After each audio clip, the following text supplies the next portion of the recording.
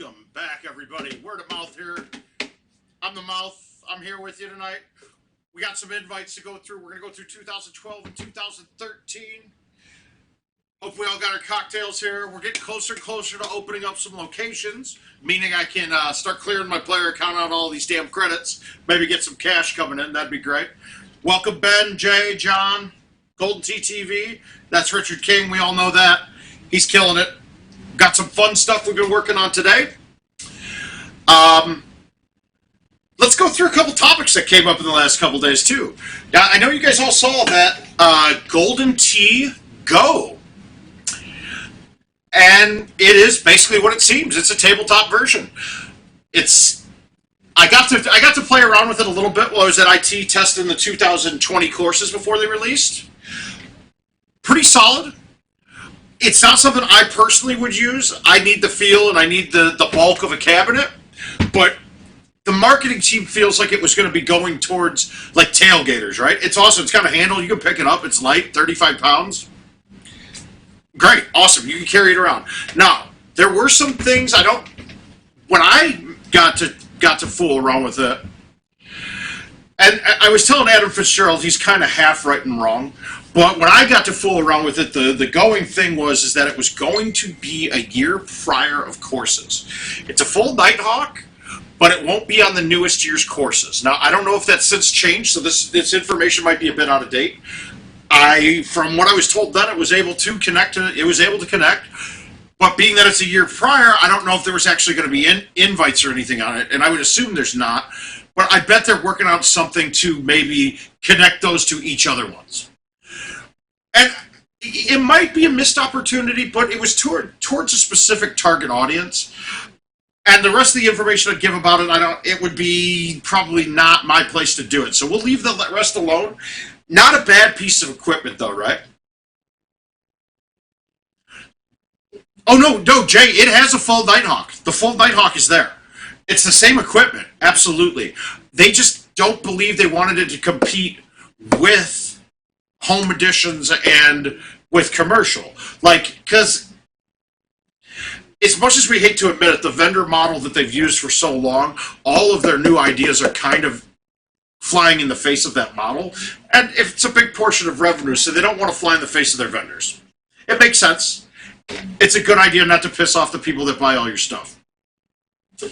Otherwise, though, a couple other things, too, is I've been kind of working around and got talked into trying this damn mobile game. So we're gonna have some special things coming next week. But what I want to start tonight with, I want to almost run a little test on something here. But let's get a look at the mobile platform if we can.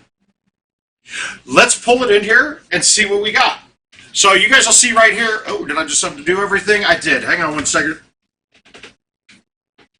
Replug that bad boy back in. So you'll see I got my iPad right here. Bam. Okay. And what we're going to do now is I got it all set up. Let's take a look-see. So let's go back home screen. And we're looking at the main screen for the mobile. Now, I got a couple donations from people once I started becoming, once I friended a bunch of people in the app. And I used those invitations, those donations to buy some equipment and things. So I got a little jump start on it. But I think I'm going to go and try to be the next person to qualify for Worlds from the be on both platforms to go for it. Now, if we look at it, right, I don't know if it's just a COVID boost with everybody being quarantined, or the fact that there can be so many damn more people that can play the mobile just because it's easily accessible. That I think the money's going to get really good in mobile. So if you guys are interested in money and you like money and you want to have more of it from playing a video game, I would highly suggest downloading the app and start screwing around with it.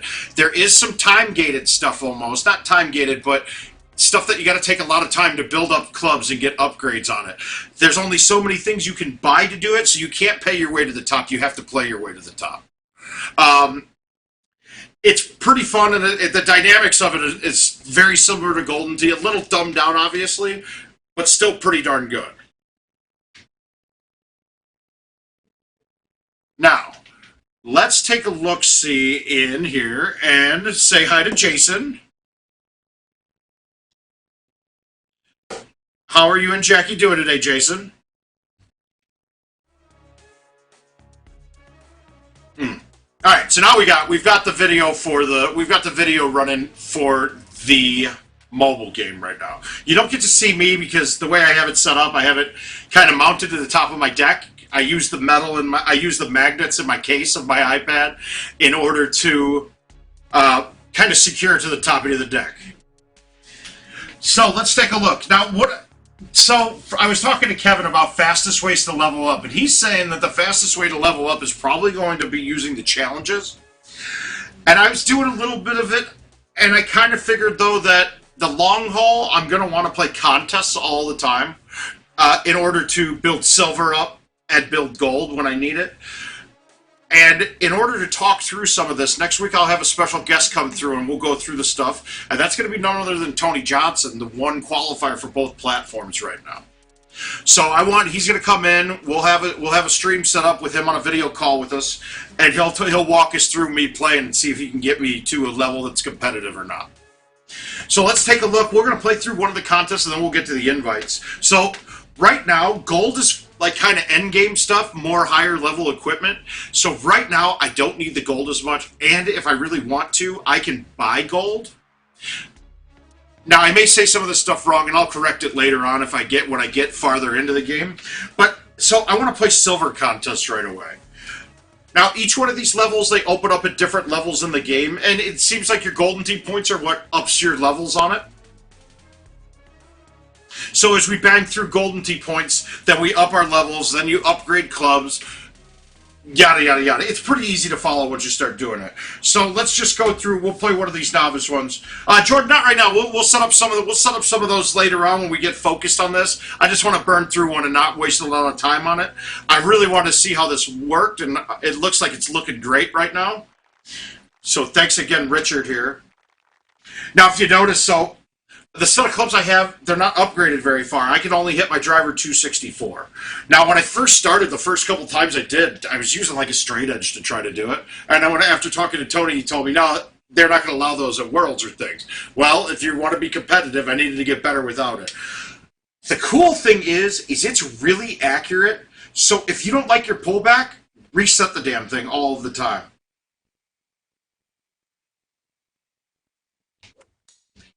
Once you have the pullback is what defines how far you're going to hit it. So you'll get the percentages, and if you look at the top left-hand side of it, you'll see that little meter filling up as you're going, and that's pretty damn accurate. And those grids help you out, so you can be really accurate on your speeds of pullbacks and things.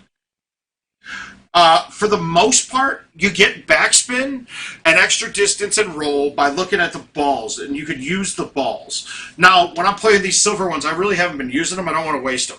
I want to build them up so that when we get to times where I need to be in competitive events and things, I have all the equipment available. Because putting really isn't too bad. Now, Tony and I were discussing, there's two different ways you can go about like putting. And I know he and Kinsler were discussing it too, but if you look at it, this is flat, of course, so we're just going to pick the line and go right at it, right? And it didn't seem like I'll ever have a rollover or anything like that. But there's two different styles of putting. You can aim the putt with your forward swing, or you could turn your player and then aim that way and hit it straight. Tony said he's a much better putter than Kinsler, and he does the aims it. I didn't like doing the aiming. I've been just aiming it with the actual finger. What I found too, when I'm trying to get straight pullbacks, there's a lot of lines and things. So right now you see the yellow line that's the kind of the highlighted goofy smoke screen going up and down. That one's going to be a straight line, so I'm using that to pick my straight line, to pull my finger down and have a straight line pullback.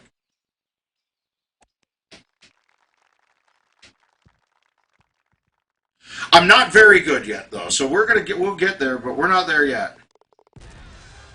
We'll just play. Now, they're each 9-hole contests, so we'll just play the whole 9 holes. I don't have a club that gets over this hole yet, so I'm just going to put it out there. And from what I've seen on the earlier levels, if you could birdie every hole, you win almost every tournament.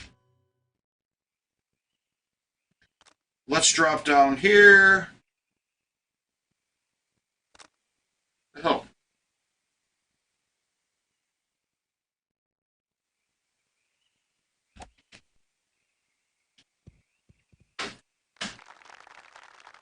And you see the game looks pretty damn impressive, right? Let's just see if I can get 9 under. We got 3 and 3 right now, so we'll see if we can get there. And it's so weird because you hit these holes that you're like, oh, this is an easy eagle, and then you look at your clubs and balls, and you don't have a chance of getting it there. Well, let's try. Now, if this is anything like Golf Clash in the end, on Golf Clash, I ended up learning how much the fulls cut, and I was playing fulls exclusively on Golf Clash. And then out of the rough, it cuts much like Golden Tee does too.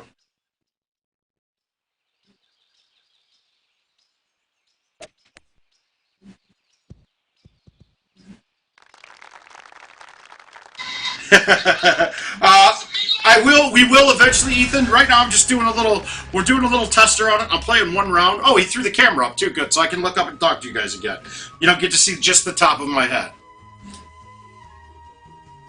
Now, I will say too, I don't know if any of you saw my post, right? My post with about the wife. So I told the wife last night that if she wanted to spend more time with me, she's going to have to start playing GT Mobile. Well, the next thing you know, all you hear her is swearing at her damn phone, cursing Kevin Lindsay to death, blaming him, and then had the audacity to tell me, Mark, leave the room. I need you to leave right now. It's nothing personal, but you made me miss that shot.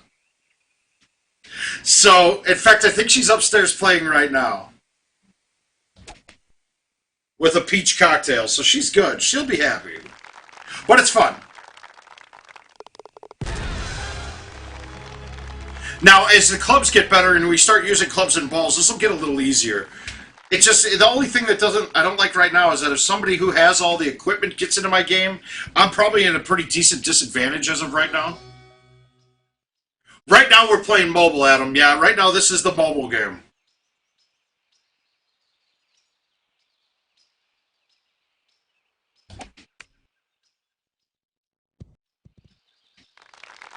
And we will cut back to that after a minute or two.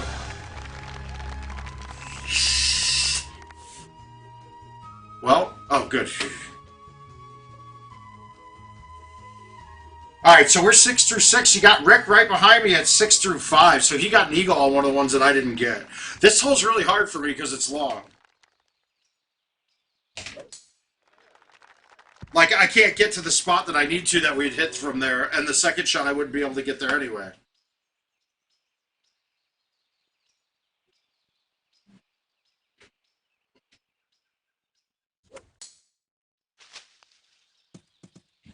You don't see as much issues hitting from rough and things either, from what I've noticed.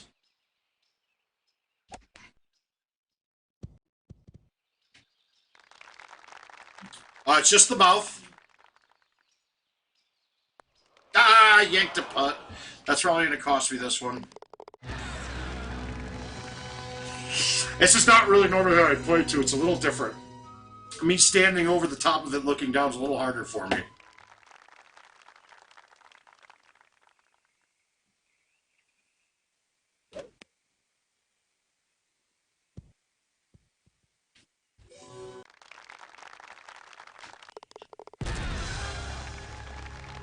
There's no need to use them yet. I'm just still leveling up, Al. I literally just picked this up last night for the first time. I mean, I played it a couple games when it came out, and I was like, yeah, this is fine. It's pretty good. But I think I'm gonna go try to qualify for Worlds now on it, too.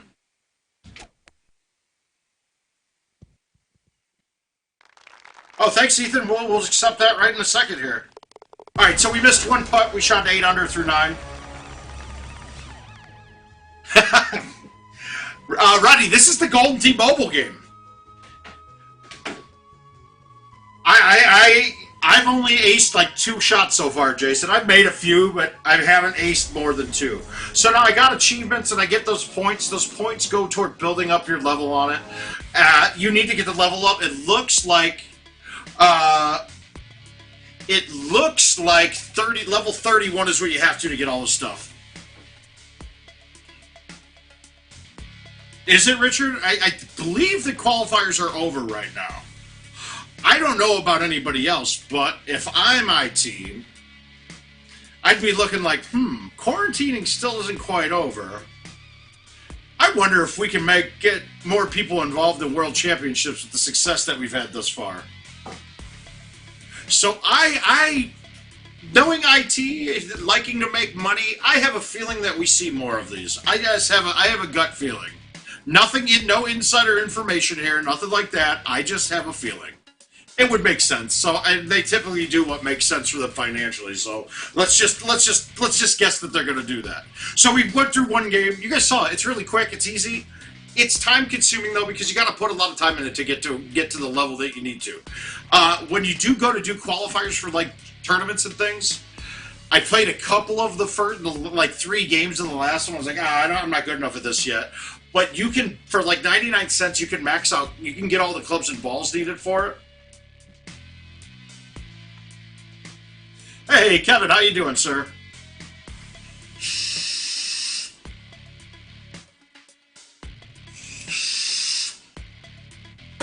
All right, so we're going to put this back to the side, and we will take a look. Now, I might unplug something while I'm moving this, but then we'll take a look at this. We're going to go back, and we'll start pounding through invites here in a minute.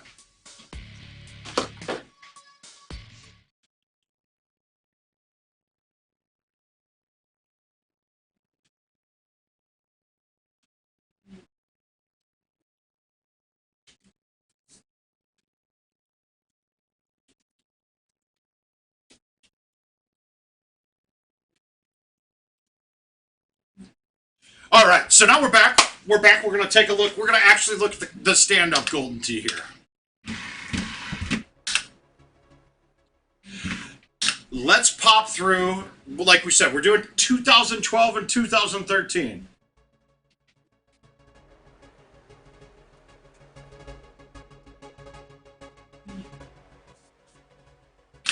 So we got invites. Let's take a look and see. What's the first one we start off on 12?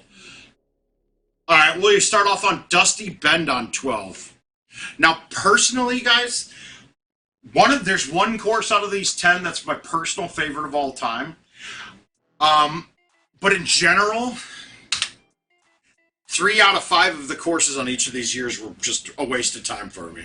So this is probably my least favorite run of 2-year span of courses that you could have. I like Royal. It's kind of a BS course a lot, but it's a BS for everybody. And my major problem with this year's courses was Golden Tee par drop down is so low on all of them. Like, I mean, it was more of an indictment than an accomplishment when I shot a 30 on Royal. It was insane. You felt like incredible. Like you were like, holy shit. Nowadays, though, we get 30s. You get drop 30s with going out of style. I mean, at the end of the stream the other night, I'm betting people that I could shoot 31 or better, guaranteeing it and winning bets on it. But we're going to start with Dusty Bend against a little Jeff Sudiak. A little lippy rock action here.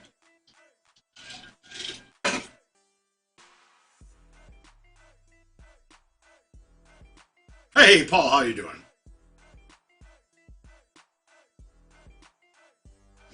Yeah, there's a lot of starter packs and things you can get. But in general, though, you still have to play to get your level up to upgrade the distance on the clubs, which it seems like is going to be the most important thing is the distance on the clubs. But like I said, I'm not an expert on it, not a world qualifier for it. That's why on Monday, we're going to bring Tony Johnson in. He's going to walk us through a little bit more of the mobile app.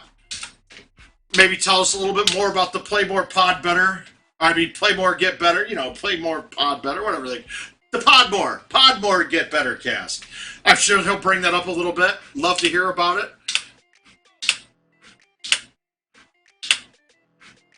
Oh, nice job, Chris. Keep going, buddy. Don't let them make them think that you're cheating, talking to me on Golden Tee. Did we start off with a bang? We did. ES, Jeff Sudiak. ES. Hi, Brenda. How are you doing?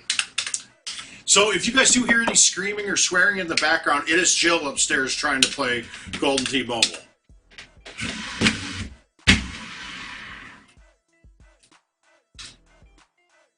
Racing for Cash, welcome. Now, when we're going through a course like Dusty Bend, there's only going to be one or two shots to illustrate here.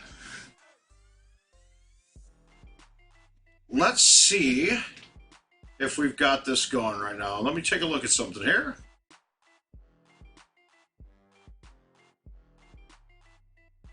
Yeah, it is tasty and it gets you where you want to be. You're right, Racing. You are absolutely right.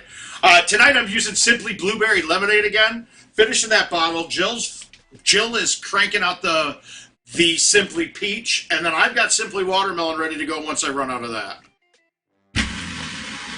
I got a little unaggressive at this, if that's a word. Not aggressive, unaggressive. I didn't want to go in the sand after holing out. That's just a way to ruin your life. Let us see. Oh, did he? Nice.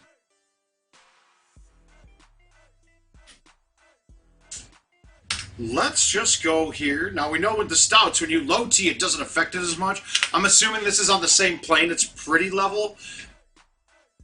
So the 4 wind with a 6 wood, I would say if I move to the corner of the box, it's like a 6 directional wind. So on this, I'd move it about here because I'm going to low tee it and thumb it. And if you notice, I pushed that way off. That was a bad shot. Okay.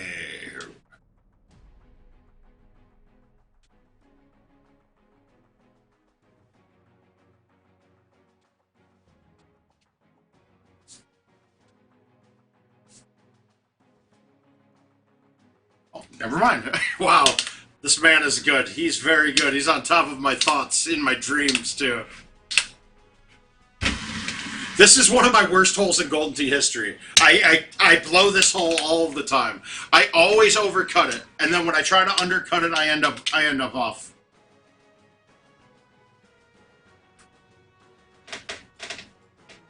Let me see something here.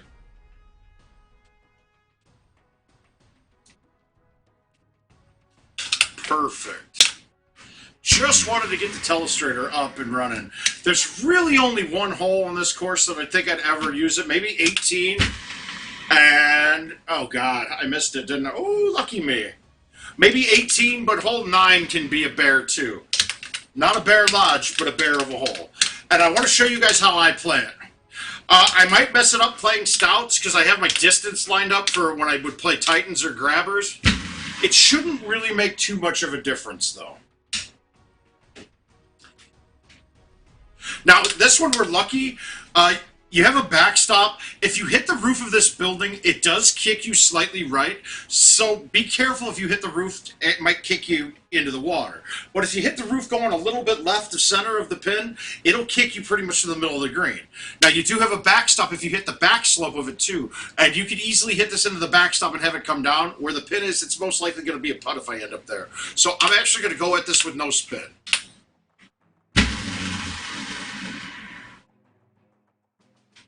And yeah, see, I ended up hitting that dirt. It still comes off of a putt, right?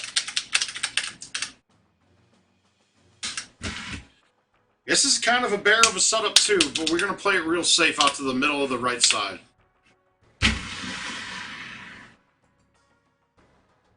I wasn't going to go at that too hard.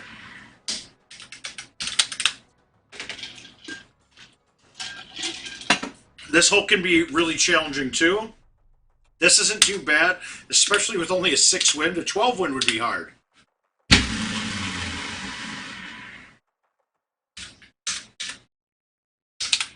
Always want to try to come at that hole with the highest lofted club you can get at it with. If you have to hit the 8.5 in there, it's a lot harder to stick that green. There's not a lot to play with. All right, this is a challenging one. There is a shot at the end of the fairway that you could get if you get to the end of the fairway far enough away from the fence, because that fence there is actually pretty high, that you can hit an A1 in. I don't like that shot very often. So if we look, and I'll use the telestrator for this. Let me see if I get, I'm going to try to get a flyby and snap a pic at the same time. Hang on a second here. No, let's change the angle. All right, that works out. So when we're looking at this,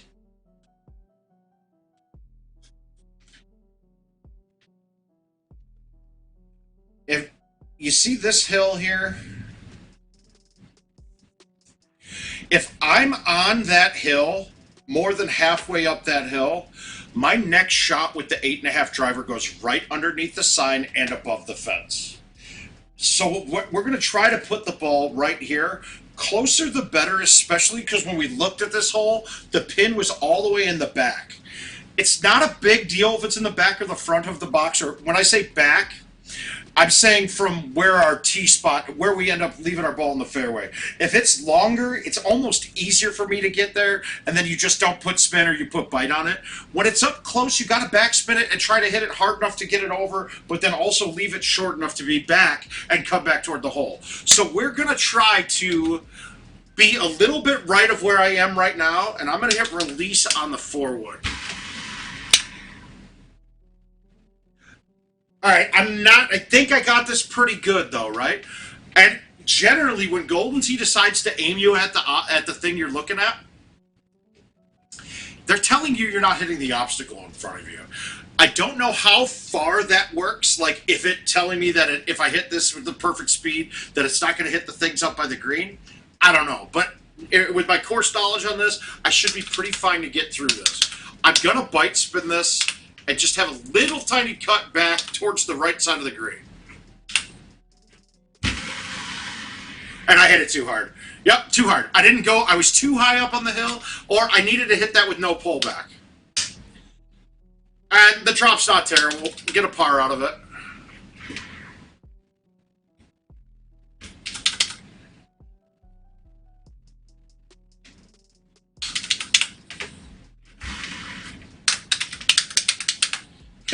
Thanks, Kurt. Yeah, it's rare to hole out the first hole of the night. But that's a stroke I'm not happy about not getting, or 2 strokes now. So now I'm down one. I'm 1 off now. I really legitimately probably should have played that safe, but I want to show you guys the shot. And really, if I would have done that now after seeing how hard I hit it, if I would have just done a push shot with no pullback, because you do know if you don't pull back, the ball does go lower. So when I hit that shot, if I didn't have a pullback on it, it probably would have been perfect. So I got to think that through. Now we're going to have a bunch of pretty mundane holes moving forward, which is why it might not be very many people's favorite course, because it's pretty bland. I mean, it's beautiful. There's a lot of stuff going on in the background, not to pan any of the artists, but it's a kind of bland course. This hole's unique in the fact that you can't always go over straight. When we're on the tee box that we're on right now, I'm probably just going to hit a high T4, maybe a 5 even. In fact, I'm going to go high T5 and just put it down the left-hand side.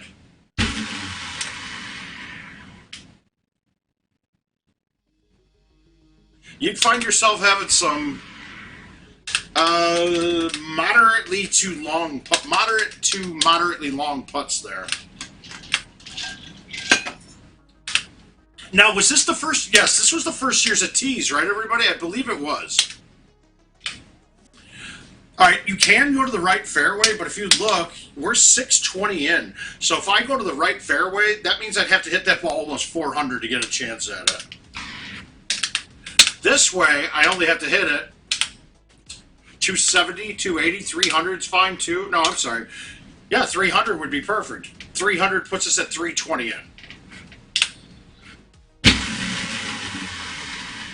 Be careful on that shot, too. Kirk, I've gotten a 29 on that. Coral Ridge, I got a 29 on. It was a 4.5 better, I'd say.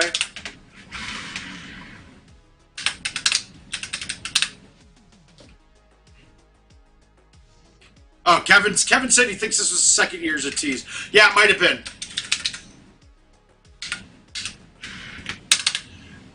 We still didn't have Build-A-Bag here either, so we had to come up with shots with the clubs that were in our bag.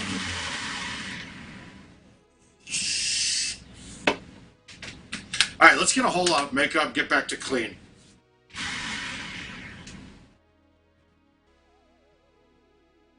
Oh.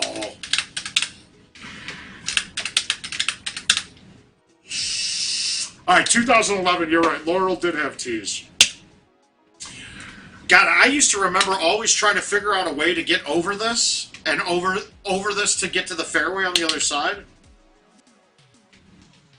Well, what I found lately is the end of this fairway, even short of the end of it, this is still there. Especially with the stouts with basically no wind in my face. Just hit it off the hill, it's up. I don't remember ever doing that back then.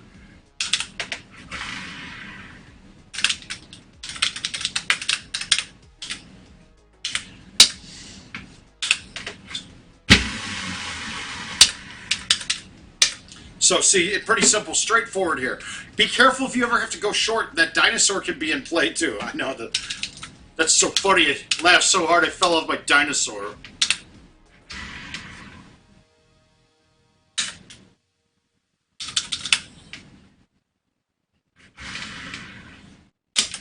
Hi, Kelvin. Yeah. All right, we only got an 11. Now, this one here too, right? When you're looking, you lose your spin on the street, and a lot of times you get stuck in the dirt up top. The unique thing on this course is if I rolled this over the green and it's not burning down, it stops on the wall. Like it's like a mud wall, and it stops there. And it's really a pain in the ass chip, so be careful from doing that. And then the last hole to look at is hole 18. So really, 18 and 9 both have similar dynamics to it. This one's a little different.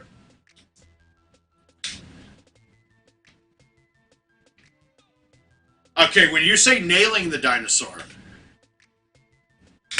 is it like the moose that Jamie and I took advantage of in Wisconsin? Or are you saying the actual dinosaur in the game? Now, well, we're looking at this, right?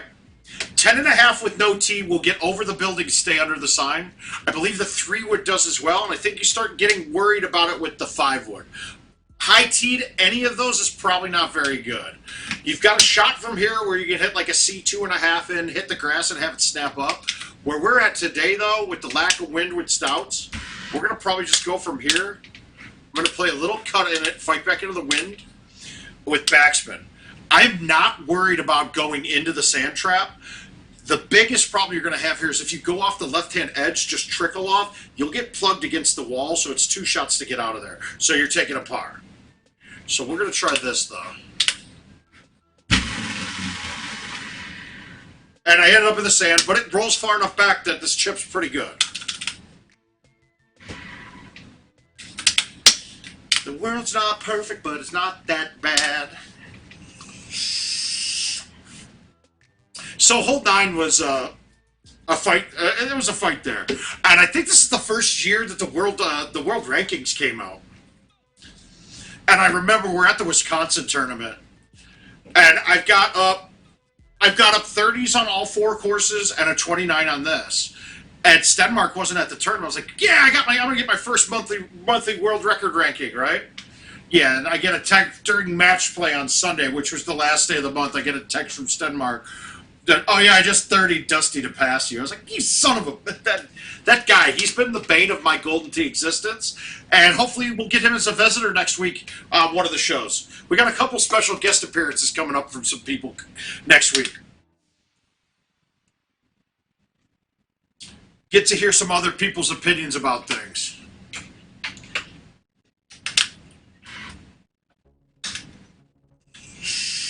All right, so now we got, that was Dusty. What's after Dusty? What is next? We have, ooh, Royal.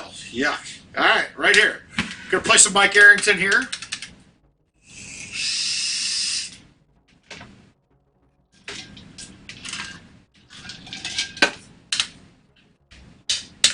I'm gonna stick with stouts here. I think I might be wrong by doing it, but I could lose hole 2 being drivable. Really, that's probably... then there's the par 5. And I want to show Kevin, because I set the castle hole on this for the home edition event. And he used a hole that was drivable back when this was out. But we didn't realize about the turbo glitch back then. It's I don't think I've seen a setup where it was reasonable that I could attempt to go for it now. But I want to show them the hole that I was talking about. Yeah, this is close. I'm just going to hit a C3 kind of shot in and try to get it up around the tree and into the bunker and have it chip. That's fine too, but I don't have a chip. Oh, I do actually.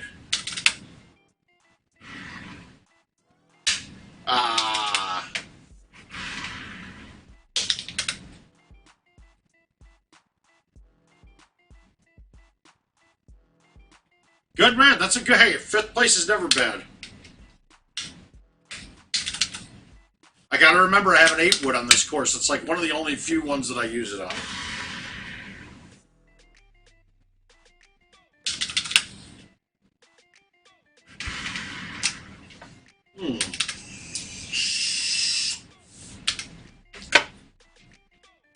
Okay, this is the castle hole I was talking about, Kevin. I was saying, I don't know if you're still here, this is drivable. From the setup that we're at, we're a little too far back.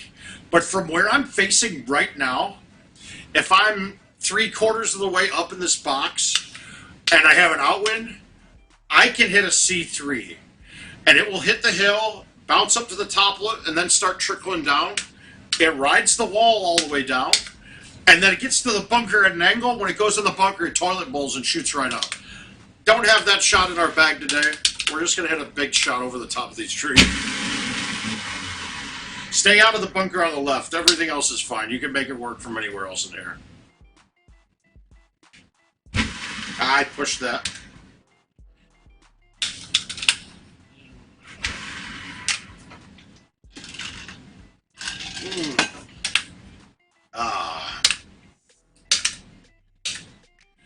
And if you guys look, if you just, that hole was what, Royal 4? If you guys go into my YouTube channel and do a search for Royal Cove hole 4, I think there should be 2 of them. One where it ramped out of the bunker and then just stopped at the hole because it was like the 20 bounce rule. And then I have another one where I actually lipped out the hole in one on it coming out of there. I don't think anybody ever aced it though.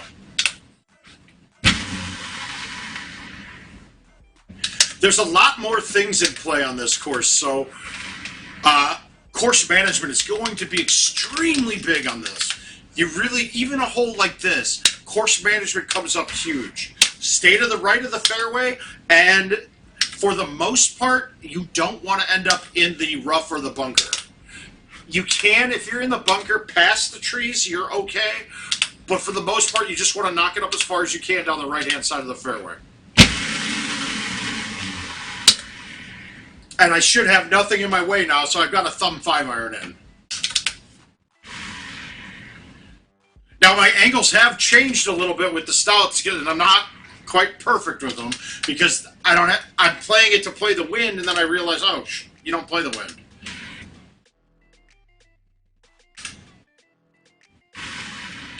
I'm all left thumb tonight, guys.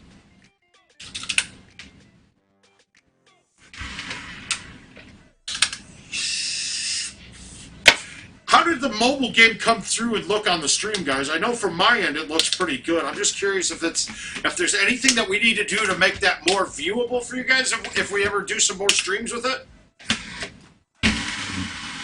Wow, I missed the ball, but I'm okay. Am I okay? We'll see. Oh yeah, we're fine. And do you guys even really care to see much of the mobile game on this?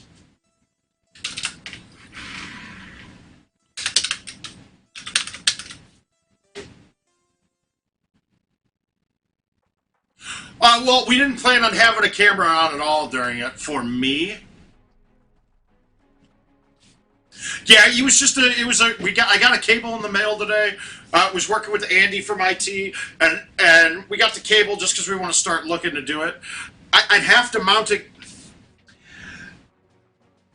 Either I'll bring the tablet onto something else and use my stand and have it face. I was going to move a table in front of it and have it here, but I'm still looking down. Thank you, Gavin, for the honesty. I do appreciate it. This hole sucks. It really does. We're going to try the skip driver. All right. For the most part, though, high 5-wood and 4-wood will clear to the anything to the right of the trunk of the tree in front of you here.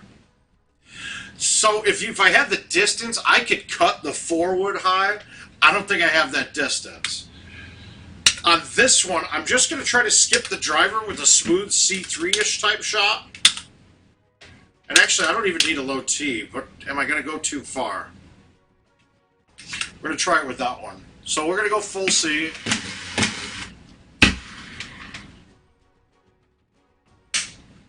I love myself a chip. I'm okay with having a chip on this hole most of the time.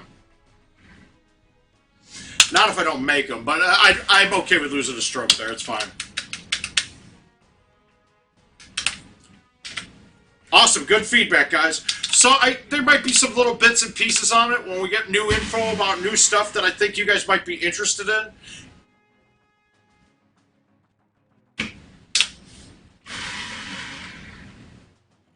But I want you guys gonna have to support as I try to pound my way into World Championships. If I can't be streaming, I might as well give you some of me while I'm doing it. Okay.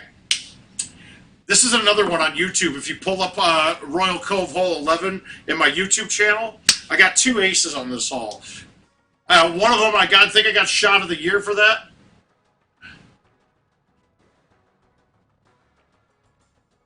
Gotcha, Richard. So, the play on this is, it's not a high T, right? It's a 3-wooder, 10.5 driver, straight into the face of this hill. If you notice, it's got a kick back to the left. This wind would be almost too much if I wasn't using stouts, but with stouts, I think this will work. So, I need it to kick up and to the left, which it will do naturally from hitting this hill. It goes pretty high in the air, so that wind will be dramatic pushing it. If the wind's in your face on this, don't even look at this. If it's raining on this, don't even look at this. It doesn't work. So what we're going to do here is we're going to put a little cut on it and hit it straight with roll. And I caught a side branch. That sucks. Now I'm really screwed. But if that didn't catch one of the trees going up, that ball would have gone up to the top of the hill, hit there, started trickling all the way down.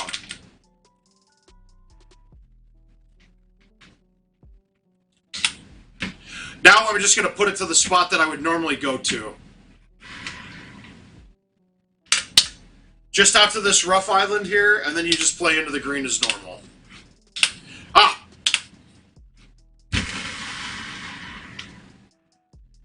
Alright.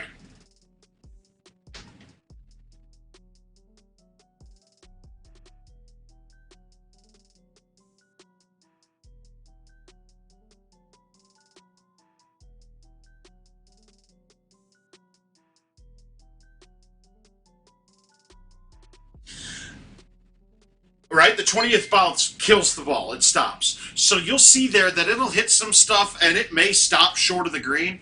Remember, that's a straight down. It's a putt from there. Pretty much anywhere on that hill is a putt. The only time it's not going to be a good chance to make it with a putt is when the pin's really close to the front of the green when you're coming down. The putt isn't long enough then for that ball to come off the hill. I knew I missed that. I was too busy talking.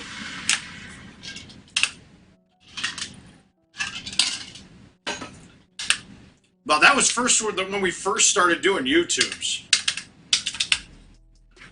I was also that year in the final 10 out of the top 10 shots of the year. I think I had 2 or 3 of them.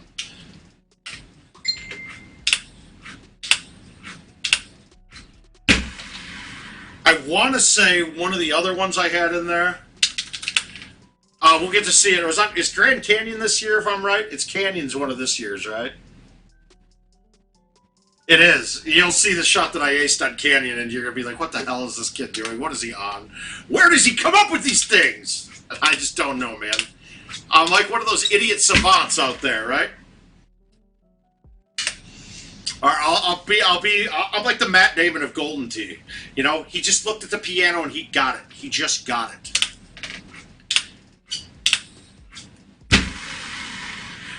Oh, God.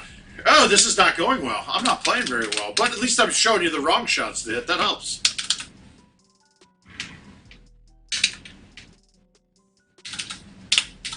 I think they should add all courses from all years of these cabinets. You mean even like pre? So, Kirk, are you talking about adding like courses like pre-live? I mean, like Golden T4 courses and all that. It's kind of an undertaking for them to do. I like the way they're doing it too. Tony Johnson's put out some pretty complete lists on courses that need to be added. And frankly, I almost don't want to water it down because some of the old courses would not convert over to this. The best one in my mind was Rattlesnake, and I think they did a great job with it. But even that course lost its luster quite a bit compared to when you played it back in the day. It just isn't nearly as fun. On this hole, we got a couple options, right? Well, you'll get a tee box where this doesn't line up. If it lines up to go for this strip, you go for this strip. Even if you fall down and go in the sand, it drops you in a spot where you can get to the green on your next shot, so it's not a big deal. You get a birdie. If you can stick the fairway or even just short of the fairway on this strip next to this building, you still have a chance at an eagle. When you don't get it lined up, right where the fairway starts to do the dog leg right, I want to stay to the far left of the fairway and be about there.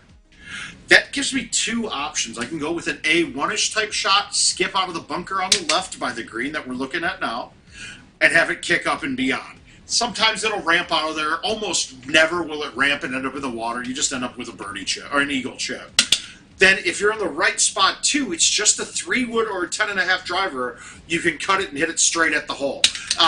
It's a tougher shot. If this is the preferable method pretty much every time. But you can see I'll probably miss this right now.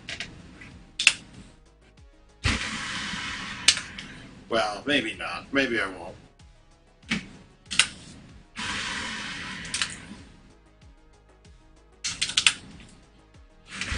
This course has got a lot going on, man. There are a ton of holes. So if you're ever in a match play on it, don't quit.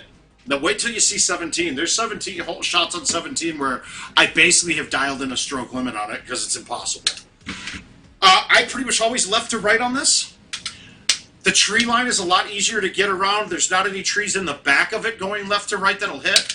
You can go around this way, but I bring too many trees in.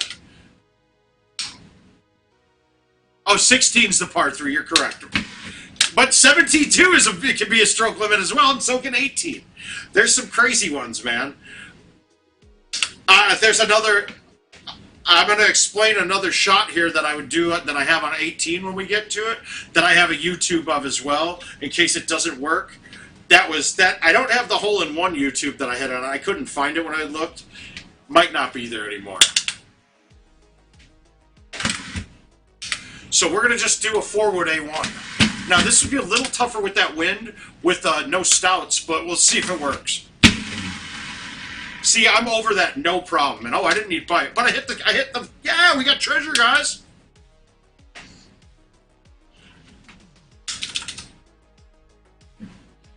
Yeah, I'm a little off right now. It's okay though. I need these drinks to start kicking in. Okay. We didn't get a hard setup. This is as simple as this hole can be. But still can be an issue. It doesn't look it, but that first tree that you see how it's right over the green? It's actually overhanging the green. So if this was a wind in my face and I hit the 9-iron, I will clip the bottom branch of that. It comes down straight and it's back in the water every time. This hole is really challenging when the pin is in the right-hand side. Because pretty much if you hit it too hard and it bounces up and hits the rock, it's wet. If it lands short and you have any spin on it, it's probably coming back wet too. And then the fringe putt even isn't easy because it plays that break born. It's a 10 breaking green. This right now though, this is pretty much, I mean, like I'm thinking hole-in-one maybe.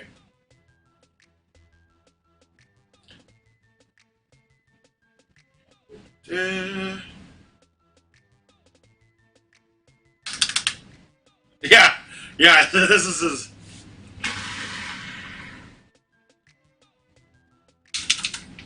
Alright, let me see if my theory's correct. If my theory's correct, this ball shouldn't roll over. It's a down 10. Down 10's kind of change it, but... Yeah, 13 feet on the with the 13 feet. If I'm real close to 13 feet, stouts won't roll over. If I'm close to 23 feet, they won't roll over. If I'm at 17 feet, that's when rollovers come into play. This hole's crazy too. All right, I'm gonna use the telestrator on this one here. So what I want to show you, and I think I may have done this first time we used the telestrator. So what we're looking at here is this gap is where we're looking at first.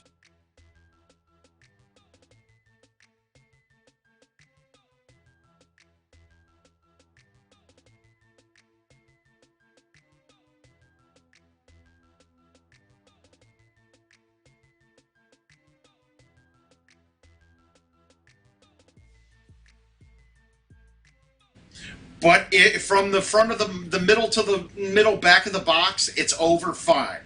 A high T 10.5 or 3 wood will always hit the upper trees. It will hit in here. Hitting the trees in there is bad. A lot of the times it will drop down and it will give you an unplayable lie, which means that it will drop you back on the tee box. But it's a drop, not a re-tee, so it actually doesn't let you use a tee again. So you're kind of in deep crap then, all right? Now, where the pin is, we're probably going to want to hit the 10.5 with no tee. It's going to make it through, and then let's see if we can get this thing to get us a spot that we can see this right. No, let's see if I can get it to turn right in. A little better, but let's see. Let's see if I can get a view that works. No, it's gonna be a hard one to get a view of. All right, where's Adam Kramer and his machine that he can squirrel you around everything?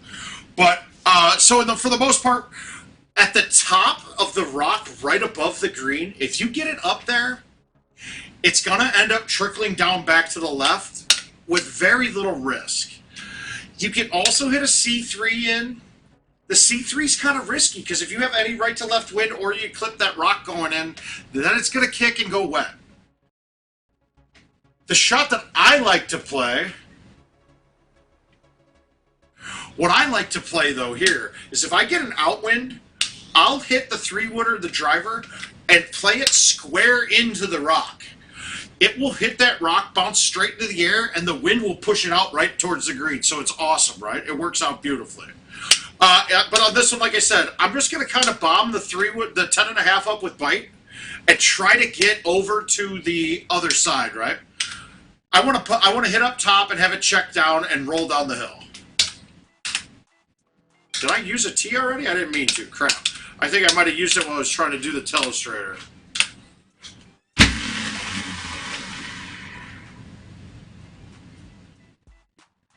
I'm on. I get a putt. Awesome.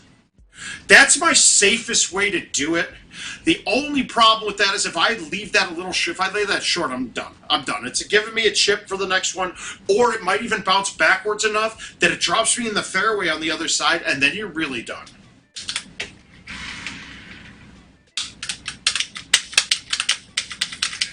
You'll see on this bag here for 18, I have a 2-bird in my bag, and it's only for this hole. I only ever use it on 18. Because on 18, if you look, you got to go, there's so many groups of trees, but the ones overhanging the green, any 5-wood clips those and dies. But this is actually up for my cool shot. Is it? It's a little offset. Maybe. No, it's offset. Okay, if you guys want to take a chance, take a look on YouTube and look up this hole in my channel. You'll see a shot, and it's actually pretty damn consistent, even though it looks ridiculous. I hit, when it lines you up, if you look straight at the hill, there's 2 trees you can see through the gap, right? And there's a gap in those. If you can hit the driver into that gap with backspin, it bounces, kicks through there, and trickles down right towards the spot where the pin is right now. In this case today, I really think I can hit a high T5 and have it cut in enough. But I'm going to hit a no T5 and almost hit a full in on it. I feel like I'm pretty far around the outside, and actually I'm going to hit a 3, hit a 4.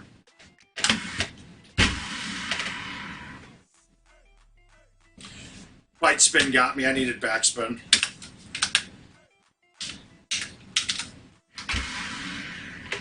And I just putted that so I don't chip that in the water and lose all my strokes. So, guys, that course can eat you alive. I had a couple shots that I'm not paying attention that really should have been eagles and not pars or bogeys, but... So, you're welcome, Mike. You enjoy that one. That course can be a killer, though, guys. It's a killer. Let's look to see what's our next one. So next we got Grand Canyon. I think Grand Canyon is one of the hokiest courses they've ever made. I hated it. Like, I don't like that the last 3 holes are bank off of rocks or put it into a tube and let it roll down. It drives me crazy, and they overdid that a bit this year.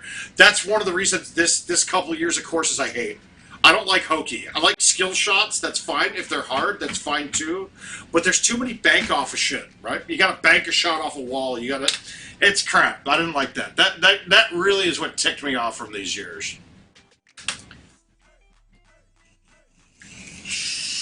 All right, we got a little pony sighting out here. A little Anthony Gertz. I'm going to stick with stouts. One can be drivable. You'll know it when it's there. The front box or the box to the right, both of them you can get on from C3, or the left box is even a straight shot. Yeah, backspin on that shot, Gavin. That might have been good.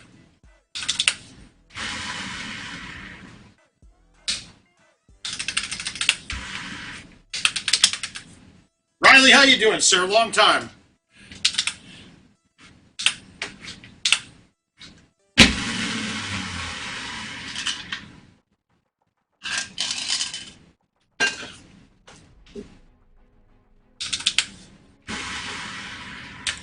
Wait, what? Oh! Wow, that's kind of a weird bounce.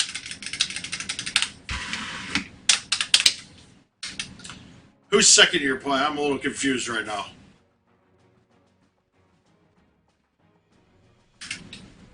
Alright. We're going to thumb this in. We're going to make this one.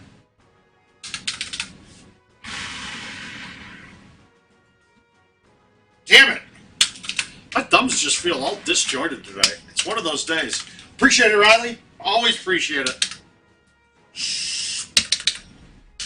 I will put this ball over on this side every time, mainly because I get to run the ball. It gives me the option of running the ball up the fairway, or I mean up the green when we're going in, rather than having to go over the obstacle and plop down into a small area.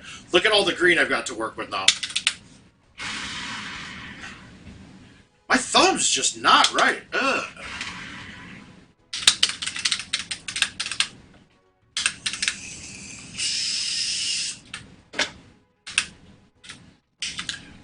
Not a bad setup today. This one will be way high in the air sometimes, and it will really get your distances. I'm glad it's not that, because with stouts I get a little bit more, I even get a little bit more confused on it.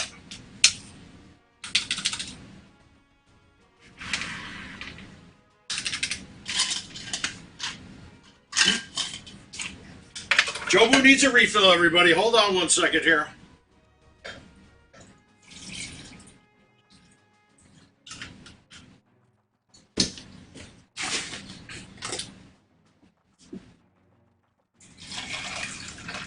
I think we're going to need to find some contacts at some place like from Simply Lemonade and stuff.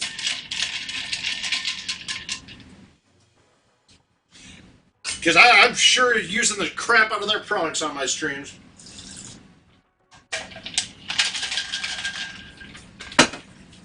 Woo. All right. Pretty simple, straight up the line. Get the shoot. I'm hoping, man. I'm hoping. Nobody deserves it more. I'm just playing. I do, though. I really do. I've earned it. I've been beat up for too many years on this game. It's time. Get rid of these bums like your Stenmarks and your Haas's. Nah, they don't deserve it. Besides being completely loaded with skill, that's all they got. Just a bunch of skill. None of the intangibles. I've never gone anywhere to the right on this hole. Always going this way.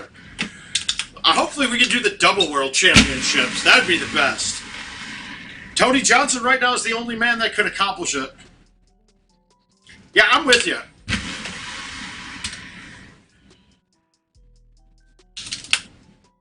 I'm with you. Sponsorship money would be good. We're going to get there, though.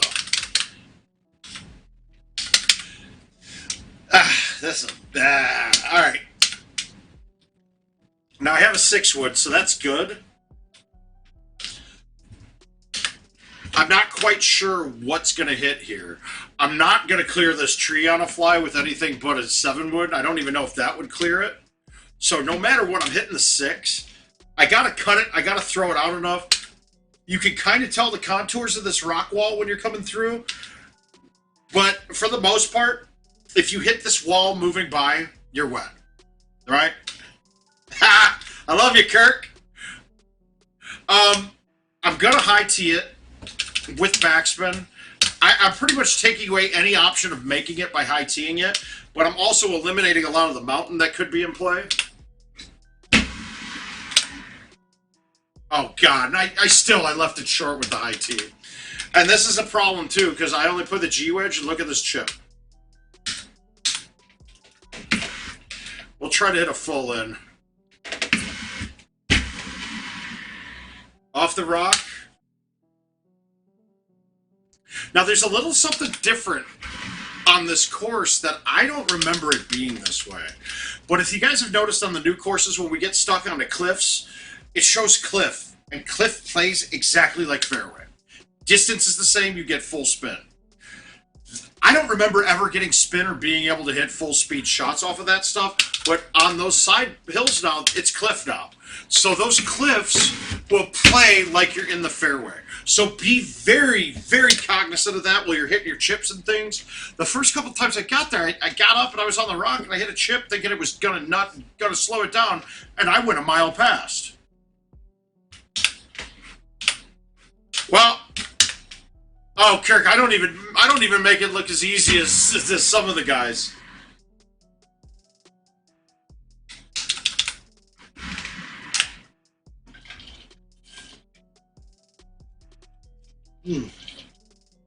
Guys, if I haven't said it yet, well, you're watching the word of mouth. We got it on all platforms right now. We got it on Facebook, YouTube, and Twitch. We're going through the 2012 and 2013 courses. We touched on the mobile a little bit too tonight for the first time. If you guys haven't, make sure to follow, subscribe, like, whatever platform requires. YouTube's are subscribes. Big fan of the YouTube subscribes. Twitch as well, follows there. It's really helping us get a bearing on which platform we want to focus our energies on. If we know how many people have followed, liked, and subscribed, it does help out quite a bit. Really downhill shot here. I bit that because I'm a sissy. I could have hit that with no bite spin on it, and probably that line, I finally hit a straight shot. I could have gone in. All right. From this tee box, you do have 2 options. You can leave it short here. It's a really hard shot coming in. It's like an A1. You kind of got to hit it perfect coming in, so you maybe hit the green, bounce the rock, and come back on. With stouts and that 11 in my face, I don't know if I'm going to hit this long enough to get over those. I really don't see it being possible, so I'm going to put it to the edge of the fairway and try from there. I don't remember the last time I had to do this. I want to be right so that when I have more place to play with when I turn left once. Actually, I don't even need to hit an A1. We're just going to cut this.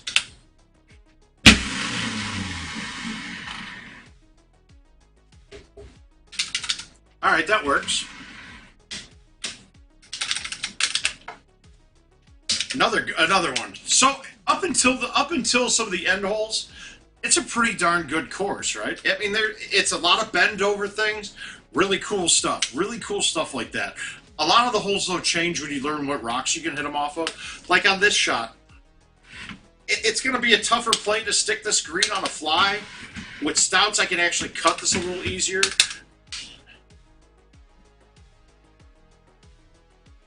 Yeah, we could have. We could have. We're going to go with the high tee. That way I don't have to hit it as far around the mountain and I'll clear more of it. Um, really, you just can't undercut this shot. If you cut it too much and you hit the rock, for the most part, with that wind, the shot's going to stay dry.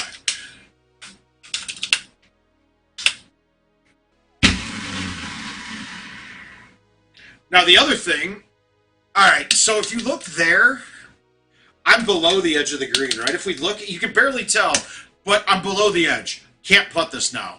If I went another 3 yards up, I'm slightly above the green, and it's a straight putt. So remember that you want to be a little longer than I was. Hopefully I'm not stupid right now and I can make a chip. And I can. Good. We're fine. We got it.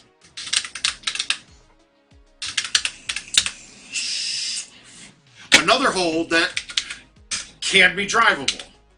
If you look, there's a chute between these two mountains. And there's a setup that you can hit an A1 with a 3-wood or a 10.5 driver high teed right through it. It's not this shot today, although I'm going to do something stupid. It might not even be stupid, actually, but we'll just put it up there and show you. Now, if we look, see, I'm on cliff. That's fairway. So this is fairway. So I just lined up my shot from the fairway, basically.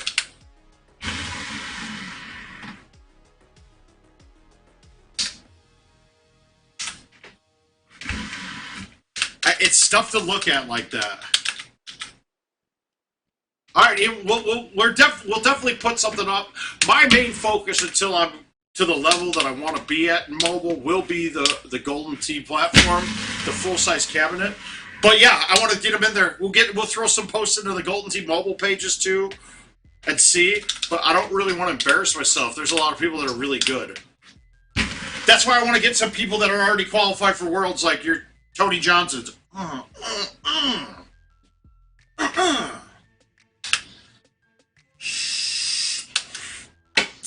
I just made that 77-yard shot pay.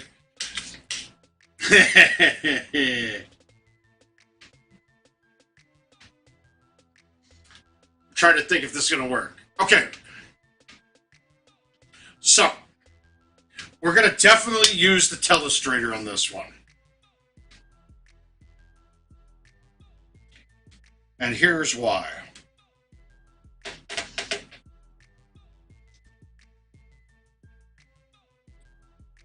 We're going to show you guys a little something here.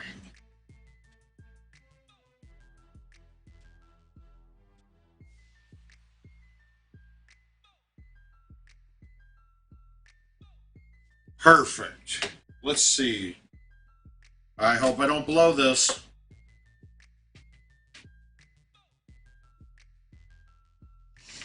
All right. If we're looking at this right now, you guys, I gotta say, I'm really proud of myself. I just did that all on my own. Who needs Richard King? Who needs him? But if you look at the top circle up there, if you hit a high tee 5-wood, sometimes 6-wood, that ball will then, whoop, we don't want to do that. Let's go here. So the high tee into this rock will allow the ball to then kick this way high enough and hard enough to clear the wall behind it, right? The problem is you can't really control, you only have a little bit of control on this. I can, if I was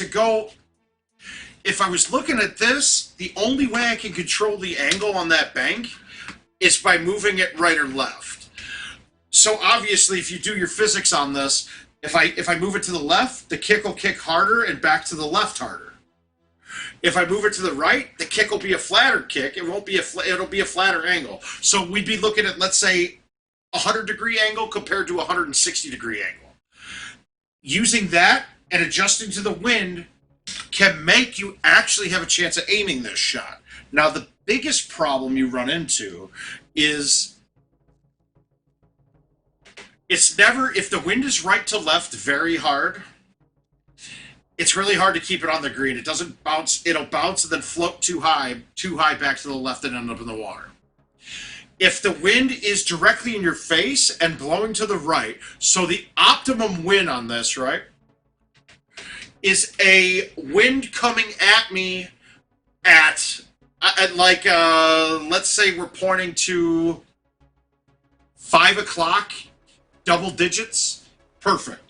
We're going to try this now. I'm not sure if the height difference with the stouts is going to kill this, right? And remember, it's only a 7 wind with the stouts. So I'm going to high tee this. I want to hit basically to the middle of that rock, and I'm going to hit it with backspin because it'll help it bounce up higher. I don't know if this is going to work with stouts, though. We'll see. And this is the hole I have an ace on this one, too. That was pretty nasty.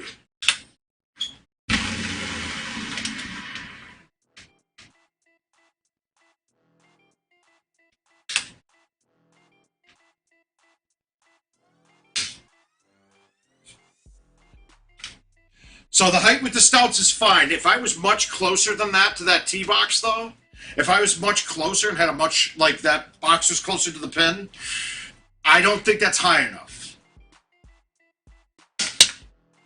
And surprisingly enough, the shot to be safe on this hole, if we go back to the telestrator look, let me pop back over to that real quick.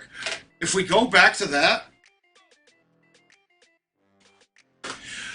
if you're looking at it, the other shot is going to be a low tee driver, but you're going to be going into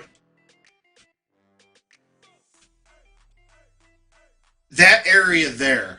There's a marking on it. It looks like a little black X that people will say you push it slightly to the right of. You'll have to play around with the touch shot, but banking it off there will take it to the fairway over here. And it's a driver or low tee driver. I never used to low tee it because the normal driver works just fine. And we'll cut back.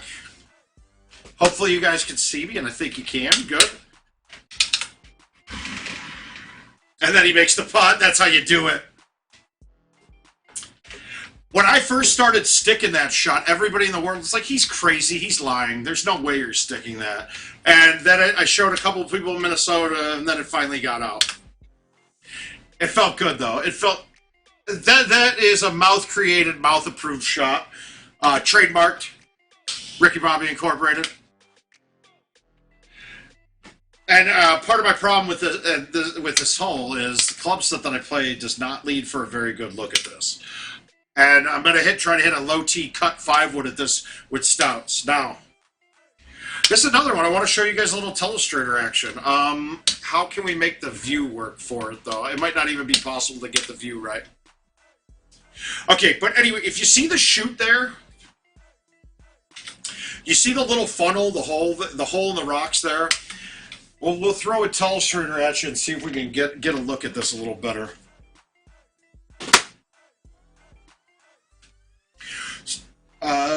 Here, this one. Okay, so let's just draw for this spot right there is a chute.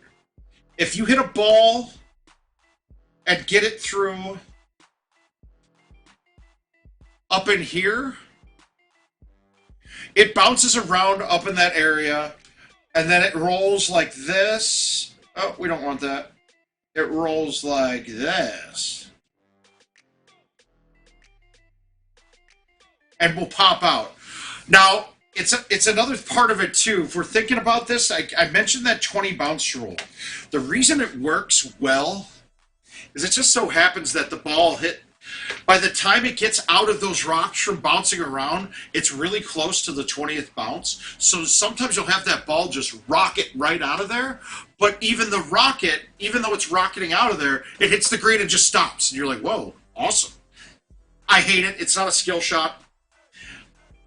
It's a stupid shot. I don't like it. What we're going to do here for the purpose of good Golden Tee play and actually learning the game is we're going to hit a cut shot in, right? Now, unfortunately, I don't play a 2-iron or a 2 hybrid here. A 2-iron or a 2 hybrid would make this a lot easier. But I carry a 5-wood, right? And a low 5-wood, pretty similar to a 2 hybrid. Now, we're gonna use the wind. We're gonna use the cut to kill the distance. My goal is to have. Gosh, I'm gonna illustrate it again because I want to show you the goal of my intent here. Right. My intent here is to have the ball come in. Hey, you know what? I bought a touchscreen. Why use the mouse? At an angle like that, right? I don't want it to be a big enough cut that it actually gains distance. So I want this to be under halfway AB and under halfway between the 1 and the 2. I can throw it all the way out to 1 if I actually want to change the angle of it depending on the wind.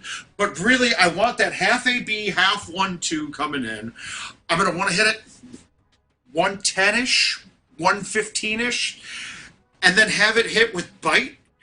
And hopefully at that I have the cut right, that I hit the green, it checks back in. I almost want it to hit the rock, and then come back down towards the pit. Because then I'm staying safe. I don't want to hit the rock too hard on a fly. I can limp dick into it, though, and it's fine. So, I mean, it's a good... These last couple holes... This last hole, if it didn't have that shoot in it, I'm okay with this hole. This changes the whole course to me. I'd like this course a lot more if that last hole wasn't the shoot. All right, let's try it.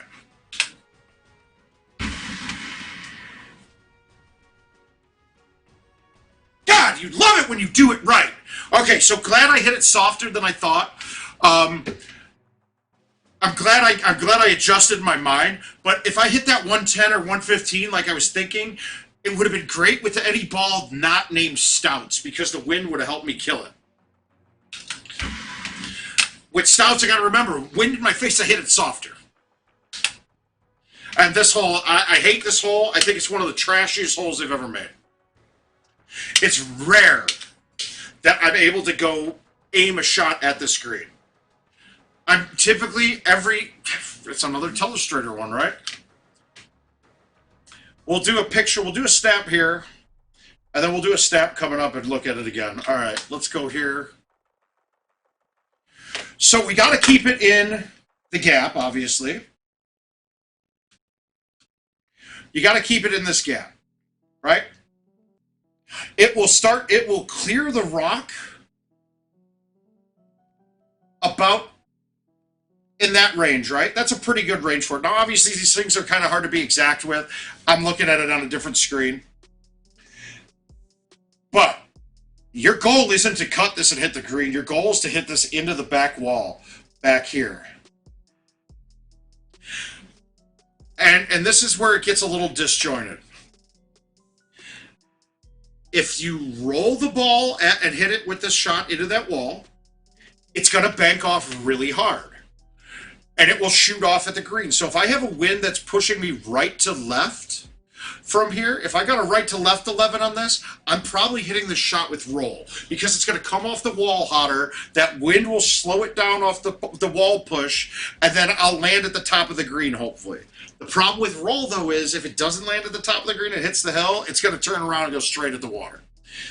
Okay, so that's not good.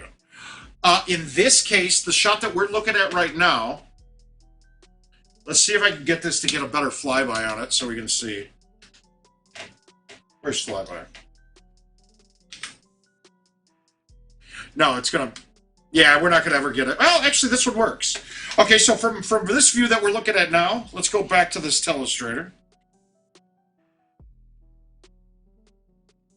I'm back on it, Jason. Here we go. So, if you hit a roll shot into this, right, and this is the wall you're going to want to hit, right? If I hit a roll shot into that, it's going to come off really hot that way, right? If I hit a backspin shot into it, it's going to kind of fluff off and then land in here. Right? So with backspin, it hits the wall and kind of trickles down, lands about here, and then you get it to trickle down the hill. Now, if you're on that hill, it's a putt most of the time, right? Unless you have a break, unless it's like a left 10, you can't get it out, then you got to chip. But if I'm here and that pin's there, I'm putting that in. The problem is I might putt it right over the edge and it goes over all the way down.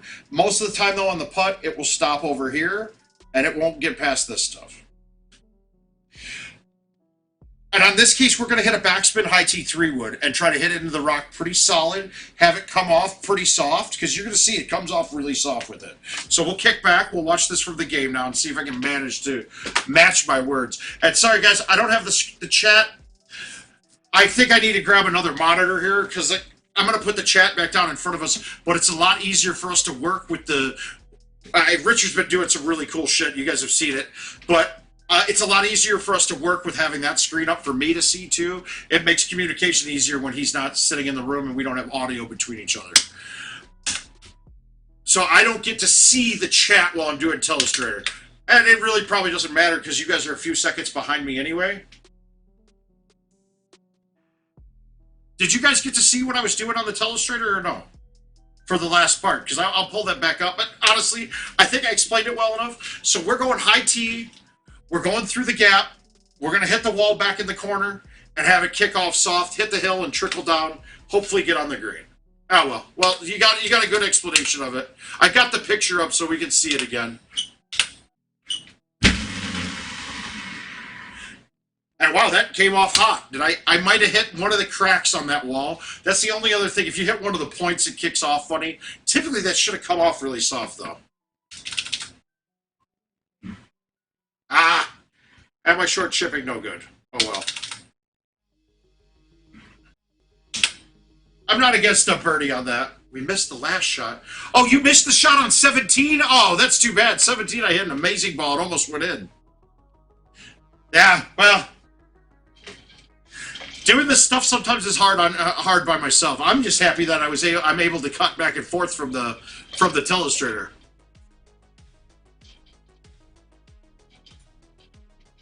Damn it! Sorry guys, 17 I hit a gem. I pointed it off the tee. And I got a birdie. So in case you guys missed it, an amazing shot, best shot ever. Just know that in your head, it was the best shot ever. I have another tool that I can actually probably rewind and pull it back up for you, but I don't know how to use that one, and I'm not going to mess with something and break it. Alright, we're going to another invite, though. In case you guys haven't realized, I am not the technical mind when it comes to this. I'm gaining a pretty good understanding of what he's doing, but, like, yeah, I can click one button and make it happen. If it's, like, 2 buttons, okay, maybe. But when it gets into 3 buttons, dropping a menu, hitting a button inside of that menu to do it, I need a producer, dude. I need that. I need that. All right, so it goes to Canyon. And we got what? What is after Canyon? We go to Auburn. Okay, so I really like Auburn because it's challenging but not hokey. You're not playing bank shots on these holes. Canyon kind of pisses me off with how hokey that is. You got a lot of holes to bank. Ooh, Jason. Thank you. We do need to gate content a little bit. I'm actually going to switch to Titans here. Mainly because there's a couple of shots that... Actually, you know what? Why would I, though? I'm trying to think if it's going to really matter. No, it won't. Screw it. We'll just stick with the Stouts. Stouts are great on the old courses, too, because... I was talking to Haas, and he's like, man, I'm going to make 1 or 2 mistakes on the old courses, but this helps minimize those. And he's right. He's like, yeah, I might lose a stroke because I don't have the distance that I'm used to, but I'll probably miss 2 shots in general, the old ones. And then you add in the whole lot or 2 that you get extra because of how thumbing is so easy. Alright, so, you know how everybody does these birthday things on their birthday? Like, I'm raising money for this charity so this kid can get a... Oh! How you doing, bud? Hopefully the hospital bed's comfortable. Man, I got 2 friends in the hospital. I don't know, did anybody get to talk to Wagon after he told me earlier that he was probably getting out today with the COVID stuff? But he didn't know yet, so... On this hole, let's see if I can do the Telestrator right. So I'm not going to watch the chat. Let's see if I can get this right. Alright, we're going to go here. We'll cut over to the Telestrator. You guys see the Telestrator now. That's great. I will snap a new picture. So now we're looking at it. Okay. And we're going to set it up. We'll go here with a little... Okay. High T 8.5 and 10.5. clear. I don't like that one. We want it to be right in the center of that gap. Okay, you see that gap in the trees there? High T 8.5 and 10.5 stay in between this. High 10.5, you obviously have a little bit more play. The 8.5 has to be in that small gap in between the tip right here and inside of this branch right here. If you don't do that, you'll clip those. It's not the end of the world. Now, if we look again now, though, so this box right now and this look that we have is a pretty friendly look to drive this hole. But if you're looking at from this side, the high 10.5, 9.5, and I think if we back up to the right, the 10.5, 8.5 high T gets through here. It doesn't look like you're aiming the right way, but if you get out here, this ball just starts bouncing down the hill and can get on the green from there. Even if it doesn't, it's not too bad. It's only 90 yards. You just knock it up, hit the hill, and it trickles down. Not a very makeable shot from up in here, but it's safe. So you can take this risk with very little impunity behind it. So that's what we're going to try to do here. We're going to hit the high 8.5, and we're going to go straight through the gap right in the middle that we talked about.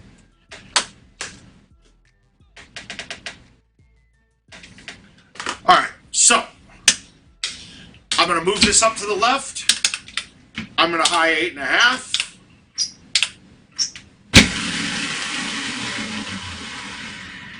Wow, normally you clip a branch, and I kind of want to normally. If you look, see that hill? That ball keeps coming down no matter what. What you're worried about is hitting the 20 bounce rule. If you have to have it bounce, if it comes up from way up top, it might die before there, and where that pin is, it's not a putt coming in. Hi, Dennis. How you doing? Let's see. I'm going to miss the putt now. Yeah. Nope, he's done it. He's done it! He's done it! Good. We're past that one. That's good.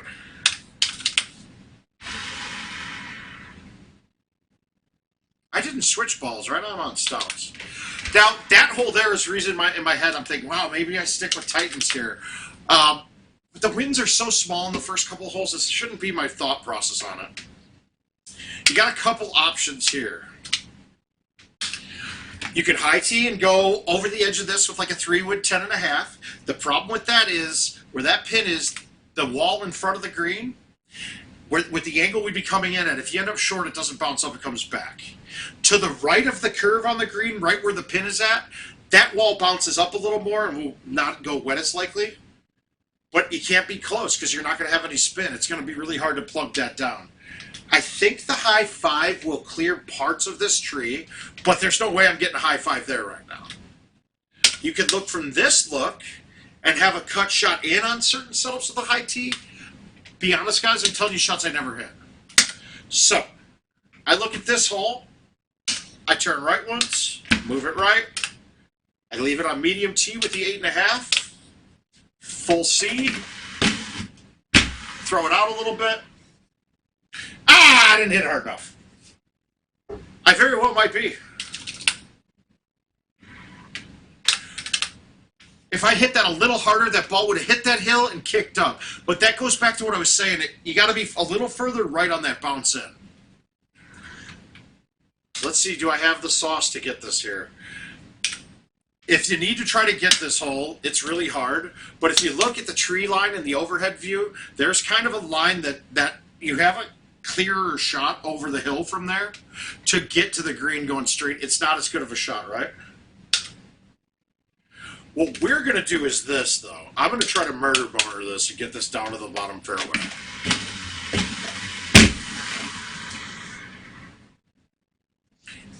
I'm okay with that.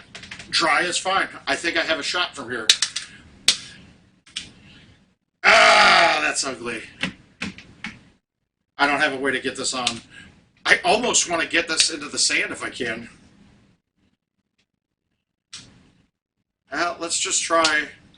All right. Well, so now we're going to look at to try to give myself a putt at all. And I don't think I can, to be honest with you.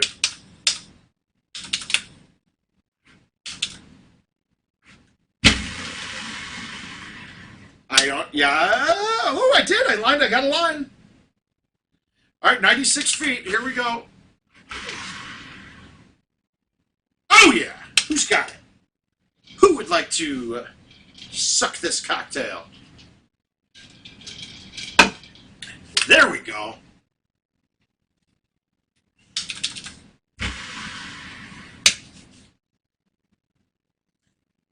I think I did very well editing myself on this. That was good. I liked it. Richard, I think everybody's going to tell you that you should be proud of me and my ability to manage the stream without you at all. I don't need you anymore. You're fired.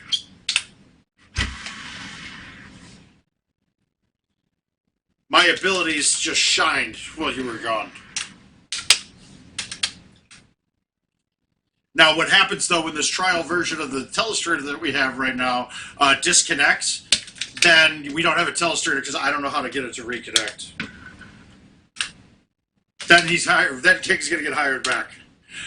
You got options here? In what regard? So Kevin's on Facebook's asking, can we give quick pro and con for woods versus hybrids? You're going to have to tell me in what regard, because honestly, you can't really compare woods versus hybrids because the woods are way long. The distances are not. You don't have hybrids that go as long as the woods. If you're talking about the hybrids, like hybrid irons, like your 2 irons, your 3 hybrid or your 2 iron versus like your 7 wood, 8 wood, 9 wood. The comparison is this: I can go over obstacles with the woods. I can't go under obstacles with the woods. So it's really going to be course dependent on which way you want to look at those. Oh, spin-wise, spin's going to be determined a lot by the ball that you're using, and hybrids get less affected by wind on spins. The woods, on the other hand, though, and I'll explain this in this manner. If I hit a 2 hybrid into an 11 wind, it's still going to basically back up the same as it did if I had a 0 wind. Yes, it's going to go a little shorter, but that first hop is still going to kick forward pretty far, right? So we're looking at trajectories on these. So if I hit a 2 hybrid into a wind of, let's say, 11 or 10, we'll just say 10, so it's round. My trajectory hasn't changed much. It will change a little, but it hasn't changed much. So if we're thinking about it, let's say the 2 iron has an arc like this, okay, or the 2 hybrid. Now, the 6 wood is about the same distance as the 2 hybrid. But the trajectory is like this. Now, as you get an outwind, that trajectory flattens that curve a lot. So you're now bouncing forward a lot more on the landing.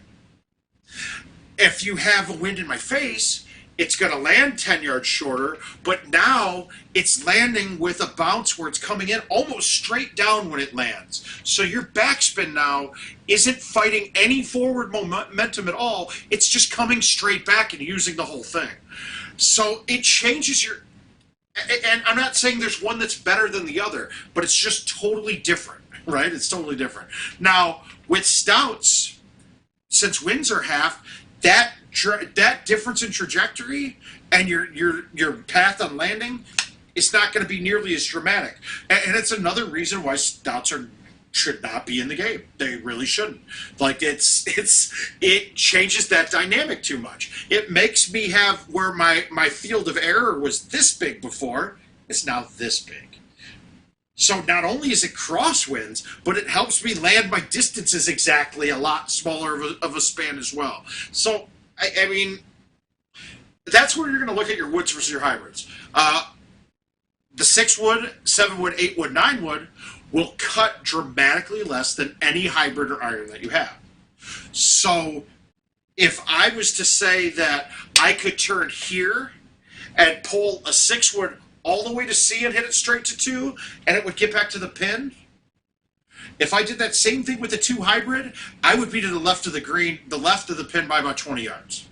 So they snap and turn a lot more too. So that would be those are going to be the major differences I see on those. On this hole, though, in general, you got a couple options. You don't even need to low T the 8.5 to get it under the bridge. It makes it a little easier, but it also, to get it under, but it also brings that rock into play more. That's going to be a last resort shot for me. I want to go over the top as much as possible. 5 wood, 6 wood is going to be the club you want to go over the top with. So I'm going to high tee the 5. You have to cut it. Be careful that you don't overcut it because this first tree is at play. But as long as you get it over the hump on the roof, it will bounce towards the hole.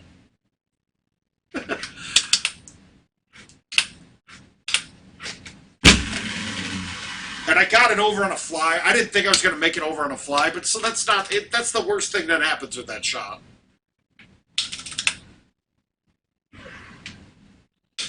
What can I do? Oh, no problem, Dennis.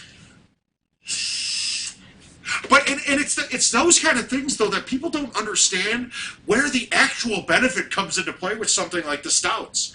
Like changing your trajectories and your vectors coming in, it's even bigger than the fact that the wind on the sides. Yeah, the wind on the sides makes it easier for me to thumb a shot straight. And hopefully I'm explaining it in a way that makes sense to Golden Tee. I probably, if I went back in my head and back in time, I could actually break it down with equations and things. But I don't think that using equations, even though that's what we're doing in our head a lot of the times, would even be viable when we're looking at Golden Tee. And I wouldn't want Al to be confused. That's part of everything, guys. If you in life talk to your subordinates and pretend that they're all as smart as Al Jazz, your communication channels are going to be super open with them because they're going to get what you're saying, right? If you just think, okay, I'm going to pretend that this guy doesn't understand anything that I'm saying, and we're going to make it in layman's terms for him. But when I'm saying layman's, like normally layman's makes you think of the average human. I'm thinking layman's in Al Jazz term is like thinking of the average caveman I'm communicating with, or puppy dog, anything, whatever you want to go in that realm. So just do that. What's the vector, Victor? I get it. That's good. All right, so we got half wind. It's only a 6.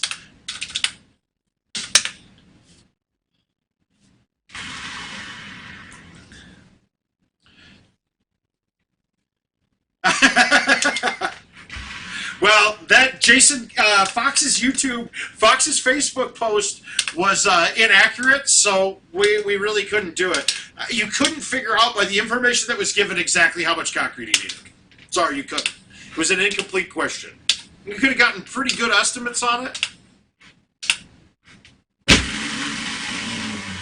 And that pisses me off. Like when you get these stupid memes out there where it's like, hey, if 3 guys holding a bear is 3, then what is 1 guy holding a bear and 6 socks and a wrench?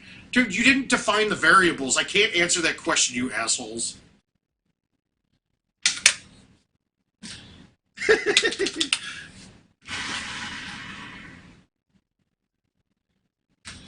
But Al does serve a useful purpose out there, guys. He's an awesome guy, too. So please don't let you think that I'm just a dick that's making fun of somebody. Al isn't that guy. He knows. He knows I wouldn't have let anybody else into my wedding wearing jeans if it wasn't him.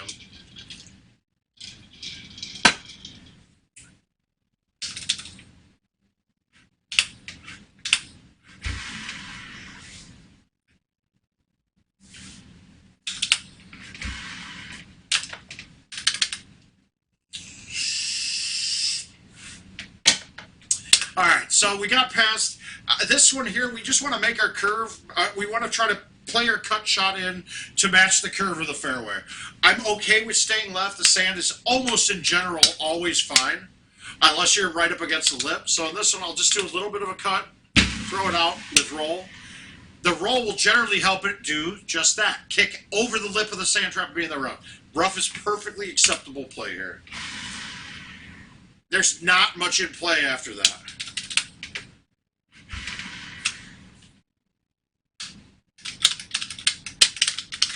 You'll find, too, there's times on this courses and a lot of the old courses with a lot of the bags that most of the top guys use now, we don't carry any low irons at all.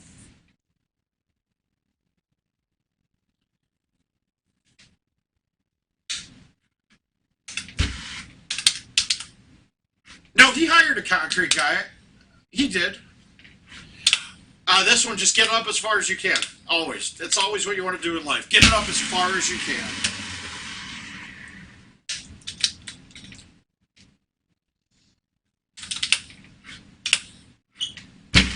And when you guys want to talk Golden Tee physics, hopefully next week I get a.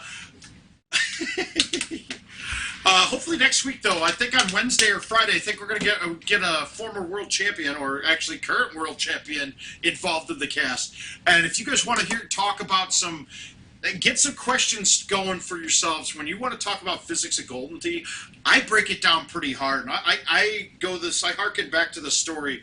I came up with something with Peggett Tour back in the day, and we were at the Chicago tournament. I want to say it was 2011.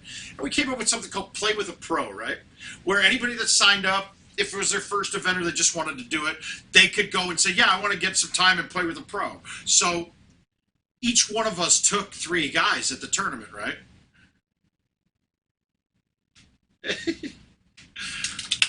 But we took 3 guys, right? And it was the guys who did it. It was like me, Haas, Stenmark, Kins.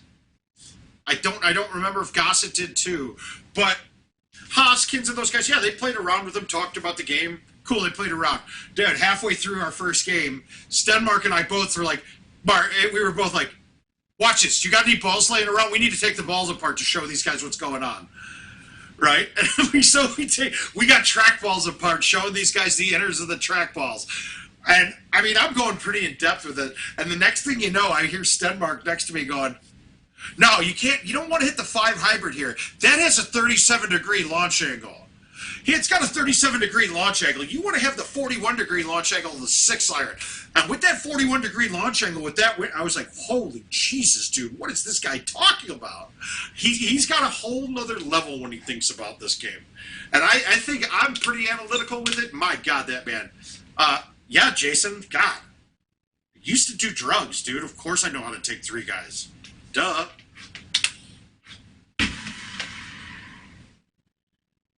Boy, what's wrong with you? Of course. That's just crazy talk.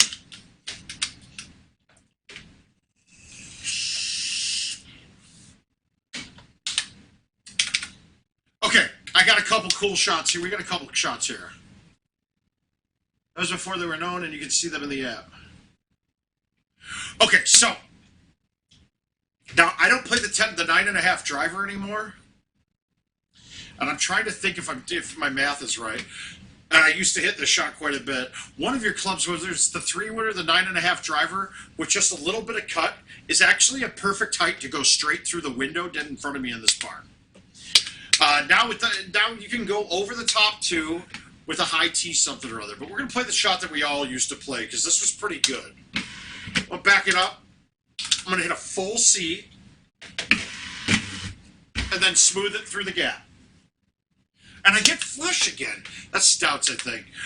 Generally, though, I maybe I need to backspin that one with the stouts. But it will hit this wall behind you, and at the angle that you're coming in at, it shoots right towards the middle of the green.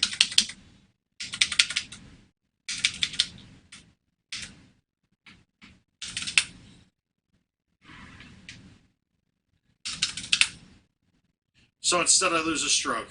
Eat shit, Auburn.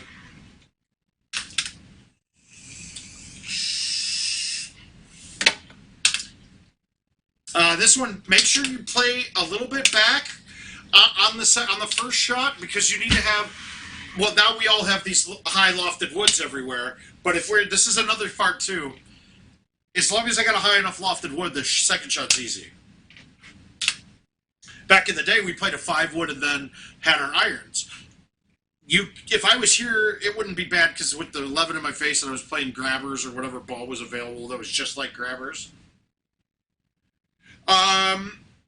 So whatever club that you had back in the day, you just wanted to make sure you had a wood coming in. Now, Kurt, your question is actually a really good one.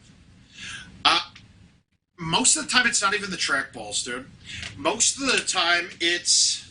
Because I hate to say it, track balls and Golden Tee, as much as everybody thinks they're shit, they're probably the most consistent thing from machine to machine. Okay? Meaning that if I take some time on a trackball at a bar that I'm at, I can pretty much get a trackball to play the same way on any machine. Now, the problem that comes is that we get scum and crap on balls. At the tournaments, right? at the tournaments, I mean, by the end of a day of playing, like through the qualifier, those balls at the end of the day have a natural skin oil of grease on all of them. They all have that slickness to it. I really have a problem with it's a really slick trackball. I don't get enough grip with my thumbs, let's say. I'll hit through the ball and not get readings that I like. I don't put enough pressure down on the ball when I'm pulling back so that it slides through some of my pullback so I don't have my cut angles exactly the same way as I'm used to. Now, the other part about tournaments for me, it's not the track balls. It's literally the lack of sleep and not being in the same condition that I normally am when I'm trying to play. I can play drunk with the best of them, right? I mean, I could be blacked out right now and still shooting my lights out. That's fine. It's when I'm trying to play blackout drunk for 3 days where I haven't slept that whole 3 days. And now by the day that it's getting there, now that I'm 40s and not 20s, you know, your body doesn't process that crap as much as it used to. So now I'm trying to play Golden Tee where my eyes actually can't follow the screen at all. So it's like I get one snapshot of a picture of the first shot, and then after that, I don't know what the hell happens to the ball. I can't follow it because I'm so dehydrated. So to me, it's the lack of sleep that you need to. And it is one of my biggest regrets, but also my greatest pleasures when it comes to tournaments is I have not given a shit about it. I just go and at first I'll have the thought, I'm going to make this a business trip. Yeah, and then when I get there, it's business time. It's time to get into the business and getting messed the hell up and having a blast. And that became more important. So, it's a tough one. It's a tough one. It's a tough road to sow if you think about it that way. I don't necessarily think, and there's certain things, like on Sundays a lot of the times now, I'll have a real problem, like I'm so still asleep or popped enough Adderalls to kill a horse just so I could actually be at the tournament, that my thumbs just don't work together, so I have to take that part out of my bag. And taking my thumbs out of my bag is it kills my game a lot. Thumb shots are where holdouts come from. I mean, I don't think anybody's going to disagree with you. Out of the people that potentially have a chance to win a tournament, I lessen my chances more, and I give myself more factors to fight through than most everybody at the tournament.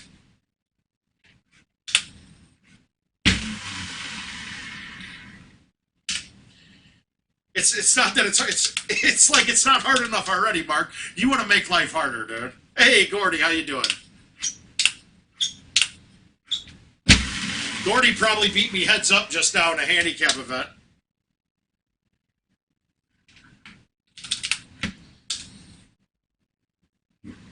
I can't make those short chips. Right chips, at least. Left chips are fine. And that's just the design of the trackball that gets me. Yeah, we got a little lucky here. This is going to be an easy look.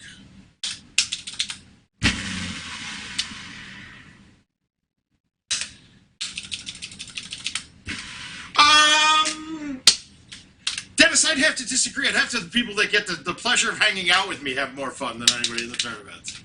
Just kidding. Yeah, no, I have a blast. And that's more of what it is for me. It's a chance to get away, see people that I want to hug and call family, and not remember doing it later on.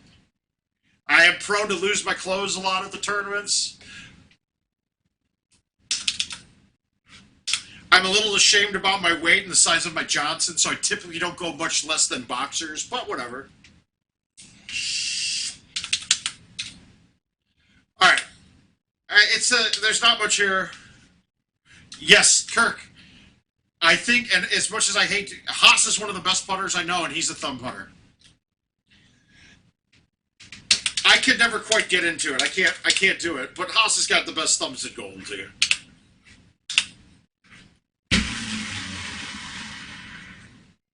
For me, physics tells me that I shouldn't, because in order to thumb shot, but it's actually counterintuitive when you think about it. Variable A, variable B. To get variable A and variable B to line up should be harder than getting one variable to match up with. But for some reason, we all thumb shots that can hit them straighter than if we palm it. So I guess I don't take into account the micro twitch muscles in your hands that are easier and more fine-tuned than your arm. All right, so we're through Auburn. What's the last course of this year? Tundra, all right. We're going to stick with stouts on Tundra. No distance issues ever. Why not have less wind?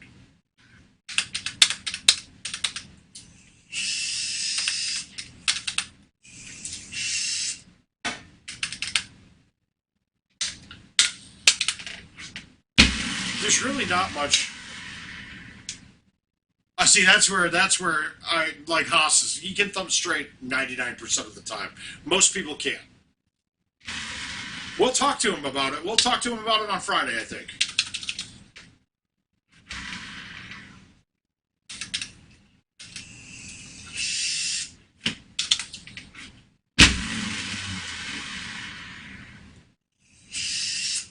Ooh, I feel like a holdout coming here.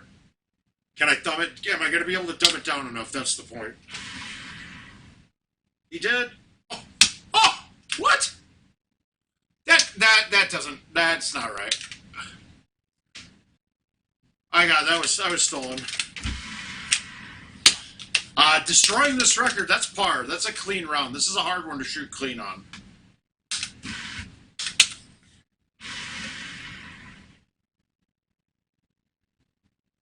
I do feel a 27 coming this game, though.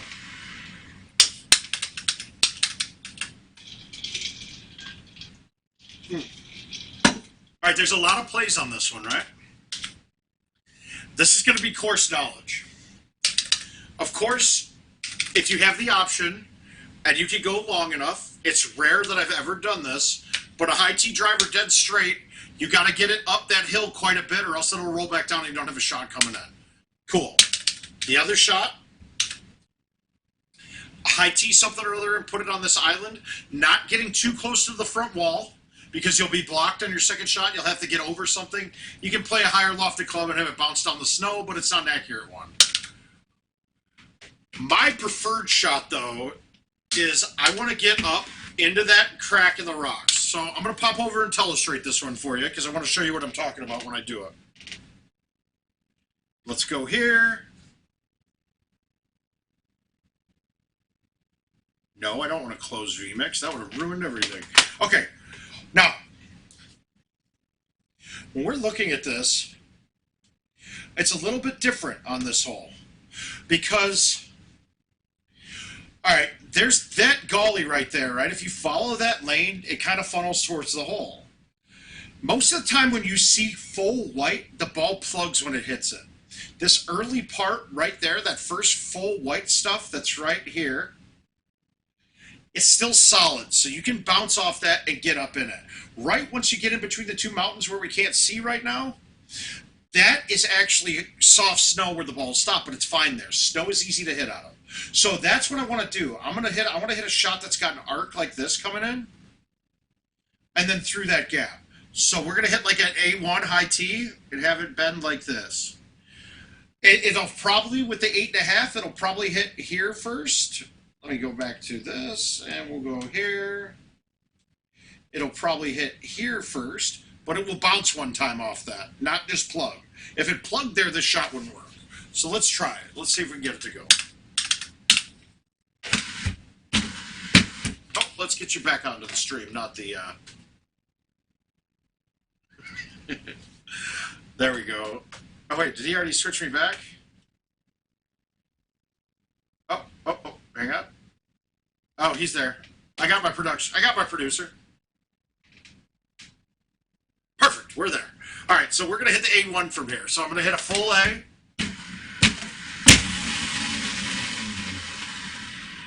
And it kicked up really good. I look at the shot I got in. Now, you get a good deal of backspin out of the snow still. It's not like rough. It's not like dirt. It gets a good deal of backspin, but you notice we lost almost a full club length, right? So the 8-iron's playing the distance of a 9-iron.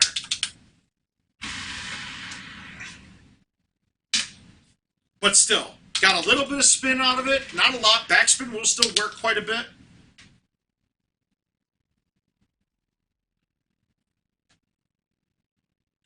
Yeah, but here's the thing, though. Just let's ask everybody's opinion here. Are you going to make shots more from 260 or from 90? I'll let you guys discuss. Are you going to make more mistakes on a shot from 260? Or are you going to make more mistakes from shots from 90? It's a pretty. We'll just do the logic. We don't want to logic fail this. All right. So the first thing I want to do when I look at this hole is I want to see if I can get to the green on a fly with a club. If I could do that, I want to do that. This setup, I'd have to carry something 330 while clearing the rock, right? Not happening. I think only a 3-wood would clear it from here, high teed, but that's not clearing the rock that gets up to the green. So now we need to think about what happens when this ball doesn't get there. Okay, you got a rock, a patch of ice. If I barely don't get it there, that patch of ice is going to shoot that damn ball straight forward all the way to the other side of the green. Not an easy putt. We don't want that. So now we want to think in our head, okay, let's land it shorter and have it trickle down the rock. It's a little trickier than it sounds because there's some curves on this ice. But not a lot of risk. The worst thing that's going to happen, I'm going to be a little bit short and off to the left. So we're going to go here. I'm going to hit the high 4. I'm going to nuke this. And I'm going to hit the rock before it starts slanting towards the green, or the ice before it starts slanting to the green. And hopefully bounce up one time and then land on the green. That's the key. That's the prey. And I hit a little harder than I wanted, and I got that bounce on it. Now I got a chip, because I'm an ass. That's terrible. All right.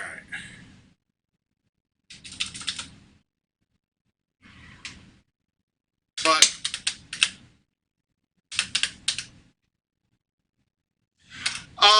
well, that's the thing, though. You mean straight with wind at my back? See, I don't care about. See, here's the thing. There's not a time, and it's really almost damn near impossible to line the wind up dead straight. So if I'm trying to do that and I don't, I now can't thumb the shot from 260 because I can't fight that tiny bit of off of a straight wind with a thumb shot, right? You can't do it. I can't fight that little bit of off on my wind with a thumb shot. And my key with the stouts is I want thumb shot, thumb shot, thumb shot, thumb shot. Every shot I want to be a thumb shot. Right? I want a thumb shot in on every shot because I can make those micro adjustments to make these go in. This. And maybe not necessarily thumb shots, but no pullback shots. I don't want to have to cut a shot to make it. Left 4, 8 wind, which is a 4. I can hit this with no pullback. Let's look at what's in front of the green. I got a little bit of a hill. Since that's only a 4 wind, I'm going to flip thumb this. I'll make those way more. Now, you got to play like a drunk, not think like a drunk.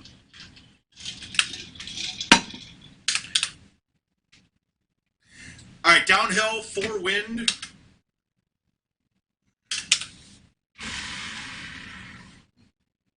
Oh, I think I did. Oh, that's bad. Oh, it stayed. It stayed. Good, good, good. I thought I was in trouble.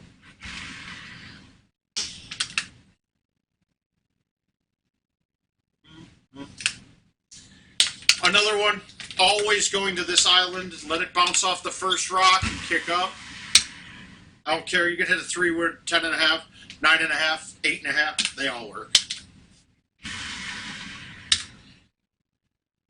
It's downhill on the approach, so you get a little bit more distance than you're planning, but safe and good. I'm resetting my chat, guys, so if you talk right now, I'm not going to see it.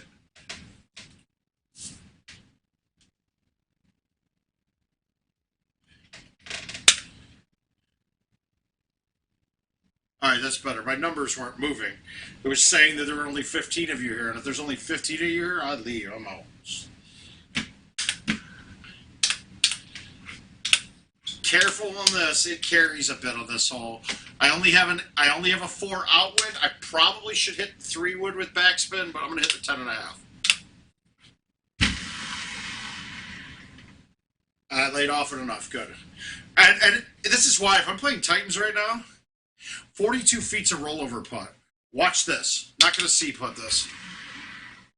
Stouts, no rollover. Inside of 3 feet above a 10-foot mark with stouts, I think it's never rolling over now. when I say that, right, if I'm over so if I'm at 40 feet, 41 feet, 42 feet, 43 feet, and at a down 10, 44 feet in that range, 44 is getting close where it might have switched me to the driver that's 10, the putter that's 10 feet above me. But that's not rolling over because that ball's dying when it gets to the hole, barely. Oh, this is a really good song, guys. This Alec Benjamin kid sings he's got some really interesting lyrics. It makes me feel kind of gay listening to him, and there's nothing wrong with that. I like to feel gay every now and then. But he's got some really cool songs.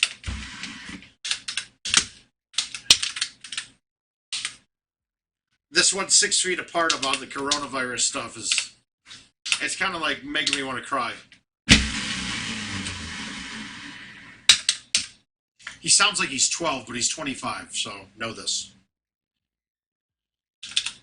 I can be gay with him and not be a pedophile. Remember that.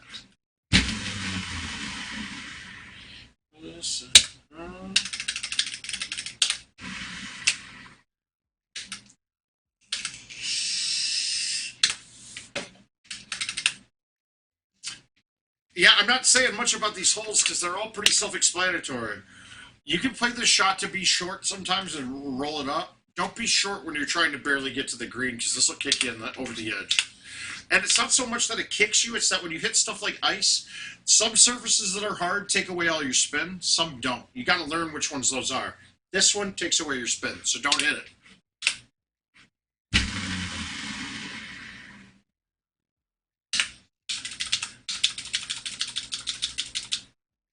What? Wait, you're in Cambodia, Greg?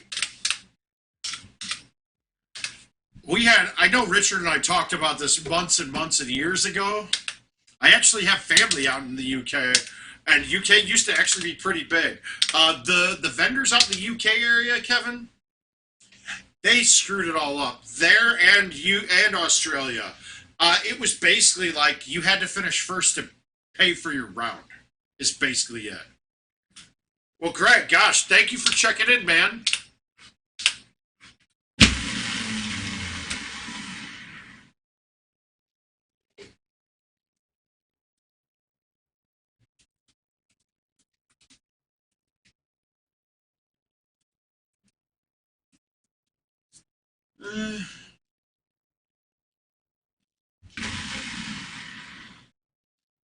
Yeah, Greg, hit me on that email.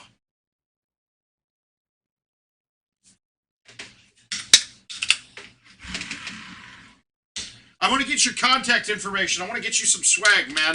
That deserves a prize for coming from so far away. I think we're gonna get you some shirts or something like that at least. Not these though. These are prized possessions.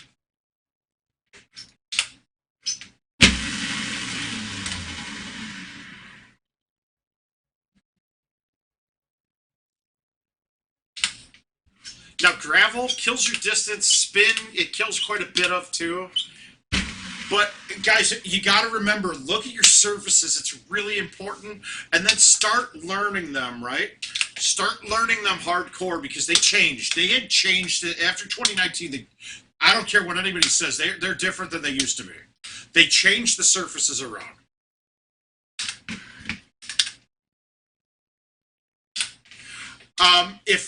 All right, so when the pin's tucked on the left, if the wind isn't in my face, I'm always going to play it through the little chute there and let it bounce around. But since I have this long path down the bit... Oh, God, dude. That's UK grime, dude. I don't know if you guys have seen The Gentleman yet, Kevin, but that's Stormzy, I think, is the guy who's... That crew that they do in that movie. If you see The Gentleman, you'll know what I'm talking about, but you'll be like, oh, this shit's dope, man. This is good. And it got me hooked, man. That's got me hooked. Since I do have a chute down towards the back of the screen, if you look, I'm going to just play a high tee. I'll probably go a little long. I want to hit the green on the fly. I don't want to hit the ice because the ice can bounce any which way it wants to. So we're going to go straight over it, hit the green on the fly, and be done with this. Or ultra almost. Good. That would have been nice.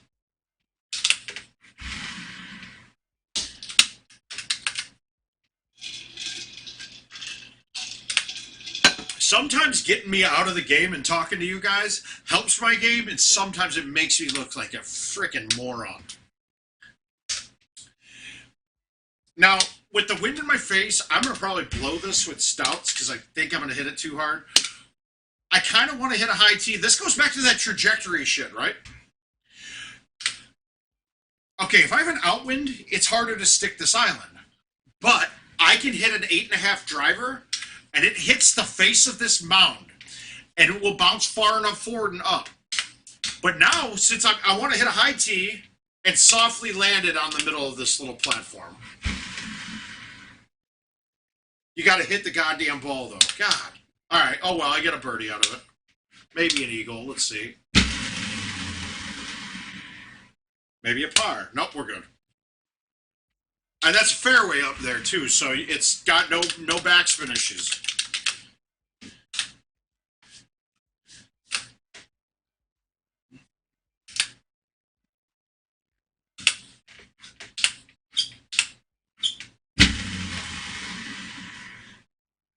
So now, Greg, how many machines do you guys have out there, and what year of Golden Tee are you playing?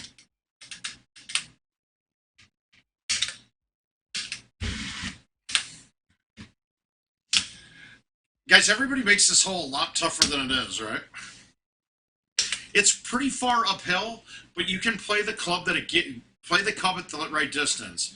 4-wood will get over. 5-wood will get over. I'm going to probably hit the 4-wood with backspin and just hit it pretty solid to the left of the pin, and it should be fine. Don't do it to me. Don't make a liar out of me, Golden Tee. Now I'm on gravel, though. That's not fringe. Yep, absolutely you can, Dennis, but it also changes the angle at which the flyby occurs, too. So sometimes it's impossible to get the flyby to line up how we want it. There's a tool that I'm trying to get a hold of from Adam that they have as a beta machine. With the COVID stuff that's going on right now, it's really hard to get some technical things working with IT. They don't get some stuff going in there. They don't have a lot of people going in and out of the office to get me connected to the right server. There's a lot of things we're going to try to do. Eat it.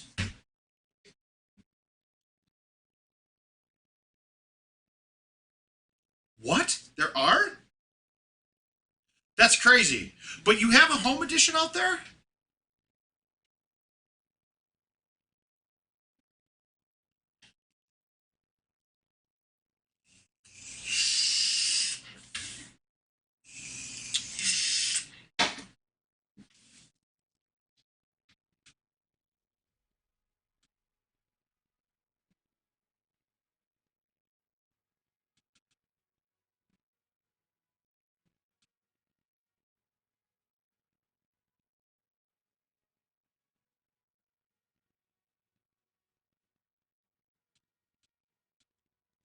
Give me 1 second, guys.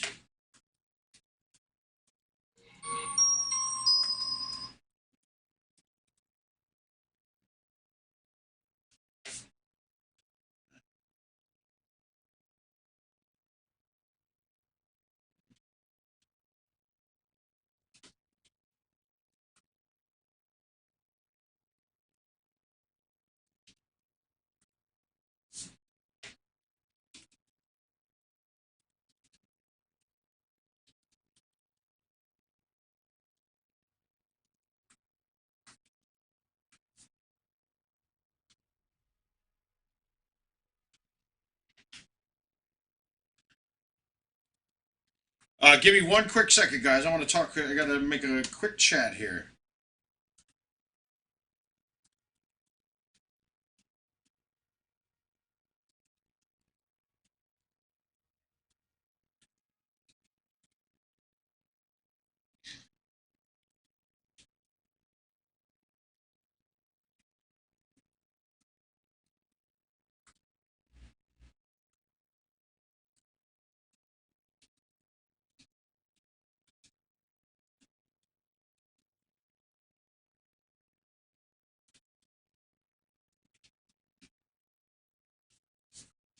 All right. We're back. We're live. We were live that whole time. I know. Let us go. Okay, so we finished 1 year's courses there. That's good. We went through it. I'm not used to playing Ultimate Cycles this slow. All right, so we got Coconut, Jackrabbit, Bear Lodge, Cape Haven, Sequoia. Sequoia is probably my favorite course of all time. Right? Most likely is. I think it's got the most cool shots. Not bank off of crap. There's some holes that are extra that you can get to every now and then. But it's still all skill shots. And I think it's because I've had some memorable aces and matches on this course. Had some of my favorite matches of all time. A lot of them with Thor. So, but first we're going to go to the next one up is Coconut Beach. That's the first course of 2013. I think, oh, there it is. Yep, John Hubner hooked me up and got me an invite in the last minute here.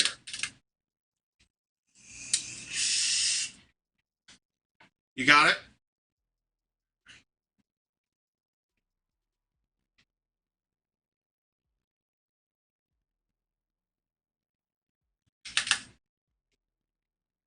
All right, we got a bad look here. It's way back on the box. I'm not going to switch to Titans now. I may have on this hole if it was giving me a shot to drive it that I couldn't with stouts.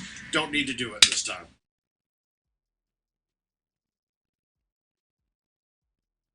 My best score on Sequoia, I believe, is a 32 under, if I remember right. I'd have to look. I know I have a 31 for sure. But the 32, I believe, if I'm remembering correctly, I might have had a 31 that I have an opponent miss a putt for me on it. But it was, I don't think I had any hole outs. That's the whole funny thing about Sequoia. It's typically a par 28 course, right?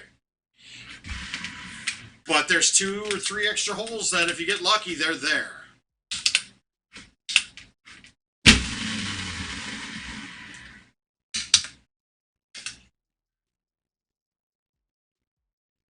Oh shoot! Did my phone ring? I got my headphones on with no pass through, so.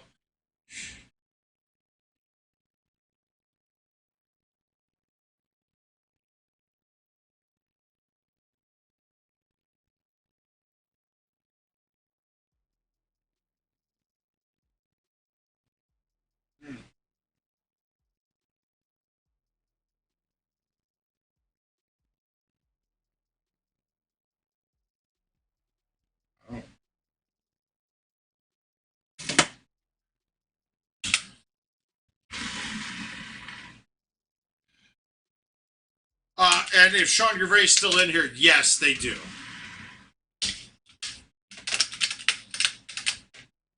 But I also could shoot a 19 on it right now without an issue. And it wasn't because of crap, though. It wasn't because of BS. Oh, I got you.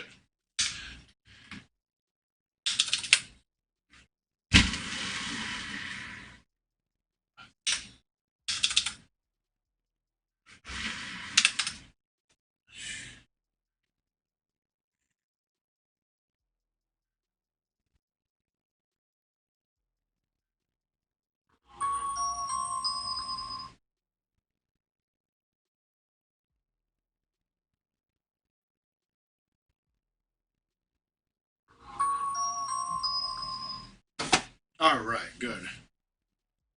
No, not at all. Kirk, no, it was a rarity. Um, no, they used. I'm going to say absolutely not. They absolutely do not have one. It should be something on every course that there's a drivable par five. But I mean, was there? Okay, let's look at the last year's course, the course year before this. What do we have? Let's look at them. Dusty Bend, no. No drivable par five. Royal Cove, yes. Grand Canyon, yes, but they did not ever think that that should have been drivable, right? That one, they knew they didn't expect anybody to stick that green. That wall was supposed to have been made too high, and I bet if they recreated that course or Jim Z did again, he would have made that wall another 10 feet higher. Uh, Bear Lodge, no. Cape Haven, no. Sequoia, I don't think there's a drivable par five there either. So typically, it was always like there was one course a year, maybe 2 that had one. So you had one on Laurel Park. The rest of the other 5 that year, no. Let's see. And then before that, there was only one or two before that. You had Bayou Bay had one that was drivable. Glacier Ranch did. Indigo Mound did as well. Was there a drivable par 5 on Kangaroo? I'm not quite sure. I don't think there was. I'm trying to think if Kangaroo had one. I don't think it did. So no, for the most part, it's probably about 40% of courses that have them. If that, it's probably lower than that.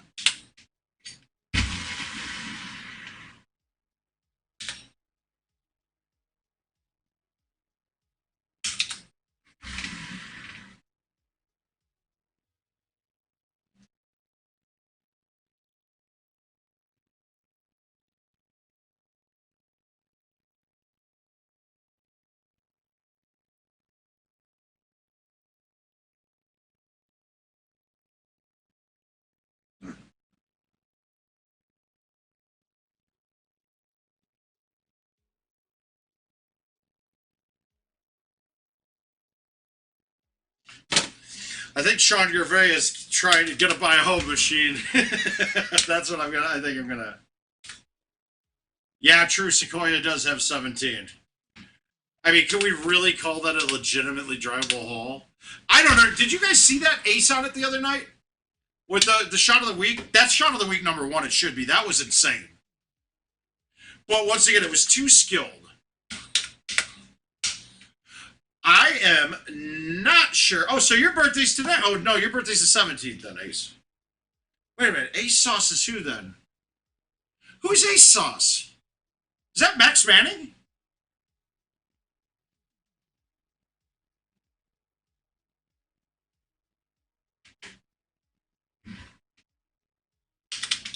Who has a birthday on the 17th? I'm trying to think of it.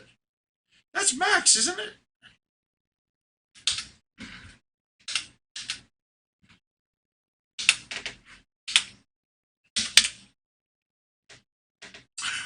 No big plans. We don't have anything open here yet. I think we're gonna make a run to Costco in the morning, see if I can get a nice brisket.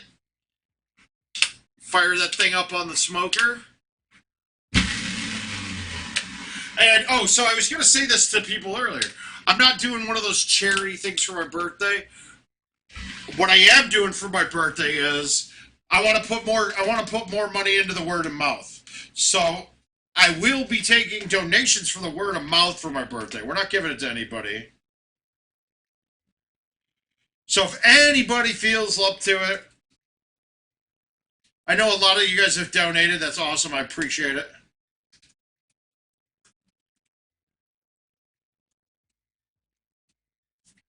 Those are the two places, guys. Oh, is that Schultz? Hi, Alan. Oh, it's nice that you're finally talking in here rather than texting me thinking that I can hear you or answer that.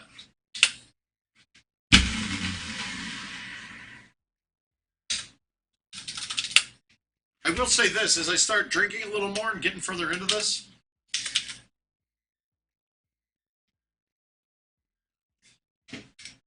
the coaching goes out the window, I think.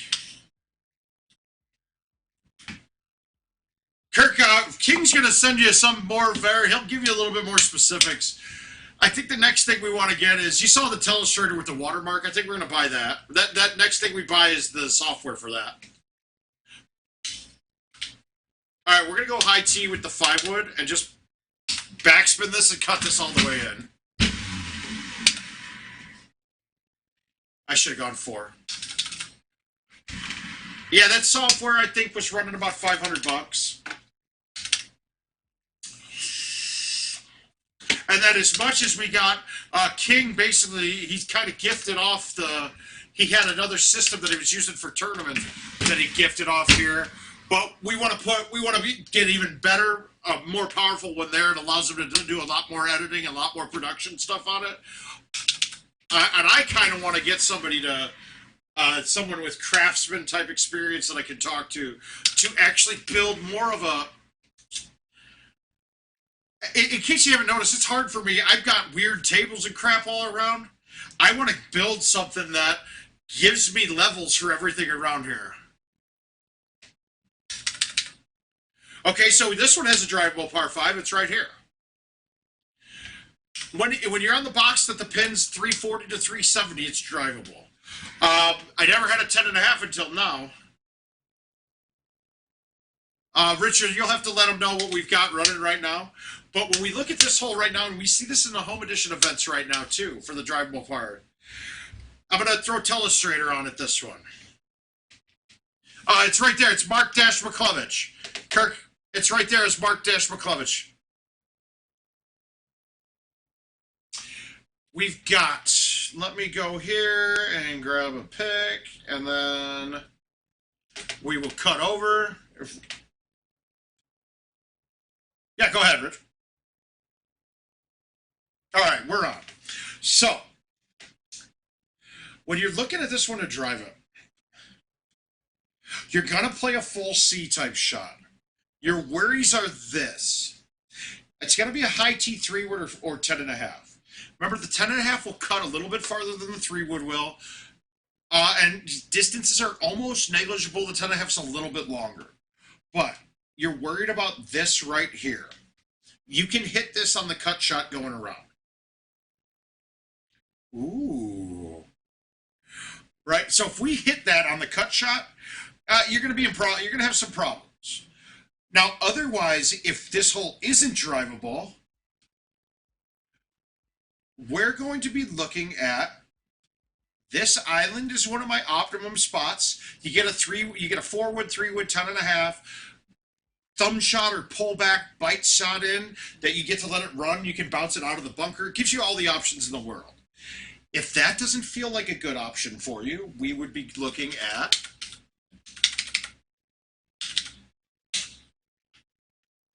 this. This island. The pad up here, though, you want to make sure that you get it to the middle. But don't get too far up, because this right here has a little wall right in the middle there. So you can block yourself. We're not going that way right now because I'm not wasting a chance on a double eagle just to show you guys some stuff. I want my double eagle, goddarn it. All right, so we're going to kick back in. We'll take a look back at the real game here. And I want to go from this angle. I'm going to move this one all the way right because I got some helper wind. If the wind was pushing to the other direction, I would have teed this up as close as I could. Now I can let the wind help me with the cut, so I don't really have to worry about cutting it too close to that. I'm going to full C it and then get it out some. And I didn't get it out enough, and I hit the rock. So if you see there 115, I needed to hit that about 125 and get it out all the way. I didn't do it, so now I went wet. You can make this shot from up here quite a bit. I didn't. Oh, well. Thanks, guys. Thanks for ruining a double eagle. Jerks. Jerks. It's all y'all's fault.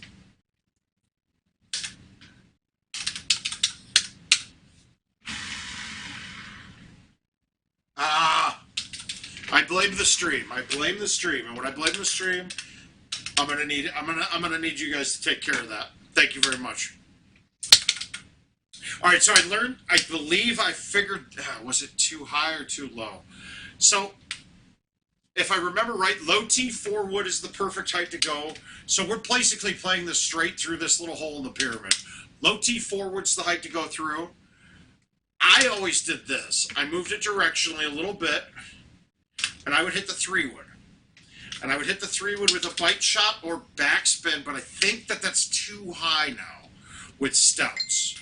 But we're going to try it anyway. So we're going to play a little bit of cut to fight the wind, and then I need that cut to lower it a little bit, right? I need a little cut to make this slightly lower. How about like that? That works.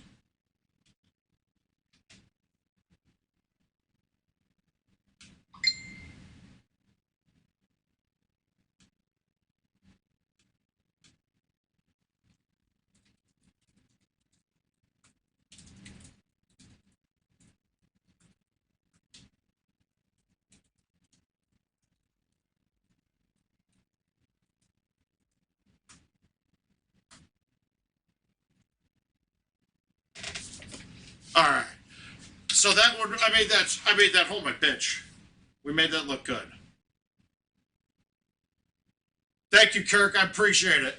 Jerk store. What does jerk store mean? Are we talking about that jerky place that's right outside the St. Louis event? That was right across from the hotel. Oh, whoops. Wasn't paying attention. Oh, that was across from the hotel that I stayed at that I spent like $300 with every time I'm there. Because that jerky store's awesome.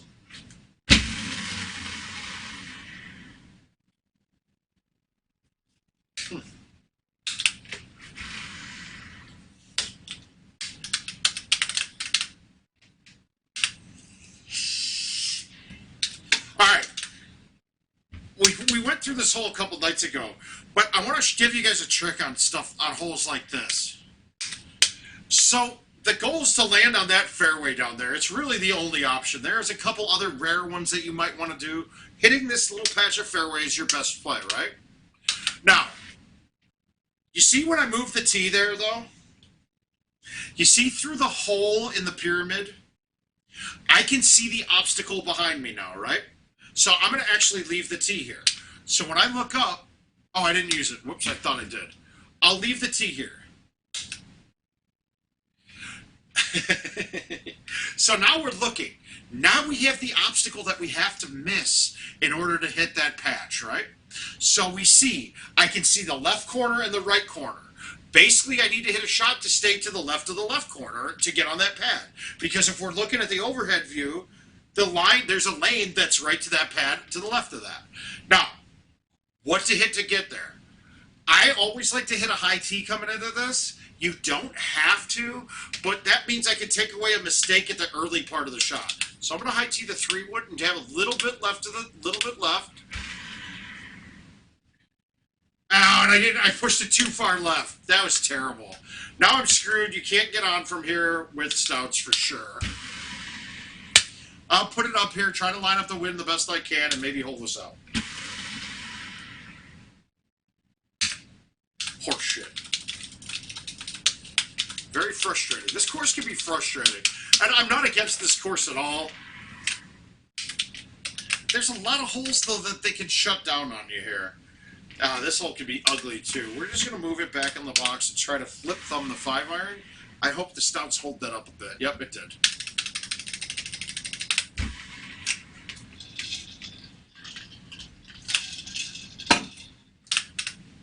Alright. Yeah, this hole could piss you off. So when the pin's in the back like this and we're tucked around, I think I can get a good flyby picture here, so give me 1 second.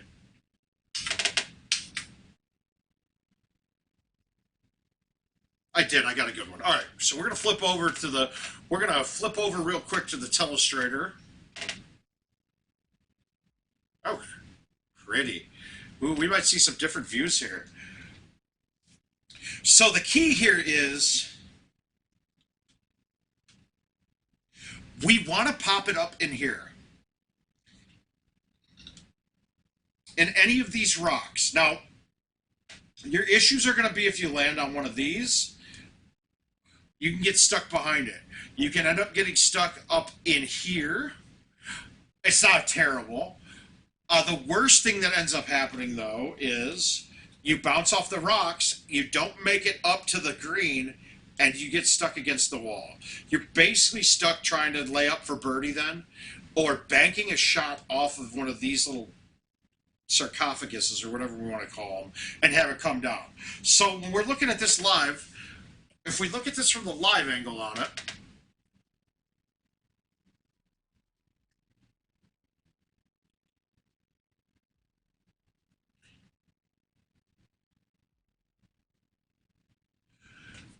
Jay, we've already looked at it.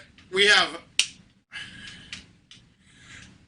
All right, so when we're looking at this live, so when I ask myself, let's eliminate problems, right? Can I go from here and have, because that means I don't have as hard of a time getting around the obstacle in front of me. Can I go from the easy spot and have it get to the green? On this one, there's no way my full would get back to the green on this. So that's not an option. I have to do it from here if I want to stick this. So now I look, I move it to the right of the box and go, Okay, can I get it around the obstacle in front of me from here? Yes. Okay, so we're gonna move on. We're gonna lay the pin. We're gonna lay the tee. What club am I gonna use? I know I need a high tee on this now because that might eliminate. It might save me problems from hitting the early wall there. Okay, cool. So we're hitting a high tee. Distance wise, is the 4-wood enough? No. Is the 3-wood enough? Not sure if I'm hitting the 3-wood or the 10.5. I'm pretty sure I'm hitting the 3-wood. That 10.5 looks like it's a bit long. And in order to if I cut the 10.5, it's going to snap way too far. So my play here is the high T 3.5. I mean, high T 3-wood. Now, do I want to hit a full on this? If I hit a full C and get it around that, am I going to cut enough? Am I going to cut too far? I'm going to cut too far and I'll be off the edge. I need to hit this inside of a full. Is a flat too much? A flat being straight to the tip of the C? Probably not. Do I need this ball to snap and get more distance than normal of just hitting it straight? Answer: I think I can control it, but I need to have it have that snap to it. So I need to have more than a 45-degree pullback. So now when I'm looking at this, so now let's piece all this together. I need to have more than a half cut, more than a half BC, but a full is too much. Is a flat too much? It might be. So we're thinking about a flat or a little bit inside. How hard do I have to hit it? Well, when you're doing that much cut on things, the forward speed doesn't really matter. So really I need to focus on making sure I get the ball outside enough. I pretty much need to get this to about 2.75, so almost to the 3 to have this have a chance. And then basically, backspin, bite, or roll really won't make much difference here, but I'm going to hit backspin so I get a higher bounce. It's negligible whether it does anything with the tee, but in my head it does. It goes a little higher, so that's good. A little more height won't hurt here. So now I'm just going to play the shot that's going to try. So I've eliminated it. I've made it the best odds of getting this. And here's the other part, right? You got to do these odds too. Since this shot isn't a gimme to get it there, what are the odds of me laying up and getting on the green in one? I'm looking at this. I don't have a good layup. I could probably hit a C3 5-wood and put it to the bottom somewhere, but it could give me a distance that I can't make the putt. I could lay up in the fairway over here, short, and have a line to the hole. But look at where that pin is. That line to the hole is not a pretty thought to have either. So I think we decided it's going to be the cut shot with the 3-wood and hit it pretty solid. So we got Rodney shot the approach. Not much. When I'm playing myself, it hasn't changed at all. During this, it approaches a little bit. I talk through things a little bit more. Hey, Dave, maybe if you watched and learned what I'm doing here, it might improve your 20 unders. I don't know. That's it. And then I undercut it. I didn't do what I wanted. I needed to get it more than BC. I needed to hit almost a flat there. I didn't do it. So I think my plan would have been right and it would have worked. But that was not an easy hole today. So we just made it as good as possible to get it. No, I'm not laying up. Well, guys, sorry about your luck, but now all the retards have gotten here. Okay. Let's think this one through. Can I stick this green if I get it on the fly? Not really. So we're going to do the skip up. Hi, Nick.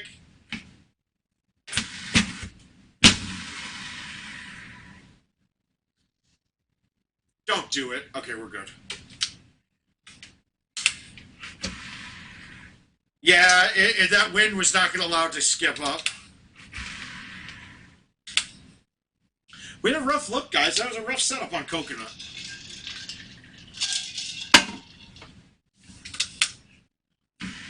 Wow, Dave. I would say it killed 40 liver cells, but they're all dead on you already. Brandon? Hi, young man. How are you doing tonight?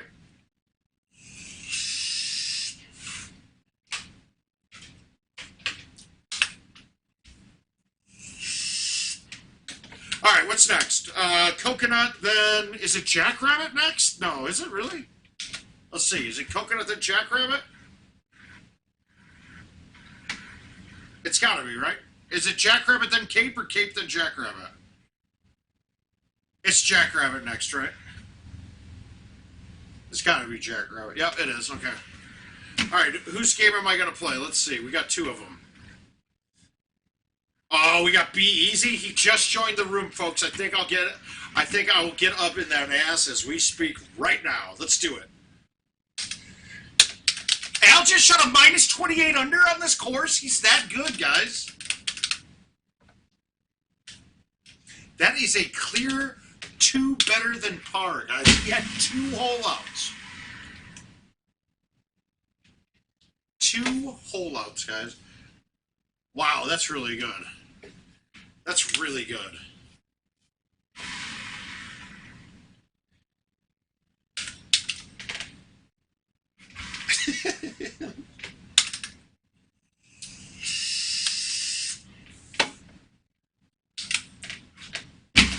You guys, it is distracting to watch Richard King work while I'm doing this, but it's awesome. He's a talented son of a bitch. It's almost my birthday, I can stream if I want to.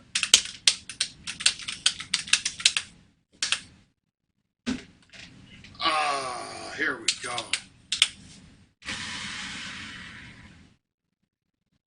Oh, no good. I'm not very good. I got nothing left in the tank. We're blowing it, guys. We're blowing it.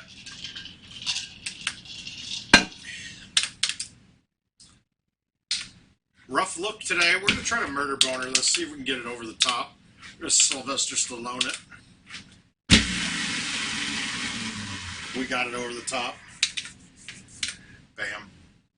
Brendan, don't attempt that shot. You don't have that kind of sauce. Brandon, I meant. You don't have the sauce in your bag, dude. The sauce is the boss. Big numbers.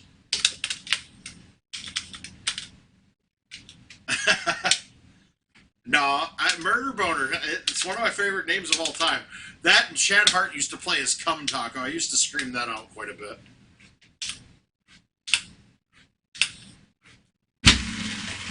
Oh, don't worry. I've heard all about the Murder Hornets before it got big. Richard King gave me a soliloquy on it. Mike, how you doing, sir? Yeah, don't worry about me. Worry about the people in the chat. They're the ones that can help you.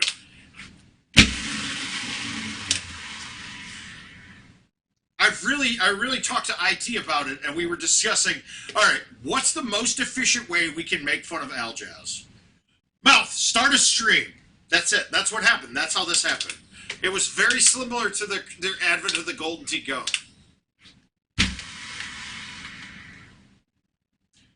Right? I mean, those are the things. That's how we do it.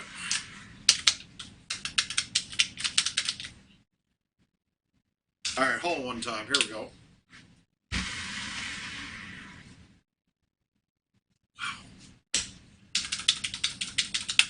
Good shit, Joel. I'm proud of your bar. I think mine opens Monday, too, so I'm not even looking forward to more Golden Tee. I'm looking forward to turn these credits into money. All right, we're going to hit something stupid here. I don't think Brandon knows this shot either.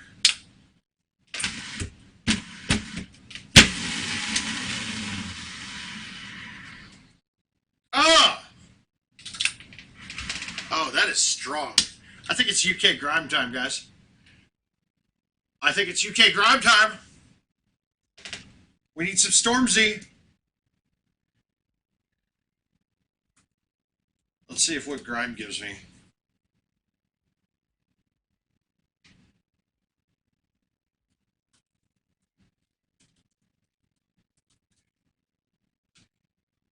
All right. It sucks because the playlist is always the same, but I'm in. I'm in. Oh, we got lubricated Mike Jones. It's 281-330-8004.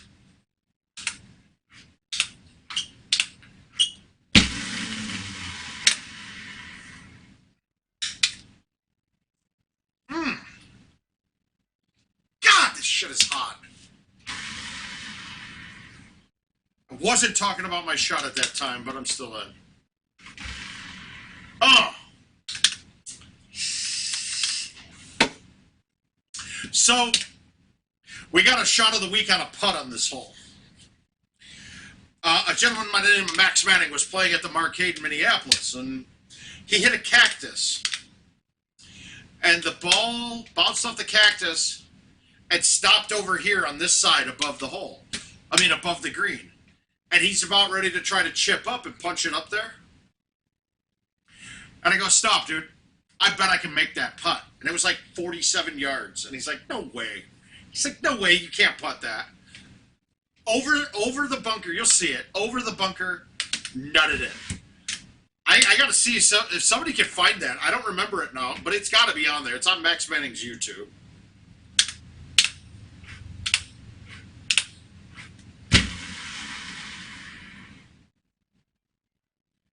You see that? Look at that. Wait a minute. We gotta find that. I wonder if Richard can find it at some point and pop it in. It was the only putt ever to get shot of the week. Ever. It was impressive. Made me hard, I'm not gonna lie.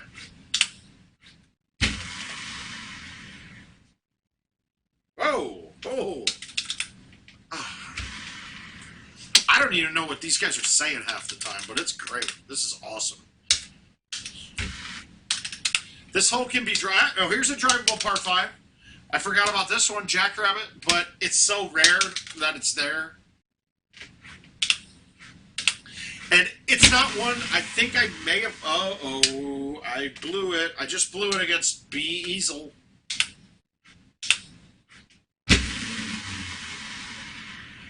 I don't get it. Gravel didn't used to fly normal speed distances.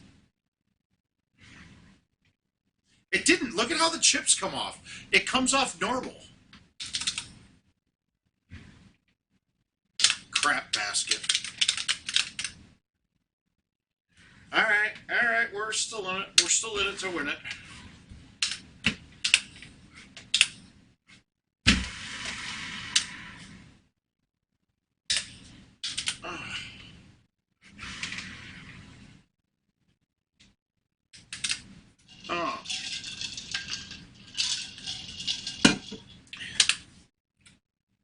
All right, so I always play this one out to the farthest island on the left I can. And there's a thought process behind it. I want to have as much green to go over when I'm coming in. Oh, yeah, that's right. I want to have green when I'm coming in. Wow, that was stupid, too.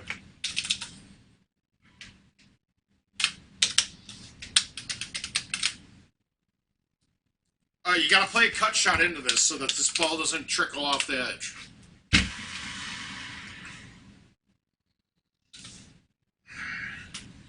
$16 feet now. I have to, if I'm playing Titans or Streaks, I have to dink putt it, meaning I got to do the one click back and putt. With Stouts, I have to C putt this, and I think this might roll over still. Nope, there's good.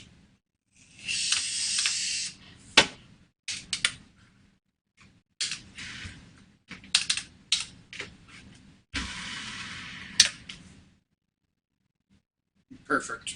It's perfect. It's perfect.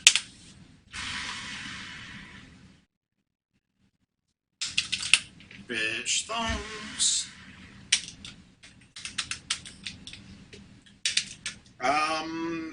Driven this hole before. It's not really.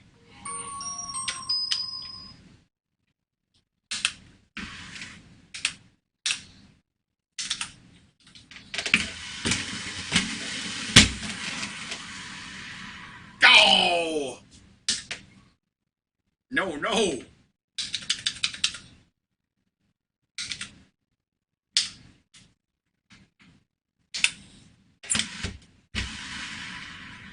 Okay, I ruined the round. I'm in trouble. You can't get out. All right, here's the shot, though. We're going to see if I still got this.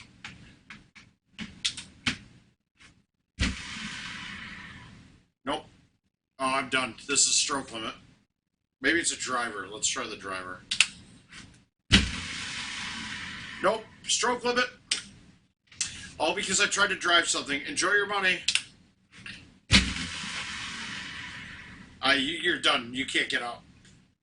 You could just knock it way out this way, but no, you can't. I stroke limited. Good. Yeah, I don't think it will get out with stouts. I'm backspinning it. Let's try rolling it.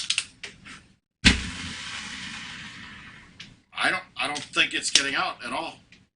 Normally, if you hit that shot with a 3-wood or a... Oh, there it is. All right.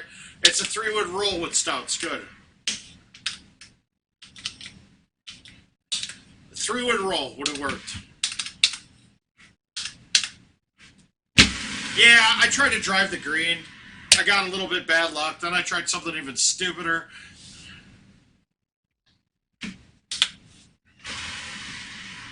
How come right whenever I put the UK grime on, that's when Corey jumps in the room?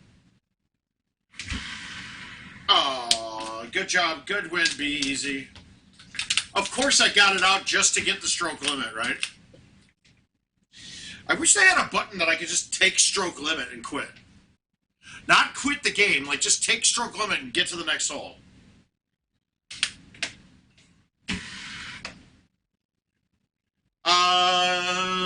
Jackrabbit. But that course is trash anyway, dude. Like, it's boring as shit. It's not a good course. We got Bear. Al loves this course. It's average course at best.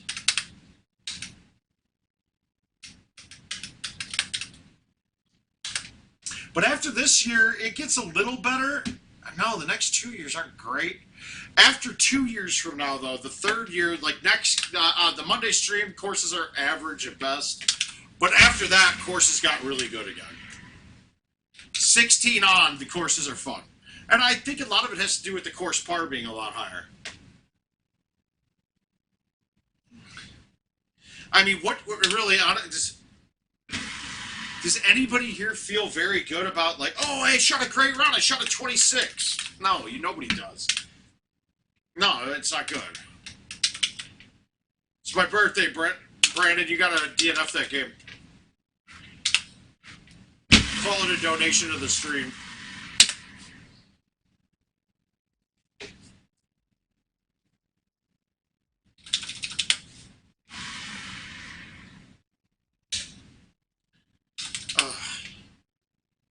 Ooh, girls.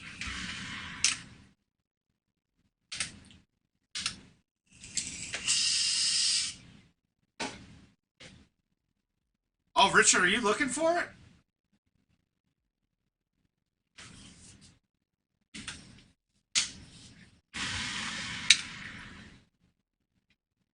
There it is. There it is. He got it. He found it.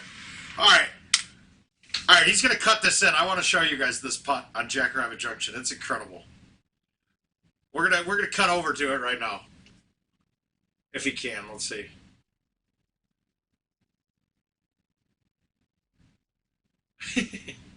He's making it look cute. Oh, he's overlaying it. I like that. All right, here it is.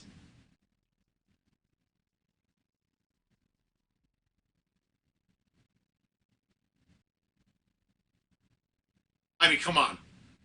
It's the greatest putt of all time. Hey, Zach, how you doing? I hope I didn't break the rules of IT, though. I could have gotten banned for that, guys. They could have suspended me from the play for making that putt for max banning.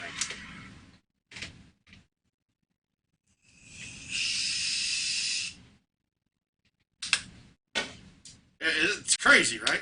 Crazy. But it's what you got to think about with putting, right? If I'm over an obstacle, if I'm over 25 yards and I've got a downhill shot, that ball's going to land at least 25% of the way toward my target in the air. All right? So it really was a no-brainer to putt that. Ooh, am I going to get it there? Screw it, yeah.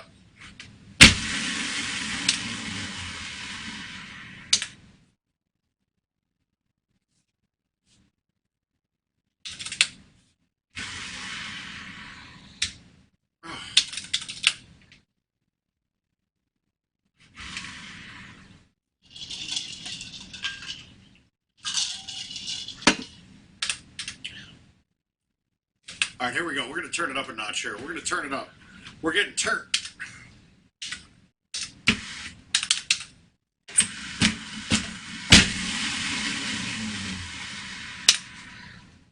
I smell a hole out. I smell a hole out. Oh, good night, Jason and Jackie. Love you guys. I smelled the hole out. Bullshit. I smelled it, guys.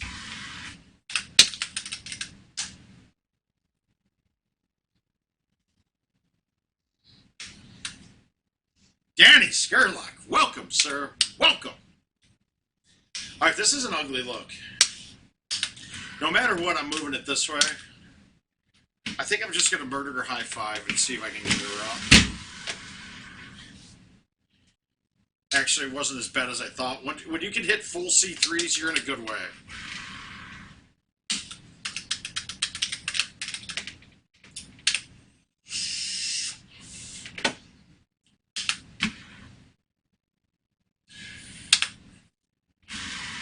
Dude, this UK grime, the guy goes, on payday, they get a reality check.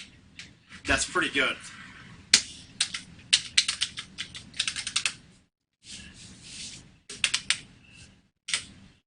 Alright, we want to go long here. If you guys remember the Ultimate Cycle, I was so far back I had to play it up to the strip. And that's not your best play ever. That's the harder shot.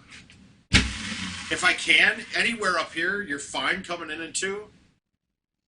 So that's the way I'd want to play it. Now I could hit the 10.5 backspin and probably nut this. Oh, he babied it. Oh, he nutted it. Oh, he did nut it.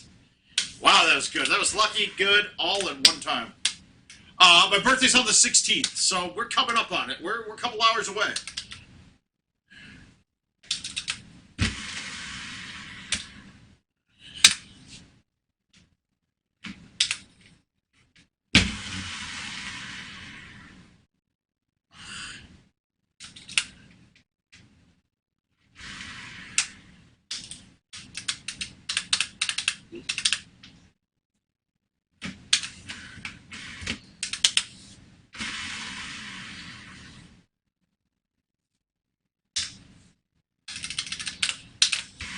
Ooh. Nick, thank you very much. Thanks for checking in. Happy to have you. See you guys on Monday. We're going to start getting some guest appearances come Monday. Some fun people, some very fun, entertaining gents. And if they're not entertaining, they're actually very skilled at what they do. Ha. Well, thank you very much, Zach, and wish your mother a happy birthday from the word of mouth and from the mouth himself. Or you could just say Mark if you don't want to look like an ass to your mom, like saying you got a friend they call the mouth. Yeah, Mom, I do. And then you're like, screw you, Mom.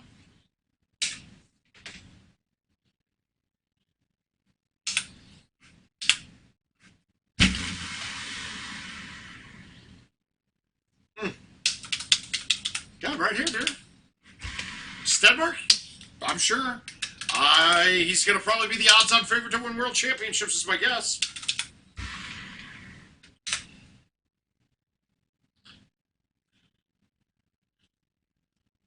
I would still put him at odds number one. He's too damn good, guys. And then I put Haas, and then I put me. Me. I think I'm going to be a value buy though, because I think my predictions aren't nearly as good as what Vegas will have me at. I mean, I ran pretty bad last year. I lost. I lose on a 2 better, and I lose on a 1 better. So I ran bad. It happens. All right, guys. This is where this hole can be tricky.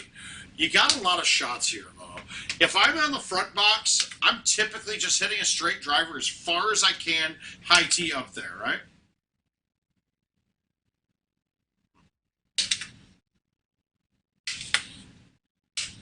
Either did my mom, and then I bought her a house with Golden Team money. No, I'm just kidding. I didn't buy her a house.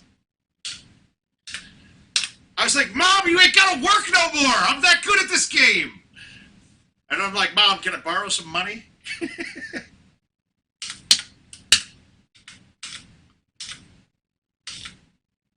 Yeah, you will, buddy. You will. All right, so we got to go around this, right? And this gap's tough today. I just don't know if this is going to cut enough. We're going to low tee it and see if I can cut it.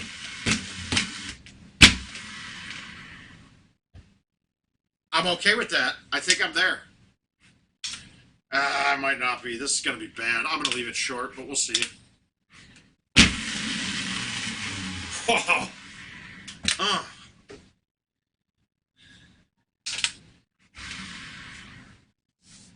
Goddamn.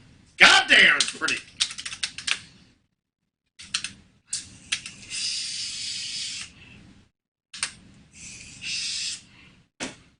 All right, here we go. Here we go. We're going to murder this. We're going to hit this a little hillbilly-ish. We're going to get past the hole. I haven't checked the right time.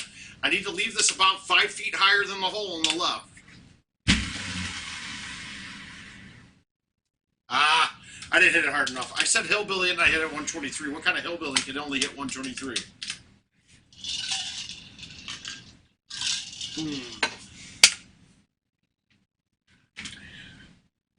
This is some shit. Ain't this some shit?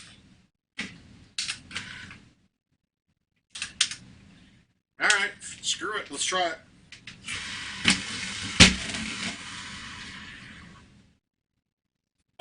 Oh, yeah, stop. Nice. Oh, God. I got sticky juice hands. I'll be right there. I need to grab some. Yeah, I'm going to go wash my hands. I'll be right back.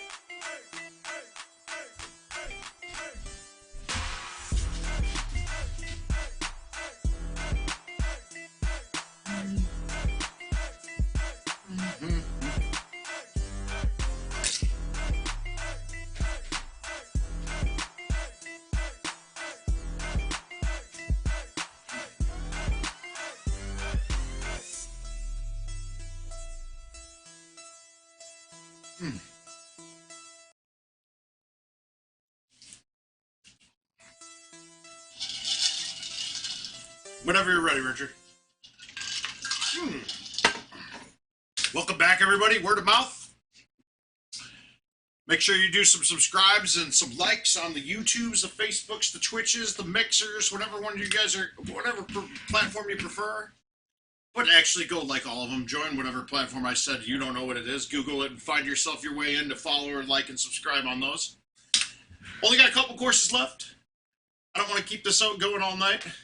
Like I said, I think I might actually have a shot at some good loving tonight with the birthday coming up. We just finished Bear Lodge. We got Cape Haven and Sequoia Grove left. I hate Cape Haven because of Mark Stenmark. Eat shit, Mark Stenmark. What the heck is that? All right, there's the Cape Haven. We'll play Donahue. My boy Donahue.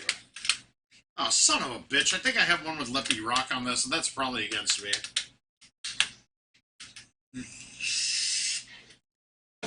One second.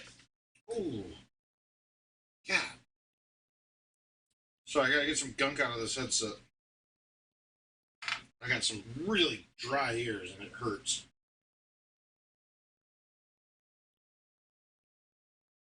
Alan Schultz knows what I'm talking about.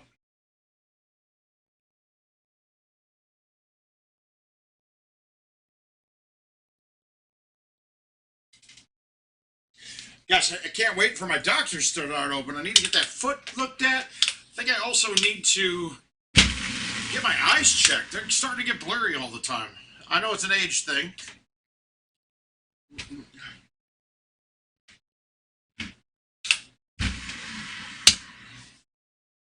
Oh! Oh.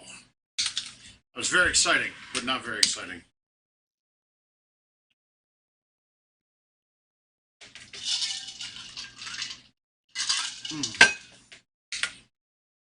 There's not really going to be much to talk about at the beginning of this round.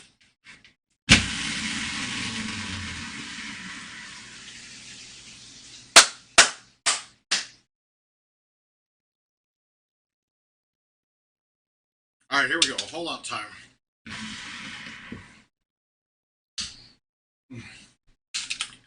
Had to be gentle with that, but I also need a roll.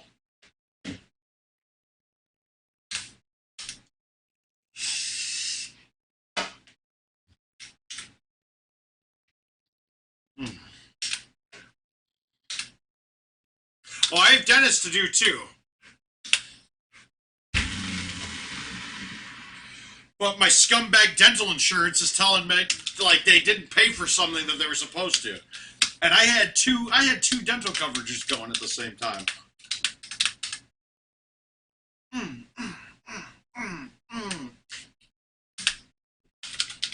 All right, main key here. Put it between the bunkers, short of the last one. And you are good to go.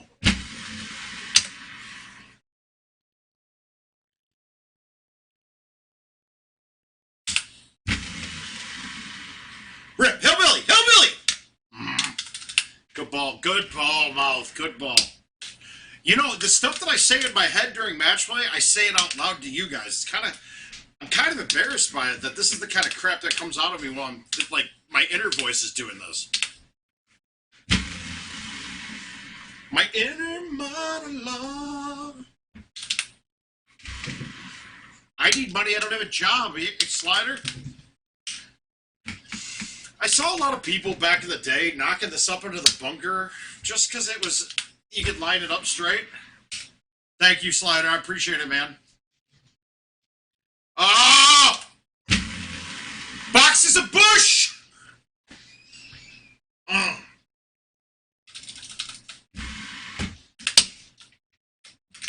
Men don't want that smoke. Woo!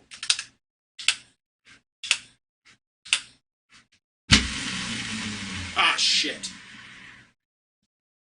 No shit. Good, we're good. No shit there, we're good.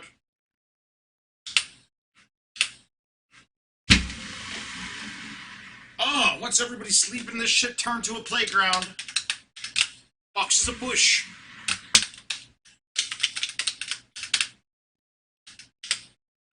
Boxes of bush. All but no brush.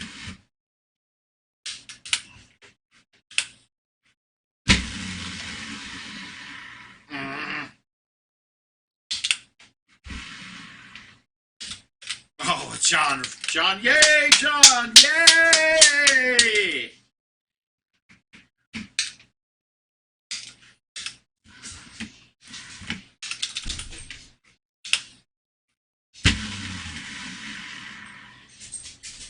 Do it with you in a sec. Hey, Lucy. Come on, we gotta be my friend. Come here. Up, up, up, up, up, up. We got Lucy. Lucy, up there. Say hi to everybody. Uh-oh, you're pulling back. Yes, she is. Yeah, you can come anytime you want, Slider. The world's opening up. We can die. It's okay. Hi, buddy. Hi. If you pee on my machine, though, Lucy, we're going to have some problems. Lucy, you love it.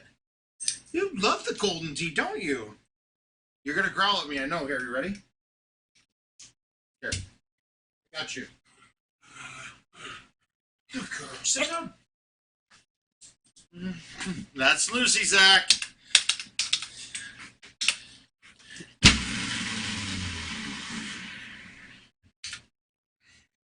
What are you doing? I got nothing. Boxes of bush. Uh-oh, he's got a good shot here or else it's bad. It could be very bad or very good. Very bad. Yeah, Slider, you're always welcome. I don't really care about no virus anymore.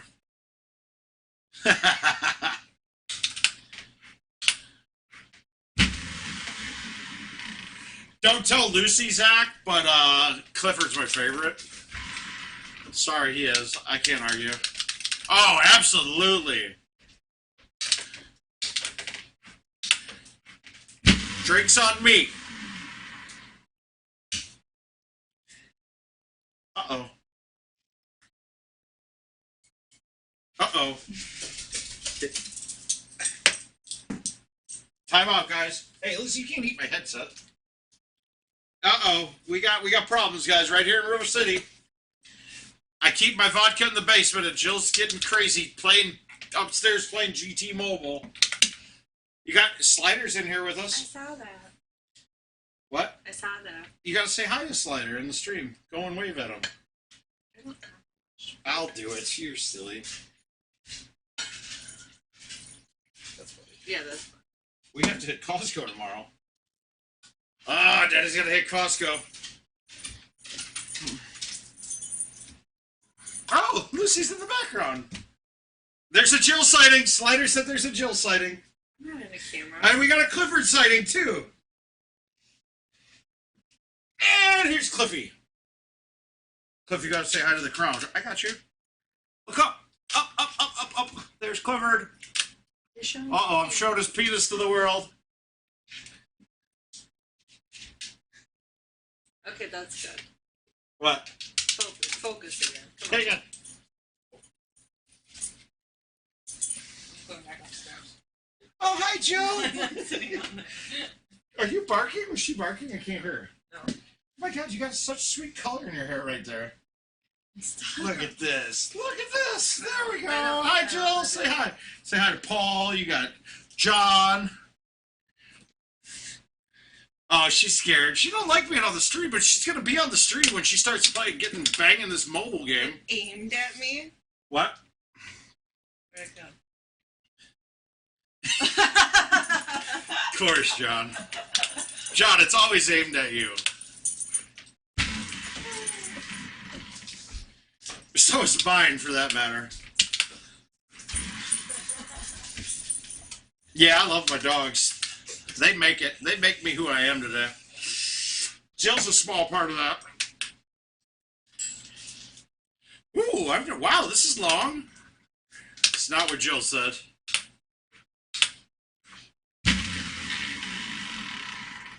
Oh, I baby. No way. 120 should have gotten that there. All right, we're gonna make this. We're good. Ooh. Uh-oh, Dave Sandmeyer saying things, nice things for once. She's gonna be upstairs, don't worry. She's upstairs now getting ready to bang GT Mobile still.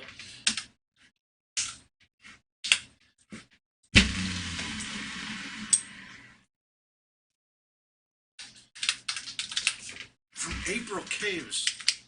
How do we know April Caves? Jill! Hi from April Caves! Oh, that's one of Jill's dad's friends, I think. Because Jill's dad ref college, I mean, well, not basketball, but... Oh, look at that, wow. I mean, shit, I can't get Jill to say a word in the chat. Once Slider comes in, Jill's all about it.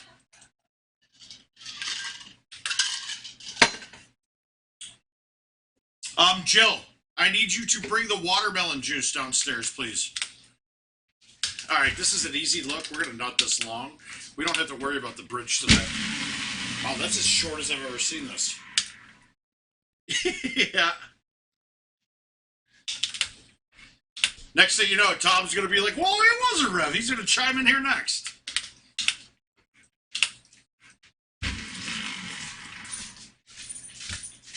Oh. Wow.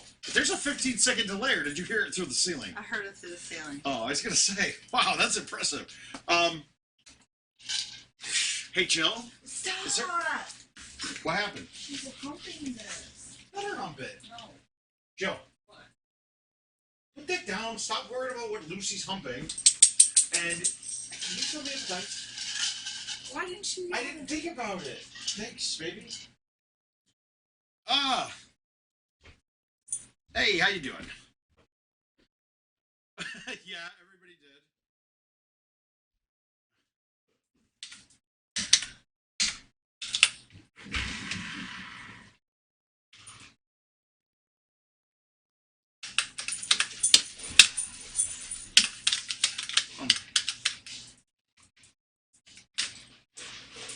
I really wish that we owned the rights to a lot of music, that I could play this music here. Yeah, let her help it, dude. That's it. You got to. Hole in one, guys. Calling it ahead of time.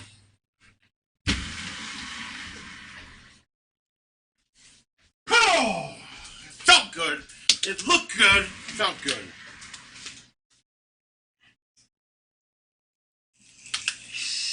Well, I think... Where's the lid? You took the lid with you. I didn't have the. Yes, you did. I did.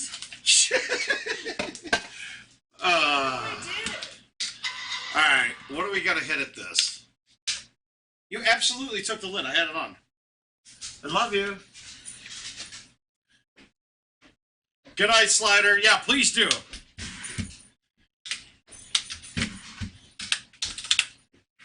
We'll have to come up that way, too. I'll just tell I'll tell Jill that we're going shopping in Albertville. That's easy.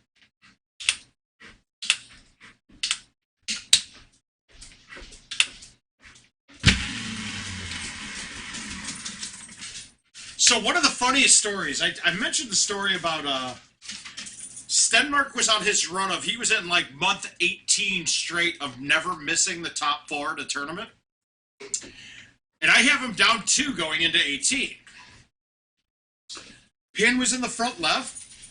It was an small outwind. I hit a backspin forward, nutted it. Perfect. Like, I'm like, dude, I'm going to win on an ace against this guy. Oh no. I hit the stick.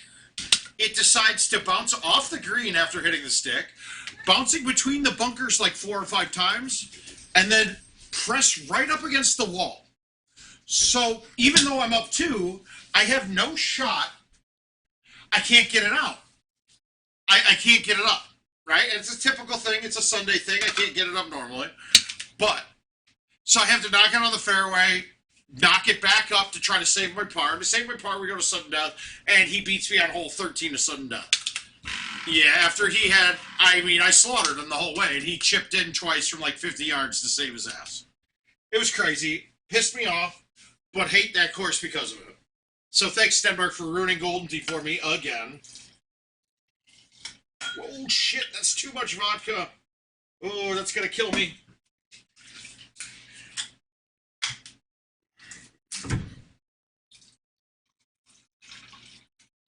Switch to the Simply Watermelon. It is delicious. This is going to be a little stiff, but we're okay with it.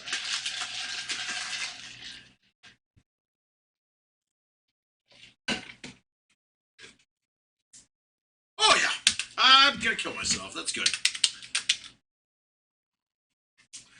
Yeah, it is when you're a sissy. I mean, if you're the kind of guy that are drinking vodka watermelons, you probably don't like too much booze. I can be honest about it. But I'll drink a lot of not too much booze, though.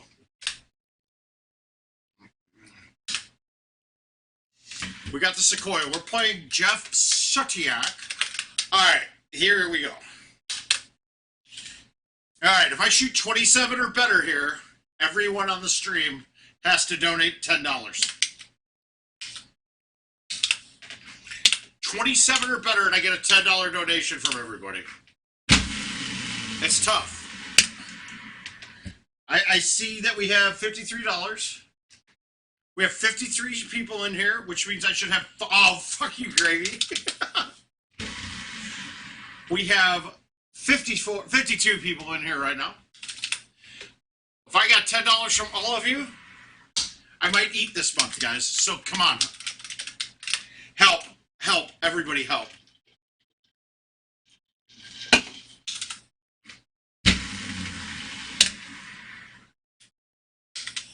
Oh, thanks, Kirk. I appreciate it. I haven't even looked, so I don't want to look at numbers and judge you differently, better or worse. But Kirk, we definitely have a conversation coming up. Did you get a chance to talk to Mr. Sobel?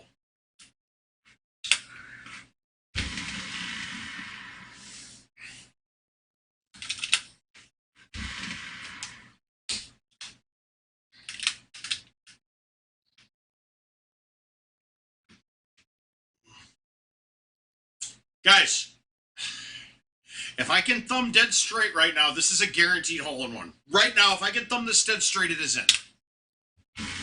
I cannot. Oh, God, it was so dead end. All right, good. Good, he's looking forward to it. I know, I need it too, right, Zach? Oh, yeah! I make sure my dogs eat good, I don't. All right, so we got two options here. You can try to cut it small and go through the first gap. You can cut it bigger and go through the second gap. I'm going to go through the first gap right now because with stouts, I don't like cutting bigger. And I think I made a good choice. He did make a good choice. Oh, you don't know what my choices are. Ah! That's right. Yell at that.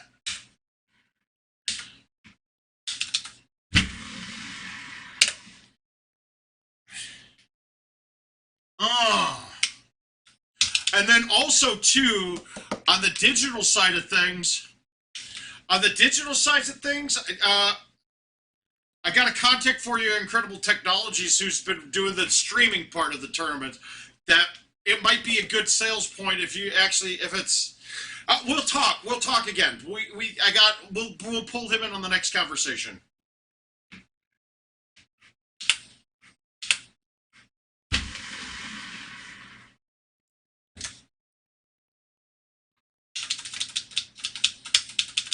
It's a bitch to smell. Well, ask my wife, dude. She was so... Do you know how many days of shit I got while she was changing all of her names around? She had a sweet last name, Chromie, right? So easy. Like Chromie, Jill Chromie. Everybody called her Chromie. I call her Chromie still. Did he do it again? Did he just do it again? No, he didn't. Yeah, then you get that... All right. Hard hole, guys. We got a hard one. You got this gap on the outside on the right. This is going to be a hard one to telestrate, too. And it'll be easier to talk through this. So the tree that I'm faced at right now, you can go inside of that tree and around all of the other ones. On this setup today, it ain't going to work. This gap is the gap we're going for. We want to make it so that the gap's as big as possible and that my cut's just right. So here we go.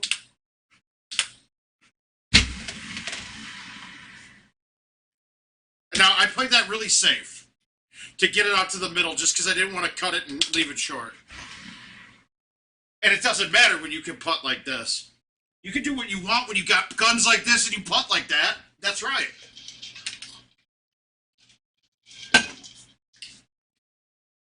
Oh shit, Josh, you're wrong. We gotta add that. We gotta add some more watermelon. There we go. Now, guys, we're gonna get into basic Golden Tee 101 on this, and Golden Tee theory. All right. So the shot on this hole is a cut shot with the driver. Get it around the corner and have it start going down the hill, right? Most of you would think that, okay, so I'm going to be hitting this. Most of you think that, wow, Lewis, wow. Well, hang on, I'll get it right here. But most of you all would think that you want, okay, it's a big downhill and the slope kicks it into the water. So I want to backspin it, right? Backspin is the worst possible spin you could put on a shot that has a chance of bouncing down a hill and going into a water, right? Because the time that backspin will make the ball stop is the 20th bounce, the 20 bounce rule. When you start down a slope with backspin, you're not using the friction of the ball hitting the surface to stop the ball. You're hoping that Golden Tee stops it for you by the bounce rule. In a case like this, if I cut this enough, backspin's making this go in the water. My better choices are release, roll, or bite. Bite could still have the same problem here, but it lessens the dramatic effect of the ball bouncing down a hill. So honestly, release is what I'm going to play.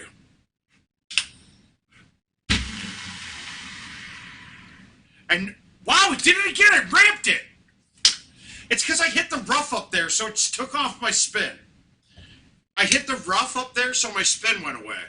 God damn it, that's a terrible shot. And I'm trying to get away from that. I did that last time. I was trying to explain this theory too. And I just fucking murder cut boner that. And then I do that. Awesome. Here we go. Here goes the alcohol effect.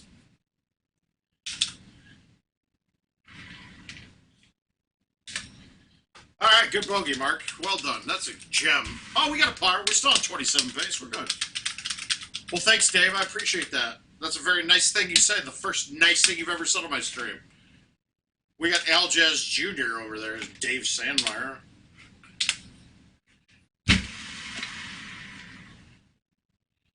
Oh, Stormzy's the shit, guys.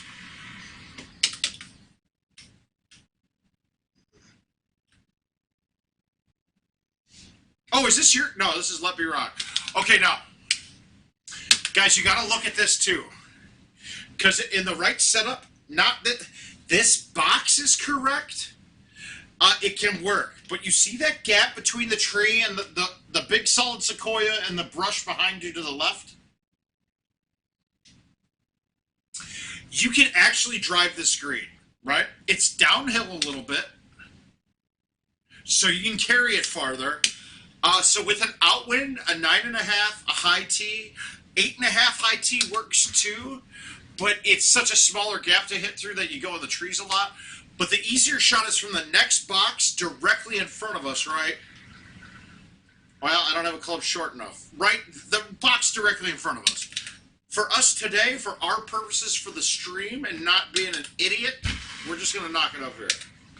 Jack Wallen, how you doing, sir?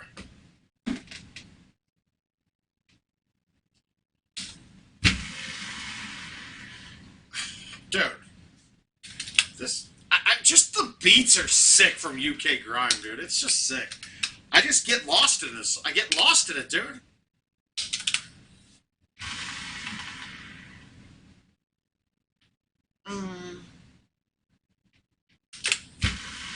I got some weird chop move that I like to do to the grime. I don't know where it came from, but I love it. I'm doing well, man. Got about an hour till this old man, he's 42. He played knick-knack out of shoe.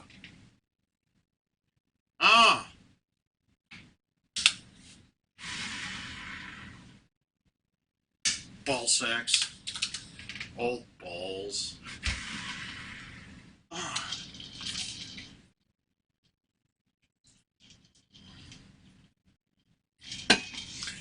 Kirk, it depended on year of courses. And all the year of courses all that mattered. Bags never change on anybody's handicap. Thank you, Jack.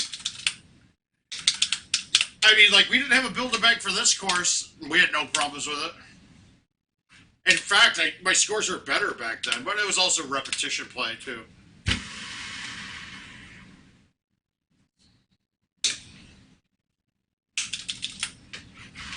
The problem with going back to the old courses is we don't have enough build-a-bags to build a bag for every year of courses, right? We only have 10 build-a-bags.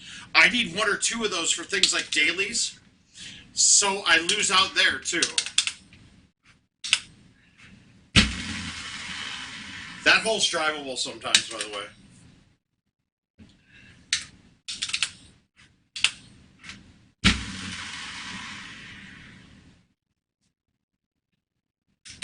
Rat piss.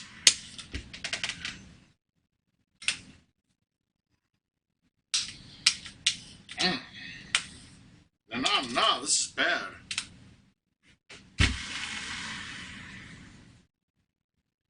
Oh, God, I got screwed. I hit the fringe first. I need to hit the green first. All right, we're going to make this now. Ooh, safe par.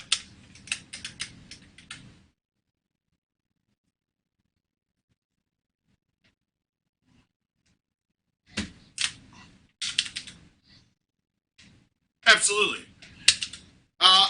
Yeah, it did. All of it did. High tees, low tees. It took some skill out of the game. The Build-A-Bag did specifically because forever, it took until the year 3 of courses came out, when Glacier Ranch was there, that any Glacier and Indigo, that people switched off of the low lofts, which was the buzzsaws, and the buzzsaws had a 8.5 driver, but back then it was 320, not an 8.5 310. The 8.5 310 is a little different. The 8.5 320 allowed you to drive a lot more hole ones. It did. This stuff's definitely taking skill away. This is probably the biggest skill breaker in the game ever. I'm terrible now without playing stouts. It's horrible to watch. I mean, my horrible is still pretty amazing, but stouts have made me a worse Golden Tee player. My scores are better, and I'm more consistent with them, but I'm definitely a much worse Golden Tee player. It's how it rolls. It's how we roll with Golden Tee. Now, stouts are a mistake, though. They are a mistake. It's a game breaker. It is. It just changes everything about the game. All of the other balls, cool. You had some that were long, some that were shorter, with more spin. They had their features to it, right? Stouts broke. They break the game, how it changes the wind. My heart of hearts, even though I've gotten good with them, I want them gone next year. I don't want them to be an option anymore. But this hole sucks. Look at how challenging this is. But it's always there, so it's challenging. All right. Oh, I already high teed it. Whoops. Oh no, I don't like them at all. They're great. They're very easy to use, and like I said, my scores are more consistent with them. They're the worst thing that's happened to Golden Tee since Al.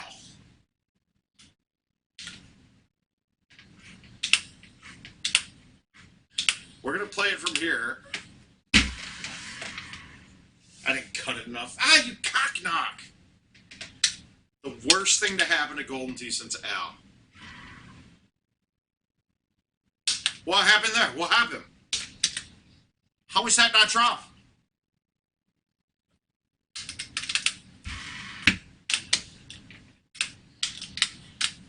Oh, I've dished as much as humanly possible tonight. What do we think, guys? Should I go for it? Do we stroke limit and go for this?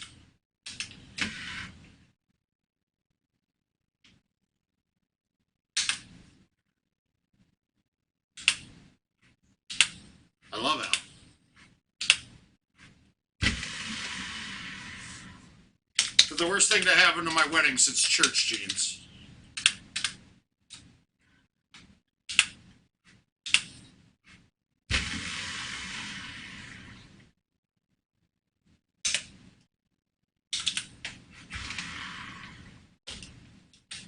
No, you can't. This hole's not, has no explanation. There's no explanation for that hole. It's terrible. It's a great hole, but terrible.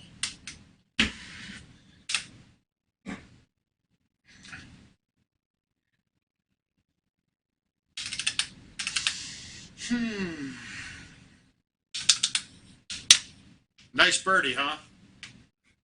That was actually the best look I've ever seen at that hole. The 3-wood's high enough to hit the fattest part of the gap. No, you never go for it. That's the key. You just don't go for it.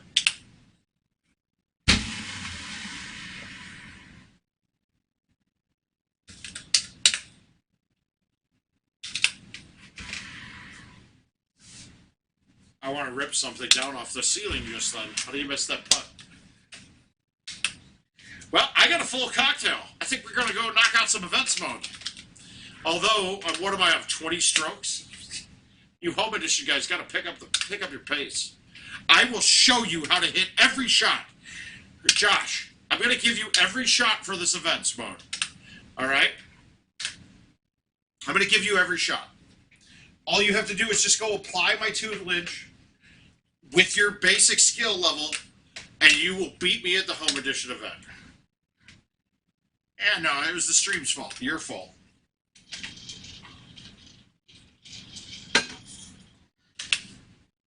All right, guys, we're going to give you every shot. I won't shoot worse than a 42 under on this, and I'm kind of blind drunk already. You cannot play stouts for this. Stouts will cost you too many holes. And it changes the way the ball reacts on these first couple holes especially. Titans are going to be my ball of choice here. Oh my God, look at hole 1. We got a chance of driving this with a high 5-wood. Nope, I can't get it around that. All right, so if you can't get, okay, so here's the play. It's a choose your own adventure, right? If not A, then B. It's like coding. All right, am I close enough that a high shot stays under the branch on the outside left? If the answer is A, yes. If it's yes, then you hit a high shot A1. Cool. Now, if the answer is B, no, we move on. Is my tee box left enough that when I high tee it and move it to the left, can I hit an A1 around that tree with a high tee? If the answer is A, yes, stop and hit that shot. If the answer is B, no, reset. All right, so now we need to be underneath the trees. So we move it to the front left. And always it's this. We're going to go high tee, 8.5, full A, right? We want to miss the left edge of the tree, maybe a 1.5 here, and we don't need to kill it. It's like a 125, 130 shot. So, full A, little left, and look at that. I missed all of the trees. That's rare. But I'm safe. Look at this. It missed all of the trees. That's crazy. So my goal is to hit one of the trees. It missed everything. You see the trees just opened up. But that's okay. We got a chance at a double eagle from here, right? Oh, no. We got a chance at a par now. Whoops. Whoops.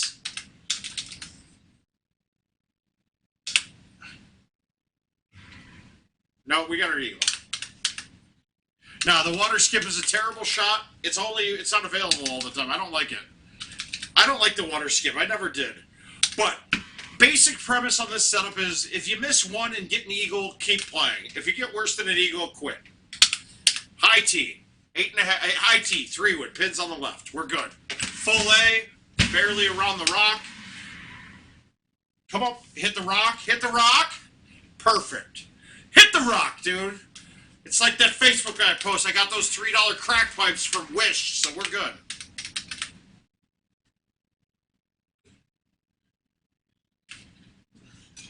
Now, this is part of the reason I play Titans. It's because the A1 shot on this hole, not this hole, sorry. Well, this hole's a lot easier with Titans too, by the way. you can't. You can get a free one there. I don't need a high tea. What am I doing? High tea with stouts. Stock tea with Titans. Boom. Boom. Boom.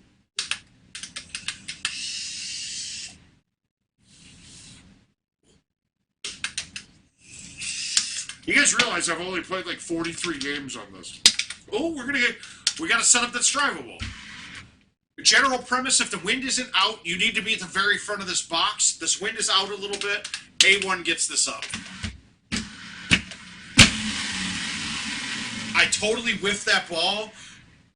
King flashed me just now. It wasn't his fault, but he just was going and editing something, and it flashed the screen, and I whiffed the ball. It flashed my monitor in front of me, and I whiffed the ball. That sucks. Yeah, now we quit this, because I don't like being that far off. Sometimes that gets me. He'll be on my screen and flash something, and it fucks me up. No, I'm not kidding. I whiffed the ball there hard. If any one of you guys have ever like dealt with streaming, but having the production shit right in front of you, it can get kind of intense. Like, this screen has a lot of shit going on me, but I keep it in a spot where I can see. No, I love it, Richard. Don't change a thing. I keep it where I can see it. Oh, wow, I must have won some invites. My fucking player account just jumped like $50. I must have won those invites. That birdie save I got on 17 to Sequoia might have made me some money. All right, let's look. Let's hope we get a better look. I like the... Okay, so this is going to be the 5-wood round. It's going to be a little off because the wind is pushing the wrong way. I want the wind pushing left to right, but here I can murder this.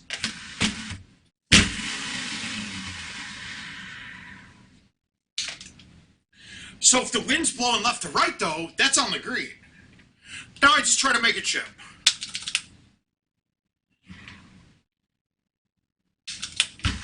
Nope, no chipping. But, so, Josh, you see how easy that was? It's over the top. It's fine. Same shot as last time. Move it up. Backspin. Bounce once. Perfect. Good. We got that. The worst thing you can do there is bite that shot and have it bounce, hit the green again, and then it ramps up and stops on the wall. It sucks, but when the pin's at the bottom, it's still a putt, but it's a rollover putt or a water putt. But you can't worry about water putts here. You can't worry about water putts on events mode because fuck it, you missed the putt, you restart it. It's $1 out of your pocket, but you can't deal with. You don't want to play that one out. It just messes your head up. Oh, he just did it. Oh, I think he just did that on purpose, actually. He just threw some big timer up in my face. Wow, Richard. He threw a big clock. Look at this. Not a big cock, a big clock up in my face. Next, he's going to throw a big cock in my face. It's a birthday present, I think. All right, this one we're getting. We got an outwind. I just got to hit this good. I got to hit it good. And this actually shouldn't even need to be hit that good. See? Nutted it. Hillbilly! Alright, so we're one off a par, but we got 11 through 12. That's pretty good. We're in a good pace. I did turn it 27 through 9 and then just fell apart after that. Yeah, this isn't drivable, but it's in a spot we can hole out the second shot.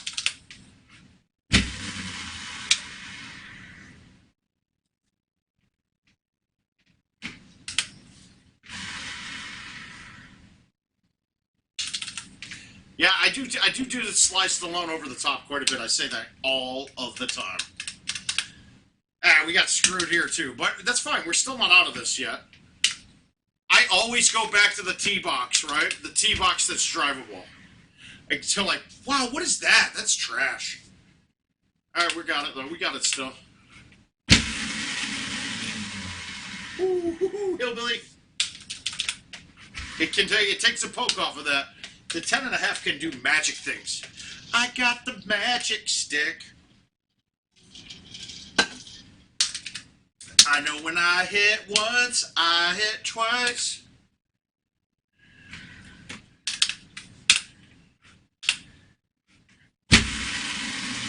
Get off of me! What, thank you, John. Oh.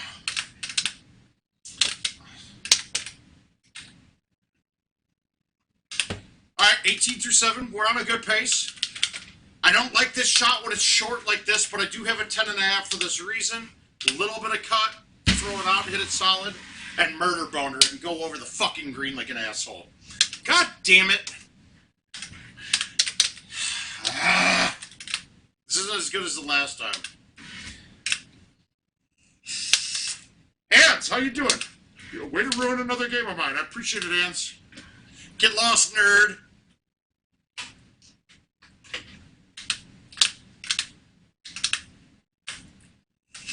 I gotta look and see. I think I might have cleaned up on those invites.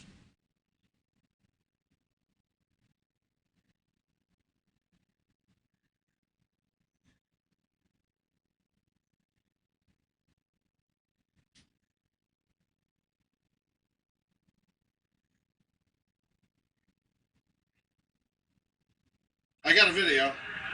Shots to Tur, he's vaping. He's vaping. Oh, he's playing the golden tees, guys. Alright, here we go, here we go, here we go, here we go. We're to the left of it, right? We're to the left of the tree. So now I can do this. This is actually going to be really good, guys. Watch how good this shot is. It's going to get close. Oh, got it. Hung out on me. You see how far out that went? Holy shit! What the fuck? Whoops. So we try to chip it in. If we miss it, we quit. Alright, we're not quitting. We're quitting. And I'm doing this for you guys. I've already won home edition events. I've just wasted $3 for the stream. I'm just here wasting it, just so Josh can do better at it. I would have flown out to help you qualify for Worlds, but your wife said no, she doesn't like me. It's too bad, Josh. I'm sorry.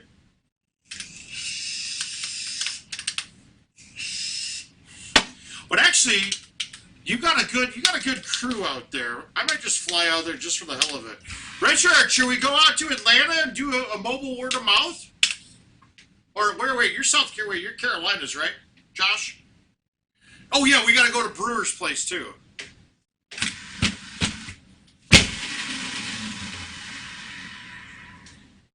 Is he going to putt for double eagle for once? Yes. All right, so we got one now. That's good. I'm saying things well before I'm making the putt. I got to stop that because I might miss the putt. Is that my birthday countdown, Richard? All right, let's see if we can not blow this one too, because I don't like where this pin is. I really don't like this pin. I got to hit this soft enough to turn this enough, and I can't.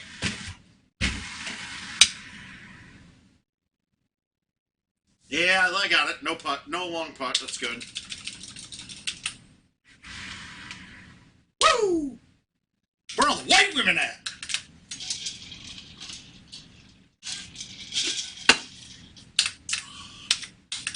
Okay, Marietta I love. Yeah, I've been there. Remember we found you in the middle of the road, Kramer? Me and Wagon picked you up. You were like sleeping in the median.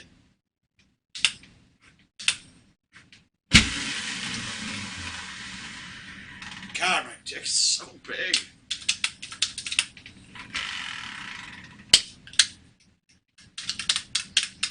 That's a short drive, Kirk. I might be interested in that.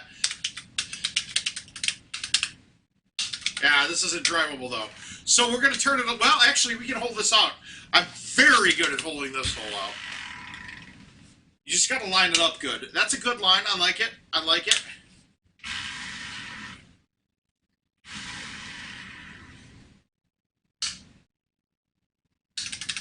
Hi, Brandon. Thanks for checking in. Make sure you go and subscribe, motherfucker. All right, not there either. But we got to get a hole out now. Well, we don't need a hole out.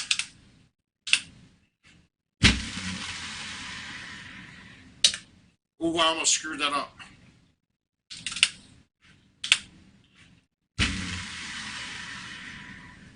Almost fell down, but almost made it. Oh, yeah. Hang on, let's text Trickwagon. See, no, he's probably sleeping. I don't want to mess him up. Hey, we got this drivable, though. I haven't had this drivable in like 7 years.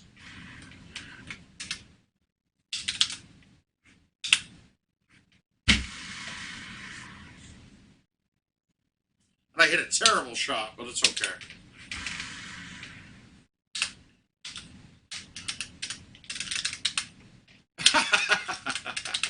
Yeah, join on YouTube, Brandon. Everybody can see you then. You can get to chat with everybody. We got a bad setup for this, though. I don't like this look.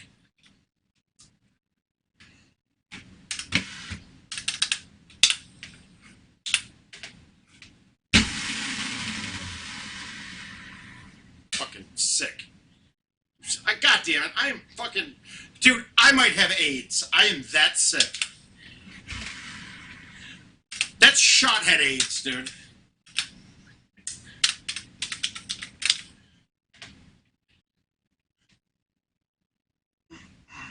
Thank you, Brandon.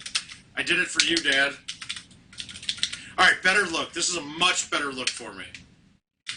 No! No! No! It switched my goddamn bags around!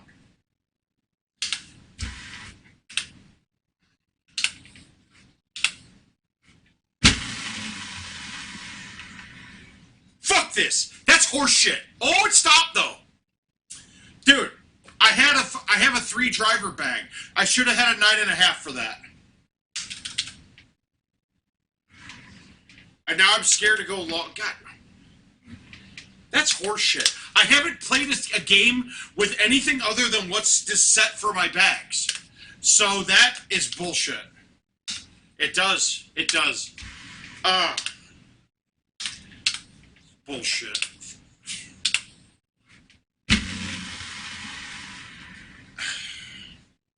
And now we don't have a sandwich either.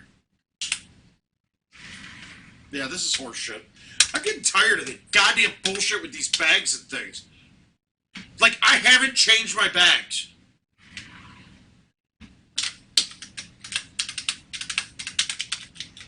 Oh my god, Dave. Hey, go sit in chatties with a bunch of guys with COVID. Enjoy yourself. Keep it up, dude. Do that. Do that, Dave.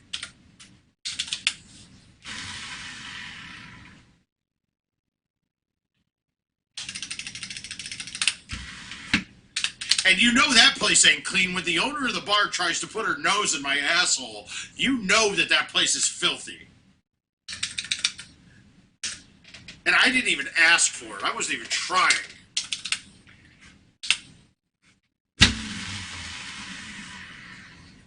Alright, I need to switch my bag because I'm off kilter now because I'm pissed off about that.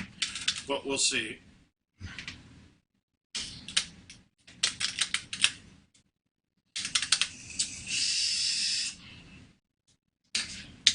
Garbage setup.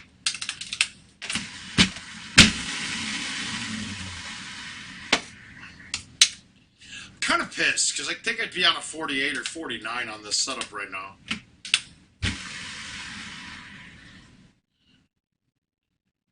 Were you there for that, Brandon?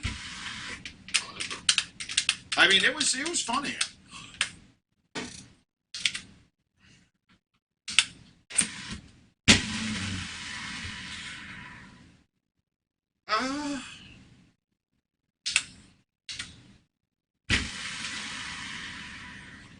And then she robbed us in pull tabs that night. I have been to Busch Stadium. I'm not against the Cardinals because I hate the Cubs. I'm a big Sox. I'm a big Sox, Bulls, Bears, Hawks. Cubs fans can eat my asshole, especially after moving here.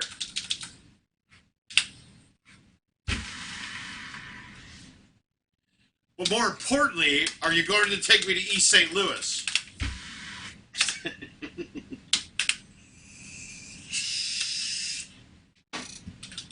And this hole hasn't been drivable once. This sucks. I haven't had a drivable setup on this. No, Iowa's full of Cubs fans, Kurt. I don't see hardly any Cardinals fans here. Almost zero.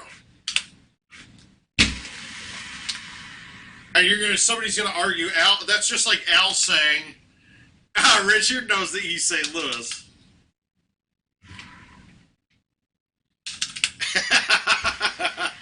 That was one of the craziest Golden Tee nights I've ever had. No idea how we lived through that. Yeah, dude, there's no laws in East St. Louis. You don't have any rules. That was one of the craziest Golden Tee nights ever. I'll go with that. So, oh Christ. Alright, so that's a DNF now. Actually, I gotta break 40 just to show you clowns up. Nope, not gonna do it. Actually, I can still get 40. We're gonna get 40. Nope, we're not. Yeah, we are. We got 41.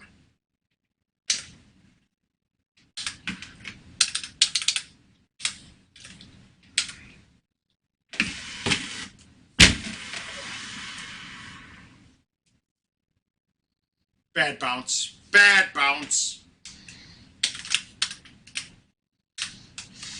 I don't know what Pops is.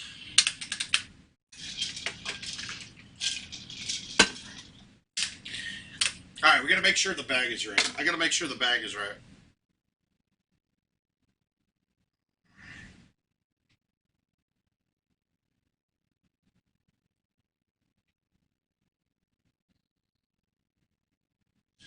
Jason. Thank you for subscribing, guys.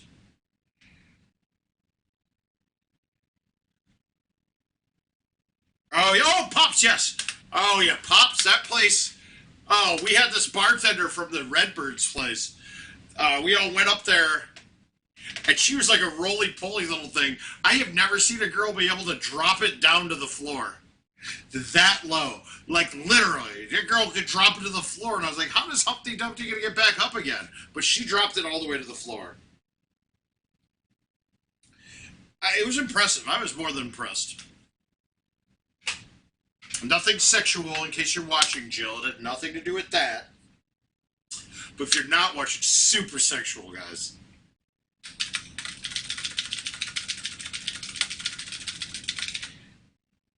Pro Shop. Why does my default bag always change? As much as I love the standard bag, I didn't put it on that.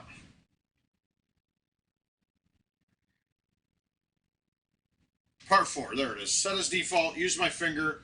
We're good. Now we're good. Now we're ready. We're ready to put up some score. I don't need to do this, guys. We're good with it.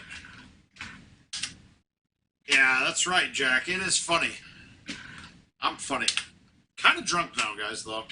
All I see is a big clock in front of me. I don't know what the hell's going on. Oh! That's right. No, you had Darius. We had to... Gavin and I, you had Darius, Paul. That's your boyfriend. But that was just fun to make fun of you, Paul.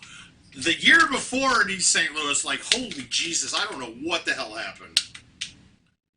All right, we can't... Okay, so what's my choose your own adventure? Can I get around that with the high tee? Probably not. I hit the branch. Am I under it? Am I under that? I might be under that. It's close, right?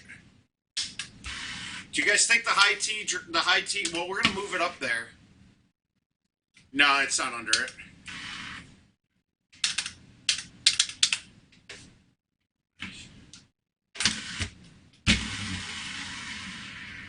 One tree.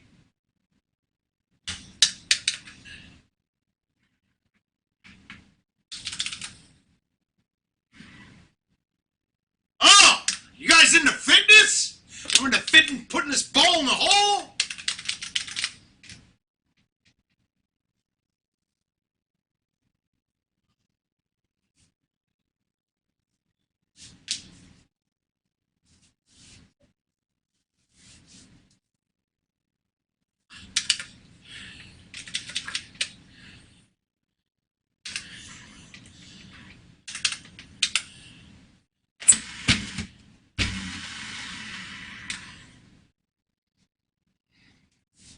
No! Bad bounce. Shit. All right, we're going to make a putt. We got to make a long one. Here we go.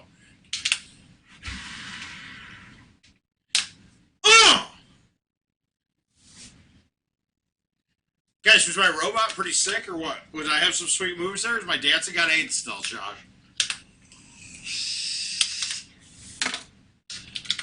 Does my dancing still have AIDS? That's all I want to know.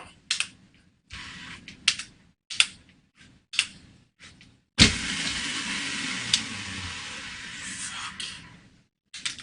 That's what you get for being greedy. Gotta get greedy. I had to be greedy, right? We're just up in the pot for you guys, that's all. That sucks. I should have just put that to the middle. Instead, I tried to go at the hole. What's wrong with me?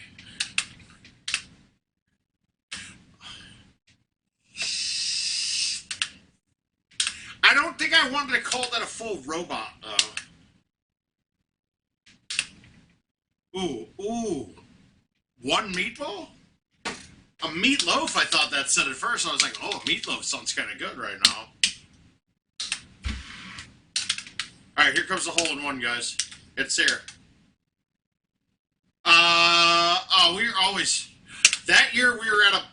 I forget which one it was, but the Redbirds in St. Louis, or in St. Charles, Redbirds, there were 2 hotels in the parking lot.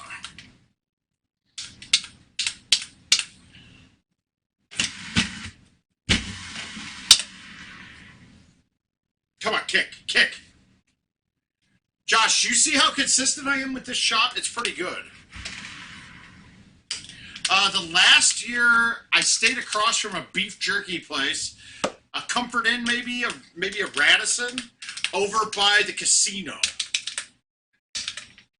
A lot of us had comps at the casino, though, so we stayed there. Oh, it was. Why can't I get that to bounce the other way? Fuck. You fucking piece of shit. Oh, I gotta stop dropping this. You can do anything you want, Dave. You're a smart man. The worst thing is my DNFs are better than your best games. I don't know. I'm not... You know, part of the tournament experience is that I get to talk to all of the peoples. Not just the Golden Tee players, but I get to be a social butterfly. And I don't like that it's, like, not a bar. It's like a fucking banquet room in Cyber. It's probably better for us, but it's not better for me and my butterflyedness.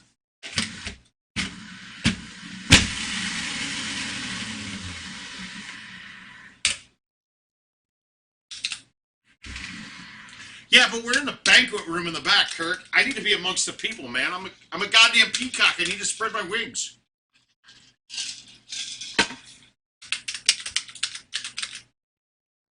Ooh.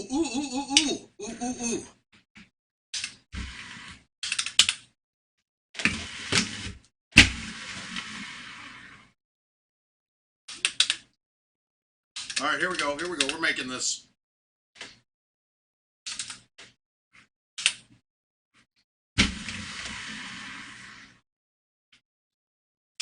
Horse shit, missed it. That was drivable.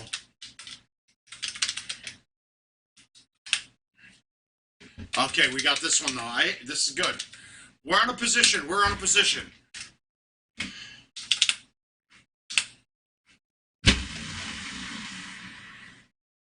Oh. All right.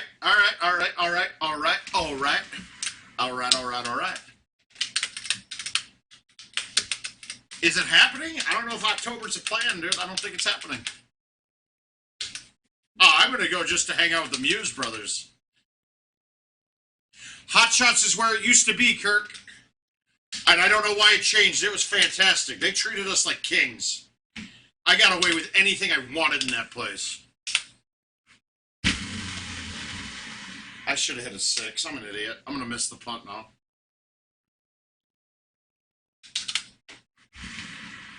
I didn't miss it. I made it. Yeah, Hot Shots was my favorite. I won. That was a win. 110 of us, 116, and I got to win. I don't know if it's going to happen in October, though. That's the thing. All right, here we go. We got the 3 driver bag now, so I'm good. I can't miss this now.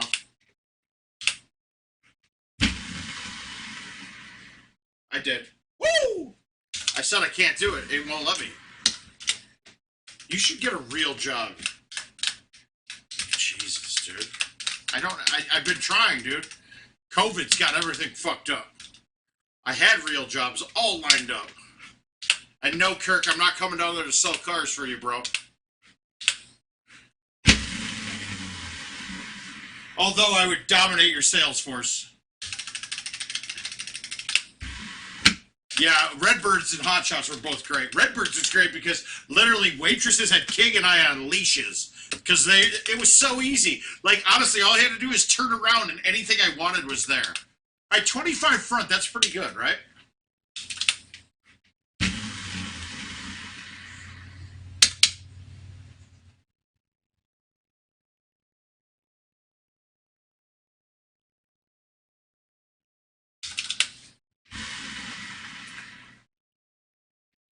I also found it to be freaking hilarious, though, at Hot Shots. Like, I've got like 700 deep on a tab, and they're like, you need to leave. And I was like, dude, I'm waiting to pay my tab. And they're like, no, you need to go. You need to get out of here now. And I was like, Jeremiah, let's go then, I guess. I guess I'm not going to pay you. And they were like, no, you need to go. So we went out and sat in the car. And I'm like, Jeremiah, we're going to wait for this.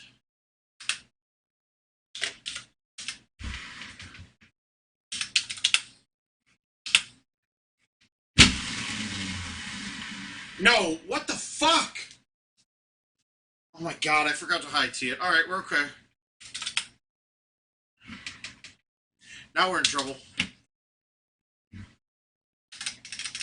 Alright. Yeah, that was terrible. Yeah, I blew the easy one, though. The one hole that's always easy. And I blew it. Fuck.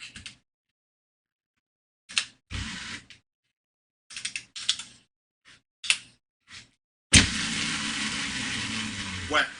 Oh, yes, they dry. Good.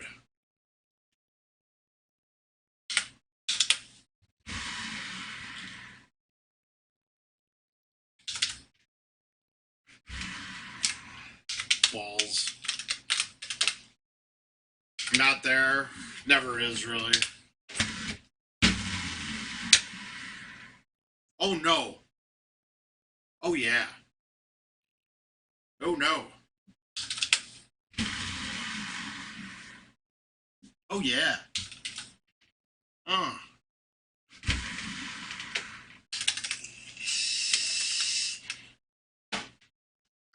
That's there, isn't it?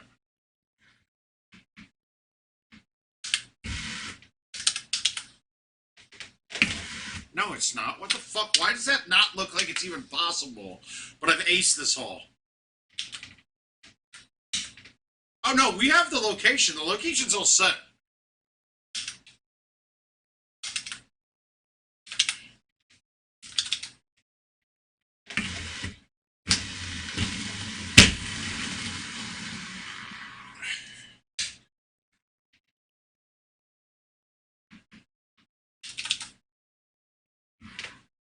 Come on, dude. I needed that.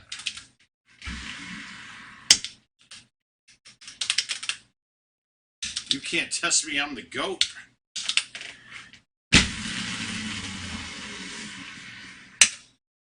It's kind of funny to listen to all these UK guys drop N-bombs. It just sounds like it doesn't mean a thing, you know? Yeah, I nutted it. I nutted that ball. I needed to move it left on the tee box, but I'm scared that I can't get it out and hit it big nowadays.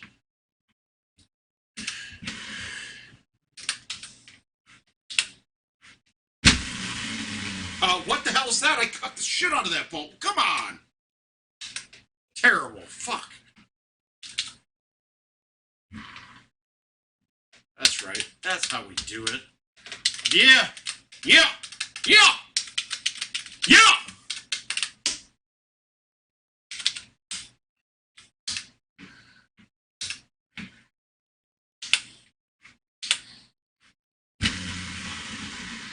Damn it.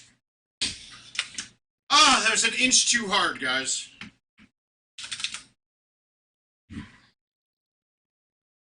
I wanted to hit the rock. I was playing that into the rock wall, and I hit it just a click too hard.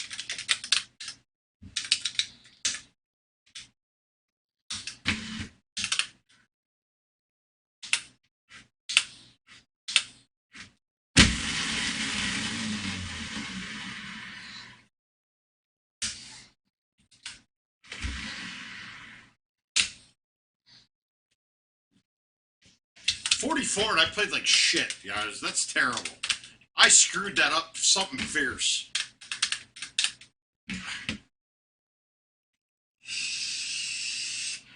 Alright, one more game, guys, and then I'm going to go try to get some fellatio.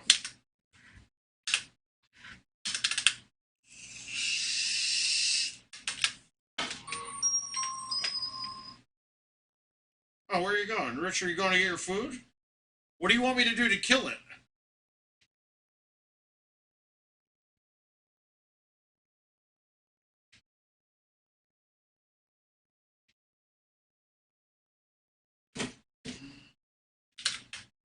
I took a job working for GoDaddy.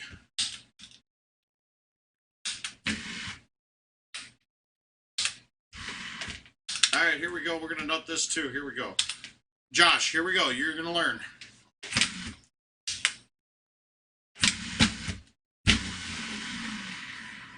I caught 2 branches. Shit. Good night, Jack. Have a good one, bud.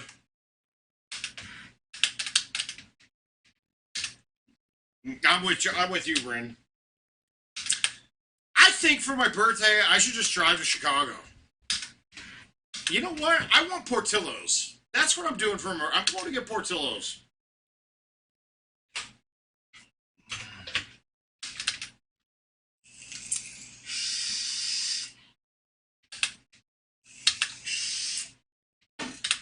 Yeah, but his DNFs didn't do anything, though. My DNFs give me to break the scoreboard. King's DNFs give him to break his... I don't know, break something. Alright, this is a better look for that shot.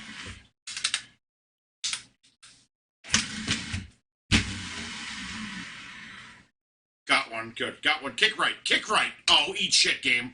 Alright, I'd rather be in the sand, though.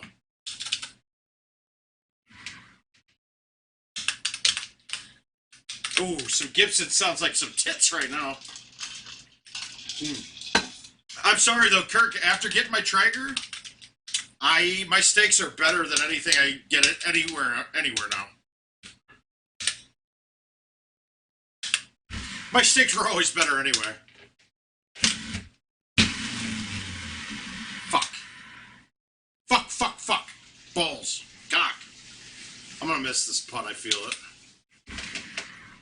Yeah, I knew I was doing that. Ooh, some wings and fries with Lizzie. That actually sounds good, too. In case you guys don't know who Lizzie is, that's the best female Golden player you'll ever meet. So Lizzie and I, she bartended at the bar I lived below, and kids and I used to play at, right? It doesn't, but I've got a Weber right behind it that I use for my searing. So I get my temp to about 10 degrees short, fire up the Weber, boom, 600, sear the shit out of it. Done. But so Lizzie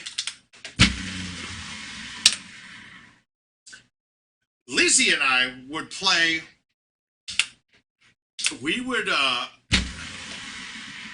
drink at the bar until they closed, and she got done at 2 or 3, depending on the night. And then her and I would go out to the 4 or 5 o'clock bars and literally hustle people playing Golden Tee. I'd walk in and see people playing and be like, hey, me and the girl will give you 15 strokes total. You guys in? Anything you want to play for? Dude, it was just fucking taking money from a baby. She was that good. Like, she would shoot 25s on the rag. That was a year of Moose in one game. Like, I was like, you know what? I'm going to DNF. And she's going to beat you both. And she ends up popping like a 28 on Moose on him. Like, bam, pay the man his money. And then my best man, oh God, I murder bonered that. And then my best man was bartending. So it was like, done. We're done. Done, done, done. All right, one more. I got one more in me. Let's do it. I'm trying to stay awake long enough to have my wife make sure I got a present upstairs when I get there. If she's watching.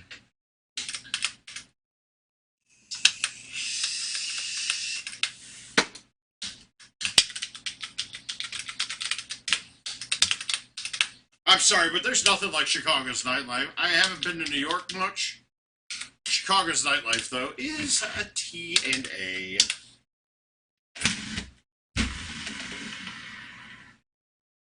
Come on, hit the path. Oh, I hit the bench. Eat shit, Golden Tea in your bench.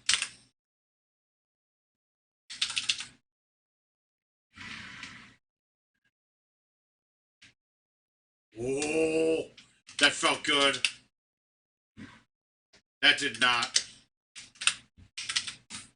All right, one more. One more. I gotta get a double eagle.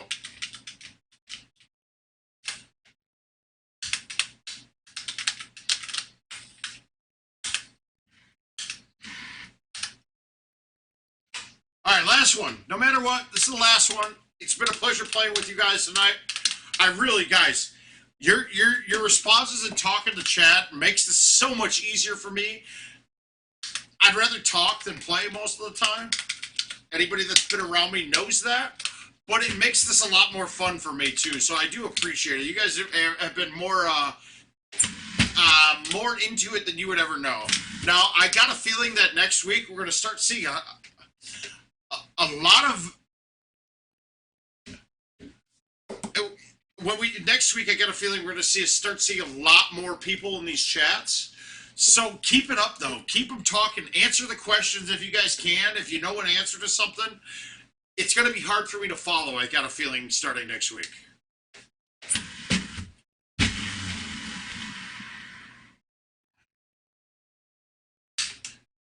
That is a good shot. That is a very good shot. What was wrong, Seth? What'd I do wrong now, buddy? All right, guys. If Seth says I'm wrong, I'm probably wrong, but I want to hear it.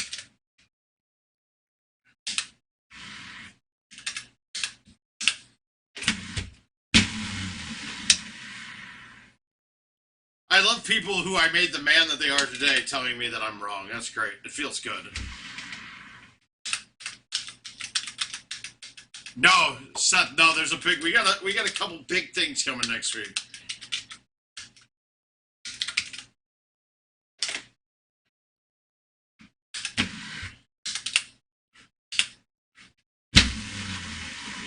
Did I really? Oh, I thought I left that short.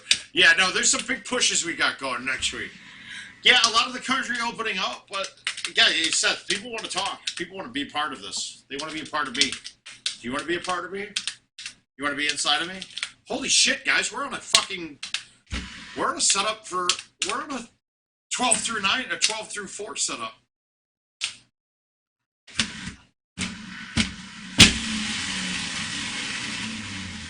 Woo! That took a good bounce. All right, 12 through 4, guys. We got a good one brewing here. We got a big one brewing.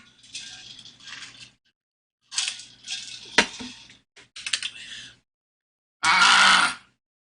All right, hold up. I'm drunk too, so we're good. We're good.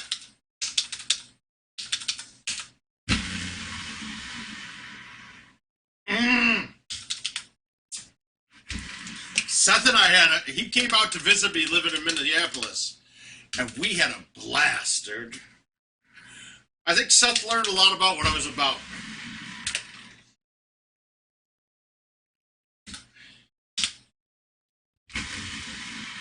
Seth knows I'm definitely not about fucking waiting in lines. He knows that.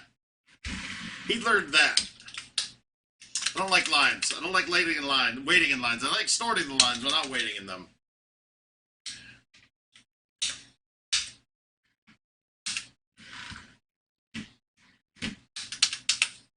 Oh, it was that fire, dude. That tower. You know, I ate two of those. I ate two of those towers at my wedding, dude. If you were there, you would have been invited to the tower. Wow, I could have hit like a 5-wood still, couldn't I? All right, can we make this? Do we have this in my bag? I don't think so. Nope, not a chance. I didn't think I was making that.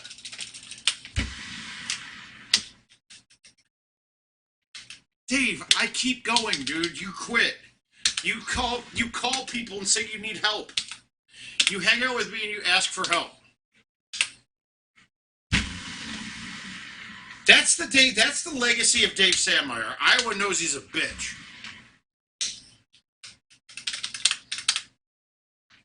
If King was still here right now, he would be like, yeah, why were you sending pictures blacked out on Mount's floor asking me for help? That's what that's what you do. That's what he does.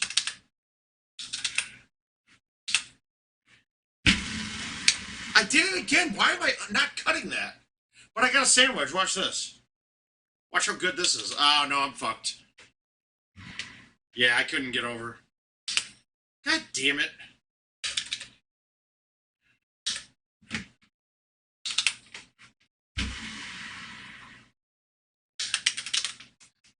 I can't quit on that. I had too good of a run going.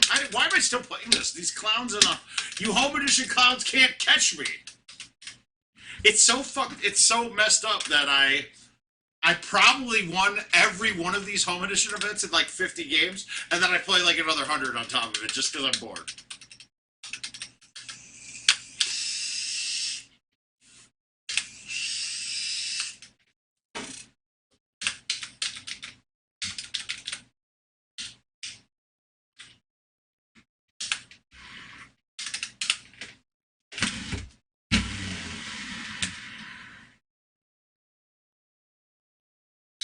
Stop. Shit. Squirrel!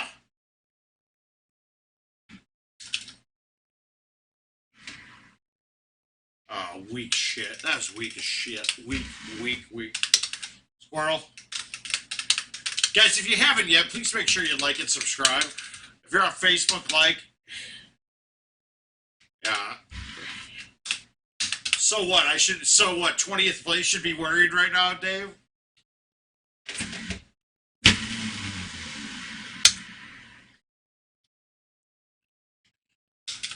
Don't make 20th place need to play another 4 games.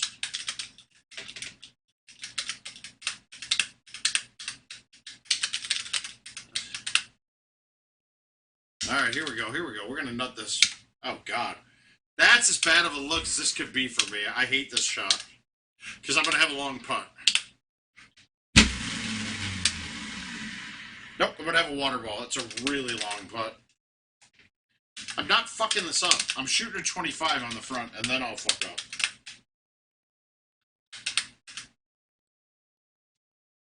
I got 10 minutes till the big 4-2, bitches. I think it might be pants off time. I definitely had a comment from my wife, my wife's mother.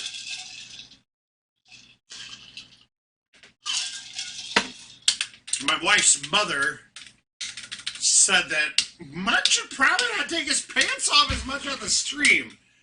And I said, no, I should take my pants off more on the stream, woman. Thank you for the grill.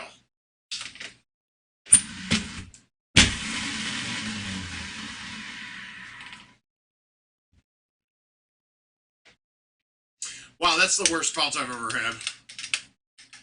Here we go.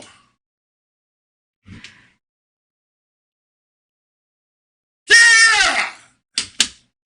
Delayed reactions, baby. I hope you home edition guys are seeing that shot, because that's the shot that's going to allow you to get close to me.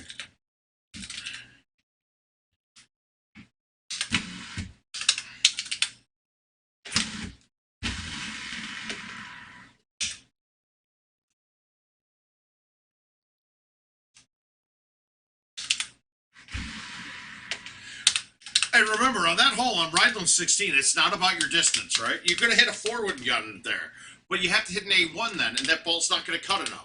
So I hit a bite 3-wood. I mean, a bite 10.5, even though the distance was way long for that shot.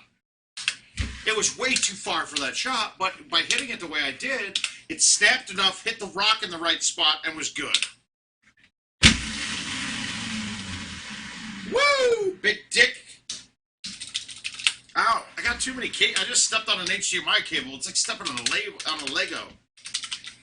Alright, 9 through 3. We got 9 through 3 bombs. We got 11 through 8 bombs.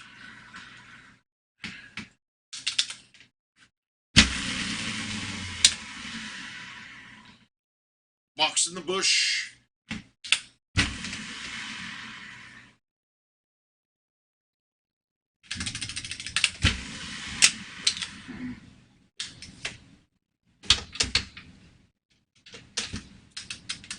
God, this fucking...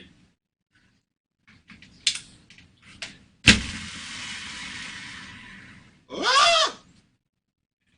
Alright, here we go. Hold out. Hold ups. Fucking bullshit. Game's broken, guys. I broke the machine. It's done. Obviously. Fucking broken.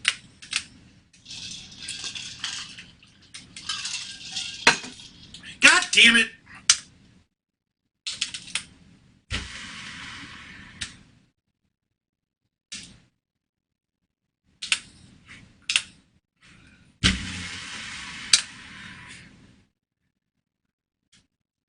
I don't have a wiener. Dude, I look like a goddamn Ken doll, dude.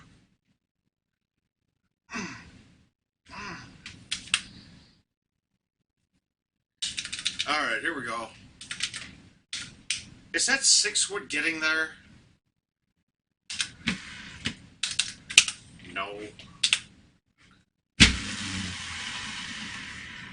And then I lay off of it because I hate that long putt. Alright. What? What? That just lipped out with the 9-iron. No, it didn't lip out. It was a bad shot.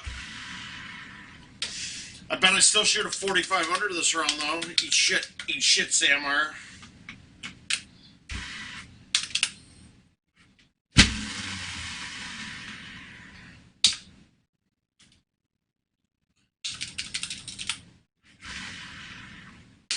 That was lucky, guys. That was not a good shot. Unlucky. Highly skilled, full of vodka and luck. Alright, I've missed this hole every time tonight. I don't miss this hole.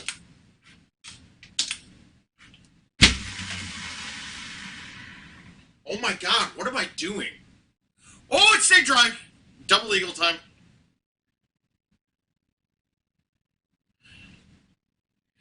Alright, we got this stuff. We got this. We got double eagle coming. Fuck yeah, dude. Didn't miss it that time, did I? What, homie? Actually, I don't think you do, Dave. I don't think you've ever done it.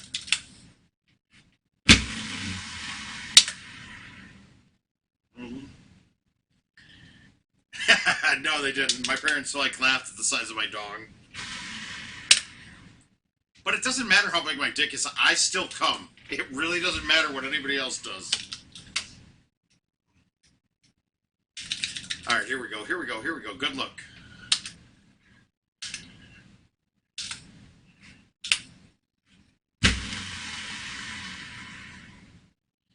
Stop! God damn it. I hate when I have a chip on this hole.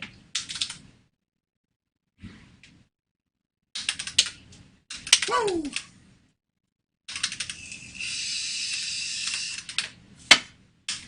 No, 47s are all that help me now, dude. I don't know what helps anybody else. I don't like that setup. I'm gonna try to hold it out from over here. Fuck it.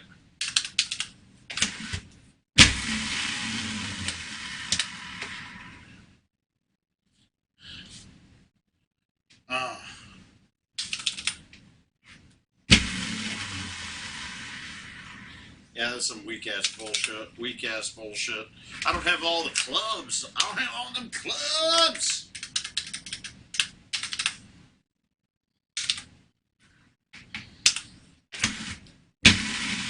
I think my show should be picked up by Showtime so we can do that After Dark shit. Horse shit. That was in.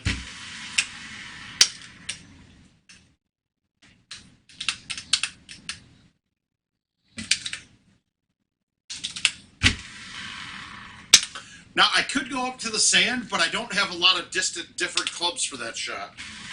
So I'd rather have this be not in between clubs, and then...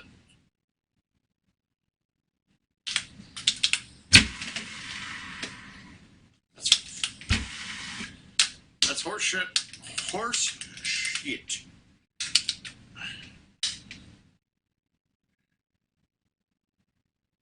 What is this trash fast thing? I don't ever go this way, but we're going to try it. Was that there? That might have been there, huh?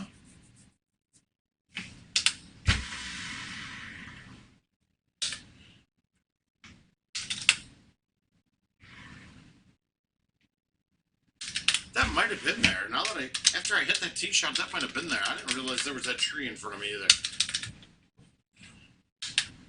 God damn, dude. They're fucking really not liking me on this hole.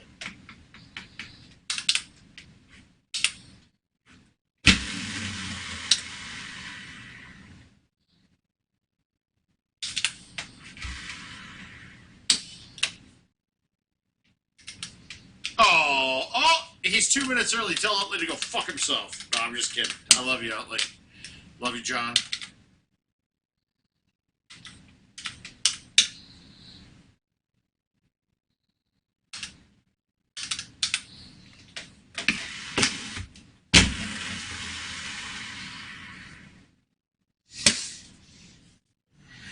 That was almost a birthday par 5 ace.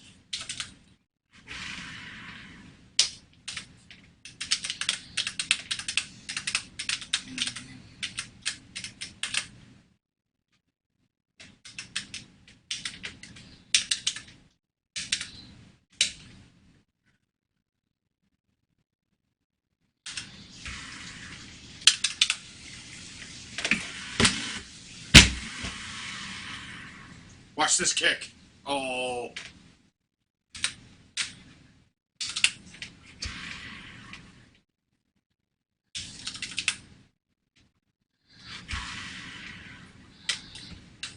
right, killers. Can't lose with 42s, bitch. That's what's up. So, I love you all.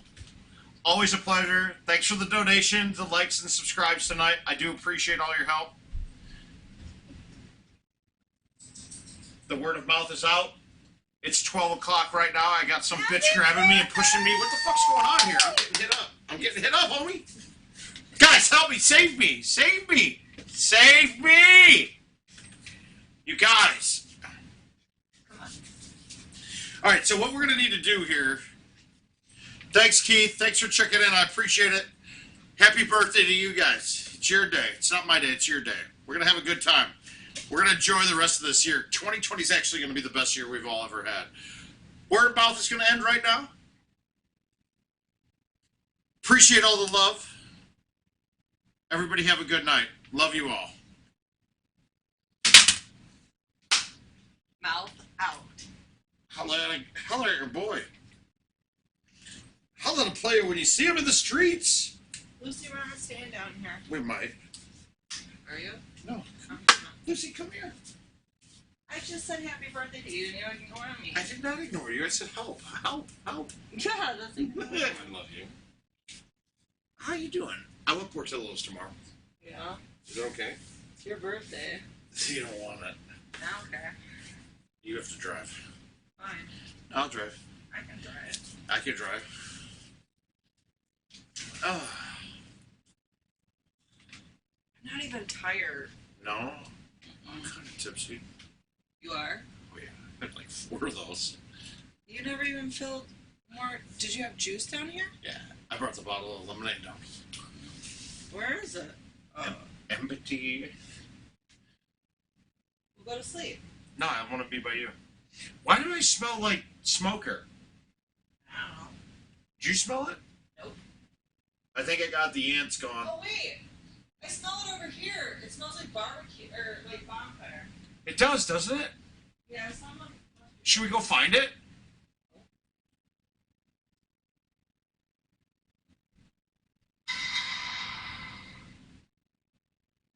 Oh, thanks, Richard. I was about to do it.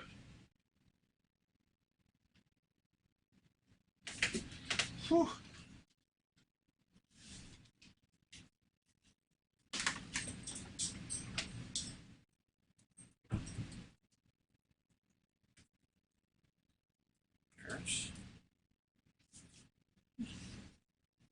It looks like you can.